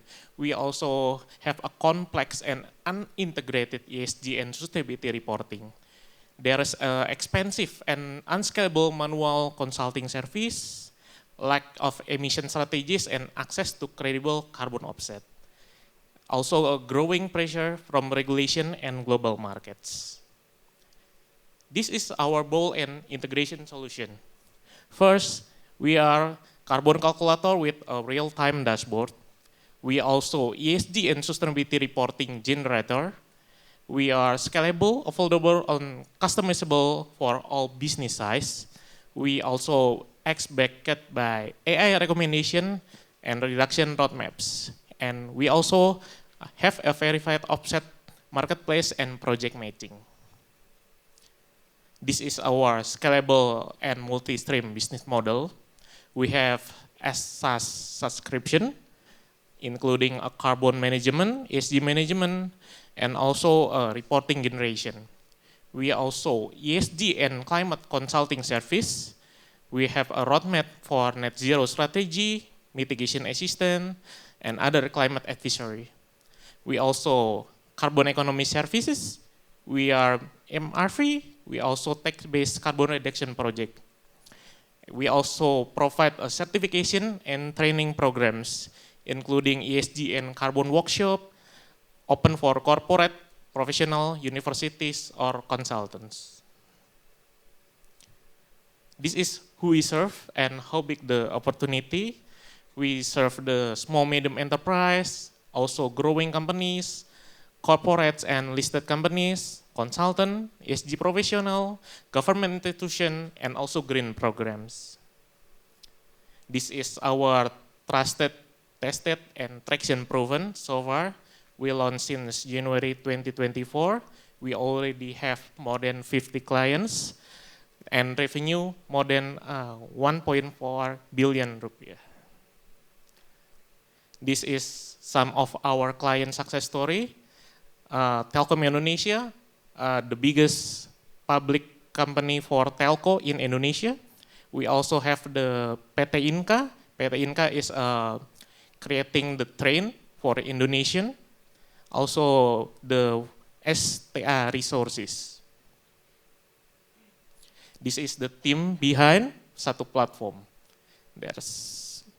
We have Bobby Simon as a CEO. Also we have a COO woman here, Mrs. Mira, and me as a CTO. This is what we need. We have a funding allocation plan. We need $1 million, mostly for the product development, research and development, also marketing, operational costs, and also new hire and expansion. This is our financial projection and market share. We planning for in 2025, we have 500,000, and then 2 million in 2026, we have a break even, and in 2027, we have a positive EBITDA. Satu Platform, we are building more than a product. We are building a measurable, lasting impact. Thank you.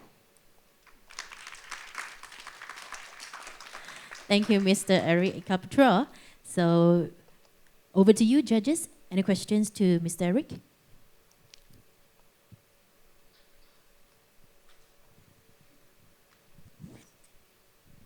Yeah, just quick question. So you mentioned Telkom, Inka. How do you help them exactly? Okay, basically we have public listed companies must be submit their sustainability report to the public government, like in Indonesia OJK or in stock exchange IDX.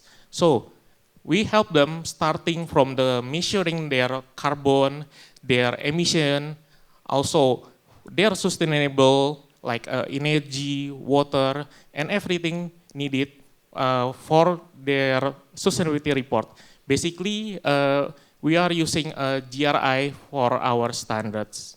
That's how we help them from counting their carbon footprint until the sustainability report. Thank you.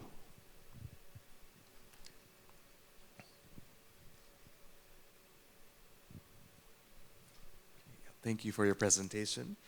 We'd like to know how, especially from like SMEs or smaller businesses, how would you ensure access from those smaller size businesses? And also, how would you ensure the transparency from those players? Okay, thank you. Basically, for the small medium enterprise, we have a self-service platform. So this company, small medium enterprise, they can fill the form we already using GRI standard, for example. Also for the carbon, we are using ISO standard. They can fill the data, and then if they want, we can also help them verify for the transparency. Is the data is accurate or not? If not needed for the assessment, they also can verify it using our AI analytic. So we can make sure the data is also transparent, no modification from human. Thank you. Thank you. I have a question related to your experience working with MSME, or any MSME has been your customer. I know that for the ESG, because we also supporting businesses, and when they come to us, they say, okay, for ESG reports specifically, it's really hard for MSME actually gather information and get on with the report itself. Rather than talking about, go to the market and getting carbon accounting and so on happening. In your experience supporting an MSME, would love to know if you see any difficulties and challenges that the small and medium enterprises encounter in terms of the accounting, carbon accounting. Thank you. Okay, thank you. Basically, SMEs have the difficulties, they don't have an expert. Also, if we using human expert, it will be cost quite expensive. So our carbon platform and ESG reporting using AI to help them onboarding, we can help them to analyze what kind of report they need to submit or they need to create. They just need to tell the AI which data they have, and then we're gonna help them to create the report automatically using AI tailored to their industries. For example, for the food and beverage or from manufacturer, they have a tailored report and also form that needed to be filled based on the data that companies have. Thank you. Thank you. Thank you so much for your presentation, Mr. Eric. So once again, big hand to the CTO of Satu Platform Indonesia. Thank you.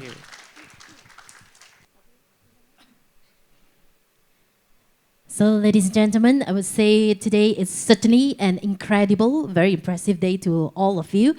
Finally come to the top 20.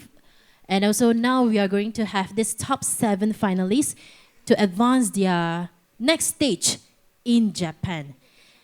So for sure, we would like to say thank you, every one of you, for your efforts, and so thanks to our judges here cracking their head to go and select and go to choose the top 7 finalists today. And right now, it's time for us to reveal the top 7 finalists, the top 7 startups that will be advanced their road, their trip to Japan. So right now, we are going to invite our judges to be on stage to deliver the form board to the winners. Firstly, we would like to have Ms. Tran Hoi Pong, the investment principal from Wavemaker Ventures, please be on stage and to announce the first winner.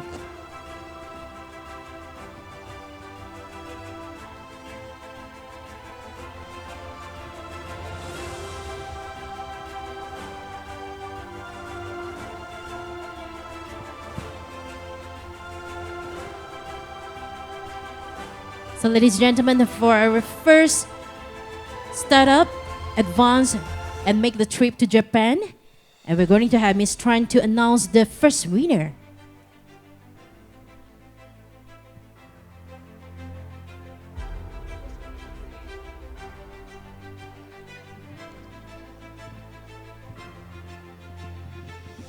Thanks for having me. So after a lot of debates and discussion, would love to present the first representative to Japan. I would like to congratulate Climatech. Woo! Congratulations, Climatech. Please be on stage to receive your foam board. This is your recognition, Climate Tech. So we have Mr. Joseph Valdez, the CEO of Climate Tech Innovative Solutions from Philippines. The first finalists walked their way to Japan.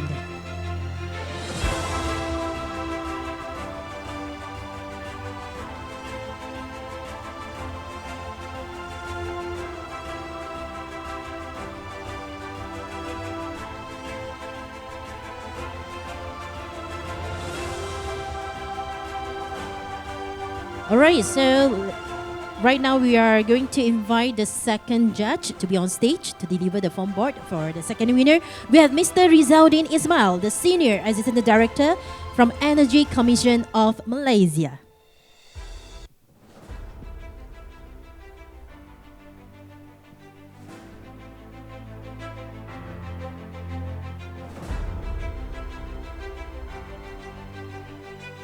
So this is a nerve-wracking moment, ladies and gentlemen, every one of you. We have the second winner. Hi, good afternoon to all of you. So it's a tough decision to make, but the second winner here today is Gaviria. Woo! Congratulations, Gaviria from Indonesia.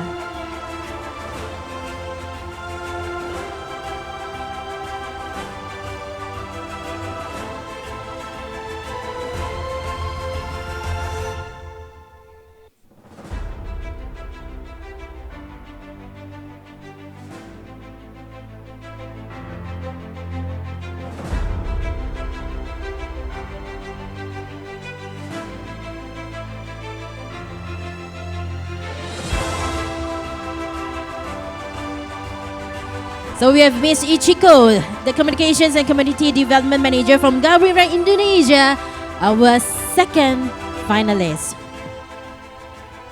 And next, we would like to invite the third judge to be on stage. We have Mr. Masuo Kuremura, Special Advisor to the Ministry of Economy, Trade Industry, Japan, Regional Head, Asia Pacific from MATI.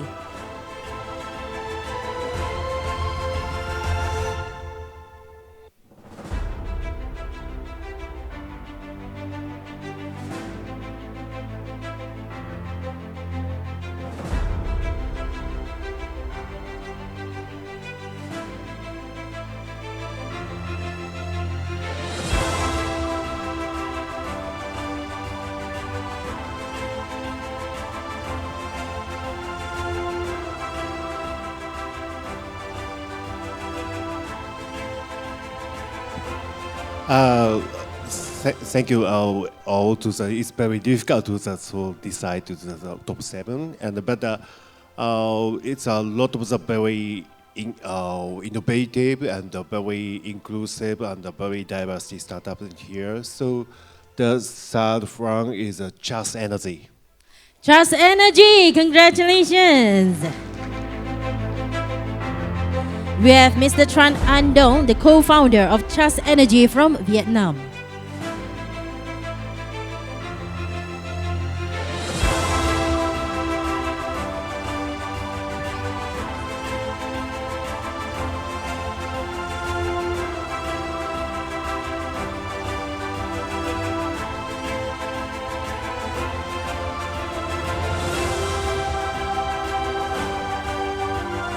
Congratulations once again to Tran An Dong, co-founder of Just Energy from Vietnam.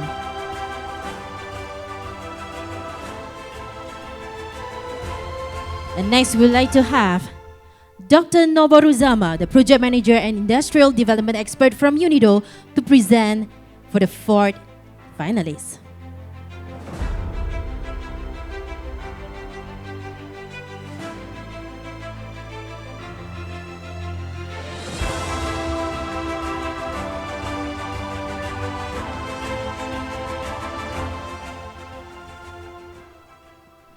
Great. Thank you very much, especially to all the participants.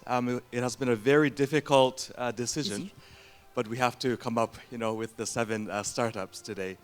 I would like to announce the 4th winner of today's grand pitching event. which goes to Chosen Digital. Woo! Congrats to Mr. Chosen from Chosen Digital Thailand.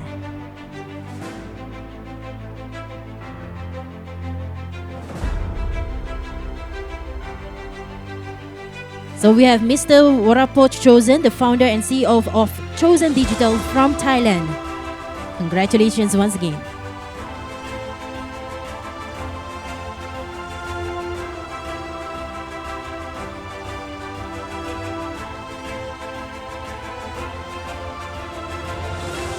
So up next, we would like to invite Ms. Thao Truan, the General Director from New Energy Nexus, Vietnam.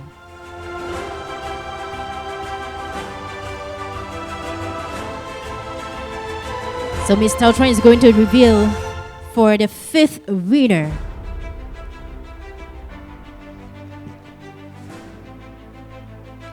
Hi, so it was an honor to be there with all the judges, and we know that it was so difficult. I would love to announce the 5th winner of the grand final is, start with letter Q, Carbotech.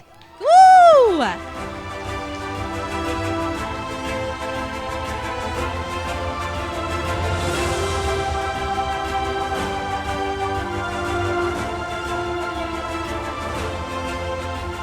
So, congratulations, Mr. Lambang Ajidamar, Country Manager Indonesia of Carbotech Malaysia.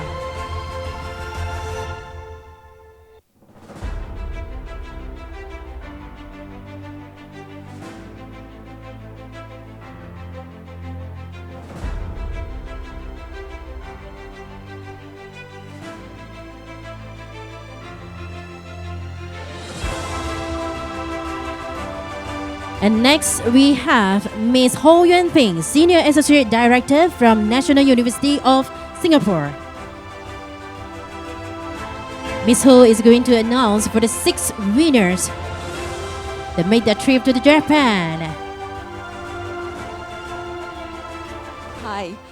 Firstly, I just want to thank all of the people pitching today. Normally, by about the 6th or 7th pitch in a pitching competition, the judges get very tired, but we were fully engaged for 20 presentations. So well done to all of you all. It's my great honor and pleasure to announce the 6th team going to Japan, and that is Pristines. Woo!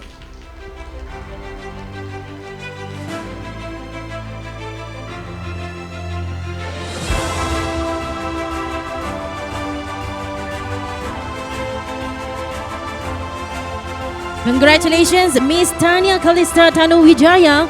She's the co-founder and managing director of Pristine Solutions, Indonesia.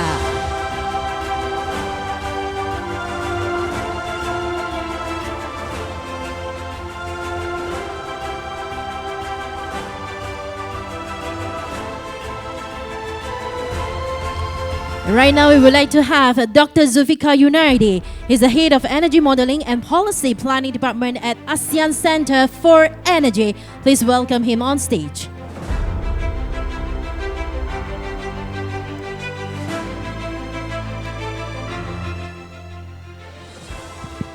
Okay, thank you very much. So maybe on behalf of judges, I just want to highlight again that it is a very, very difficult decisions. And I would like to announce, and on behalf also of the ASEAN Center for Energy, thank you very much for joining this event. Thank you also for our partners from Japan, from UNIDO, and also Innovation Factory on this. So the last position is going to Alterno.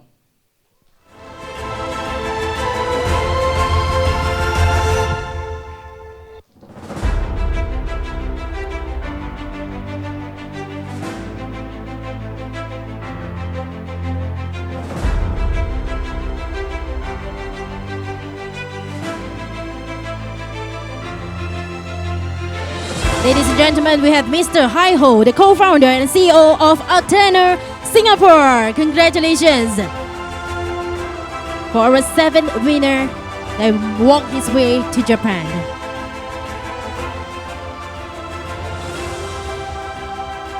And right now, we would like to have Dr. Zulfikar to be at the center because we are going to present a surprise honorable awards.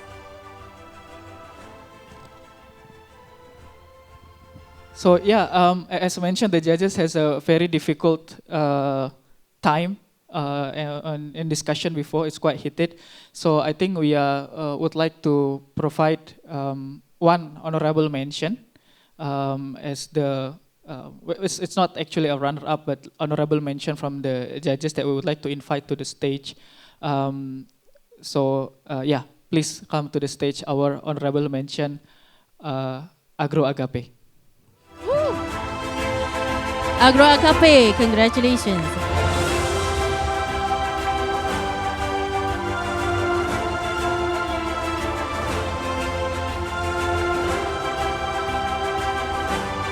So we have Ms. Sri Puftan, the founder and CEO of Agro Agape from Cambodia.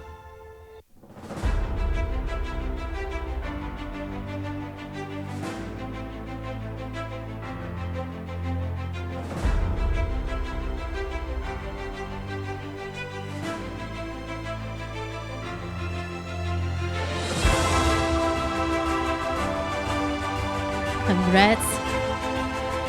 And also I would like to have Dr. Zulfikar, one more for you. As earlier on, every one of you already cast your vote to choose your preferred startup, that the most impressive, most outstanding. So we have the results on hand with us. Okay, so we are going to present this People's Choice Awards by Dr. Zulfikar. Yeah, one last word for today. In addition to the awardee, I would like to announce the People's Choice from the presentations today. And I would like to invite to the stage Satu Platform. Satu Platform from Indonesia. So we'd like to call upon Mr. Eric Ika Putra, CTO of Satu Platform Indonesia. Walk away with People's Choice. You are the most preferred, most outstanding, also most impressive startup that voted by all our ladies and gentlemen, all the audience and all our startups right here. Congrats once again. People's Choice goes to Mr. Eric Ika Putra, the CTO of Satu Platform Indonesia.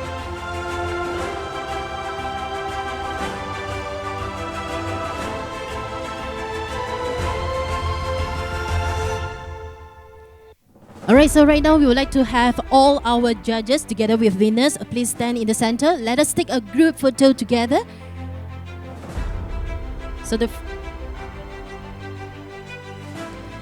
So we're starting from Miss Tran and the winner. We have Miss Tran with Climate Tech, followed by Mr. Rizauddin Ismail with Gawira, Mr. Masuo Kuremura together with Cast Energy, Dr. Noboru Zama with Chosen Digital, Ms. Tao Tran, we have Carbotech Malaysia, Ms. Ho Yuan Ping, Pristines Indonesia. Lastly, we have Dr. Zulfikar, Alteno, Singapore.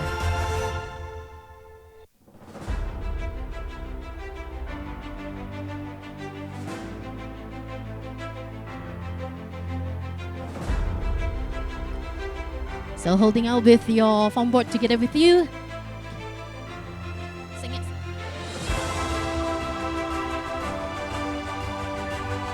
Right, just to make sure everyone is appealing right here. Okay.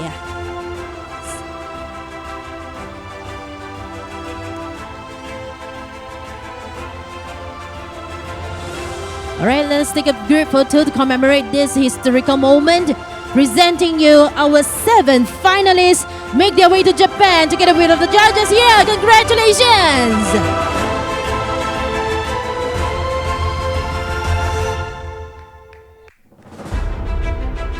Like thumbs up. Good shot. Perfect shot taken. So we are going to invite our VIP to join us on stage as well.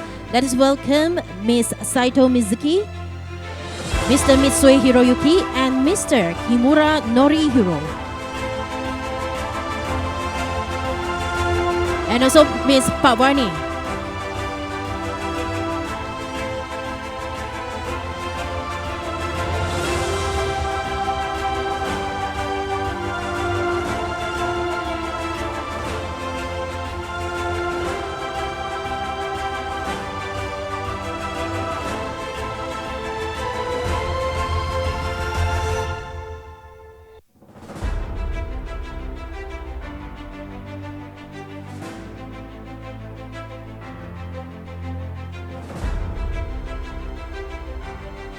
So everyone get ready with camera, with your video, and also our official photographer, videographer. Let's take this picture.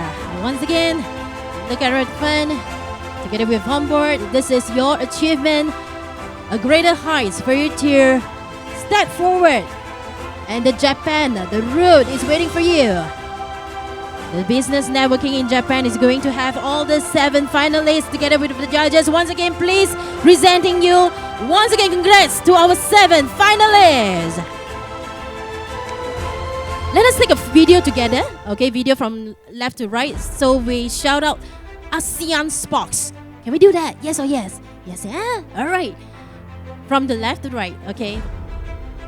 Left to right, my left to right. All right, so ready? You can just wave your hand. You can do whichever style. Okay, let's do it in 3, 2, 1. ASEAN SPARKS! Congratulations once again! Our top 7 finalists for ASEAN SPARKS right here presenting you. They are the warriors. And also hats off to all our beautiful ladies and gentlemen, all the startups, to 20 startups as well. Shall we have every one of you please give yourself a big round of applause to all these amazing 20 startups as well. Thank you so much. Thank you for your time. So you may just return to your seat.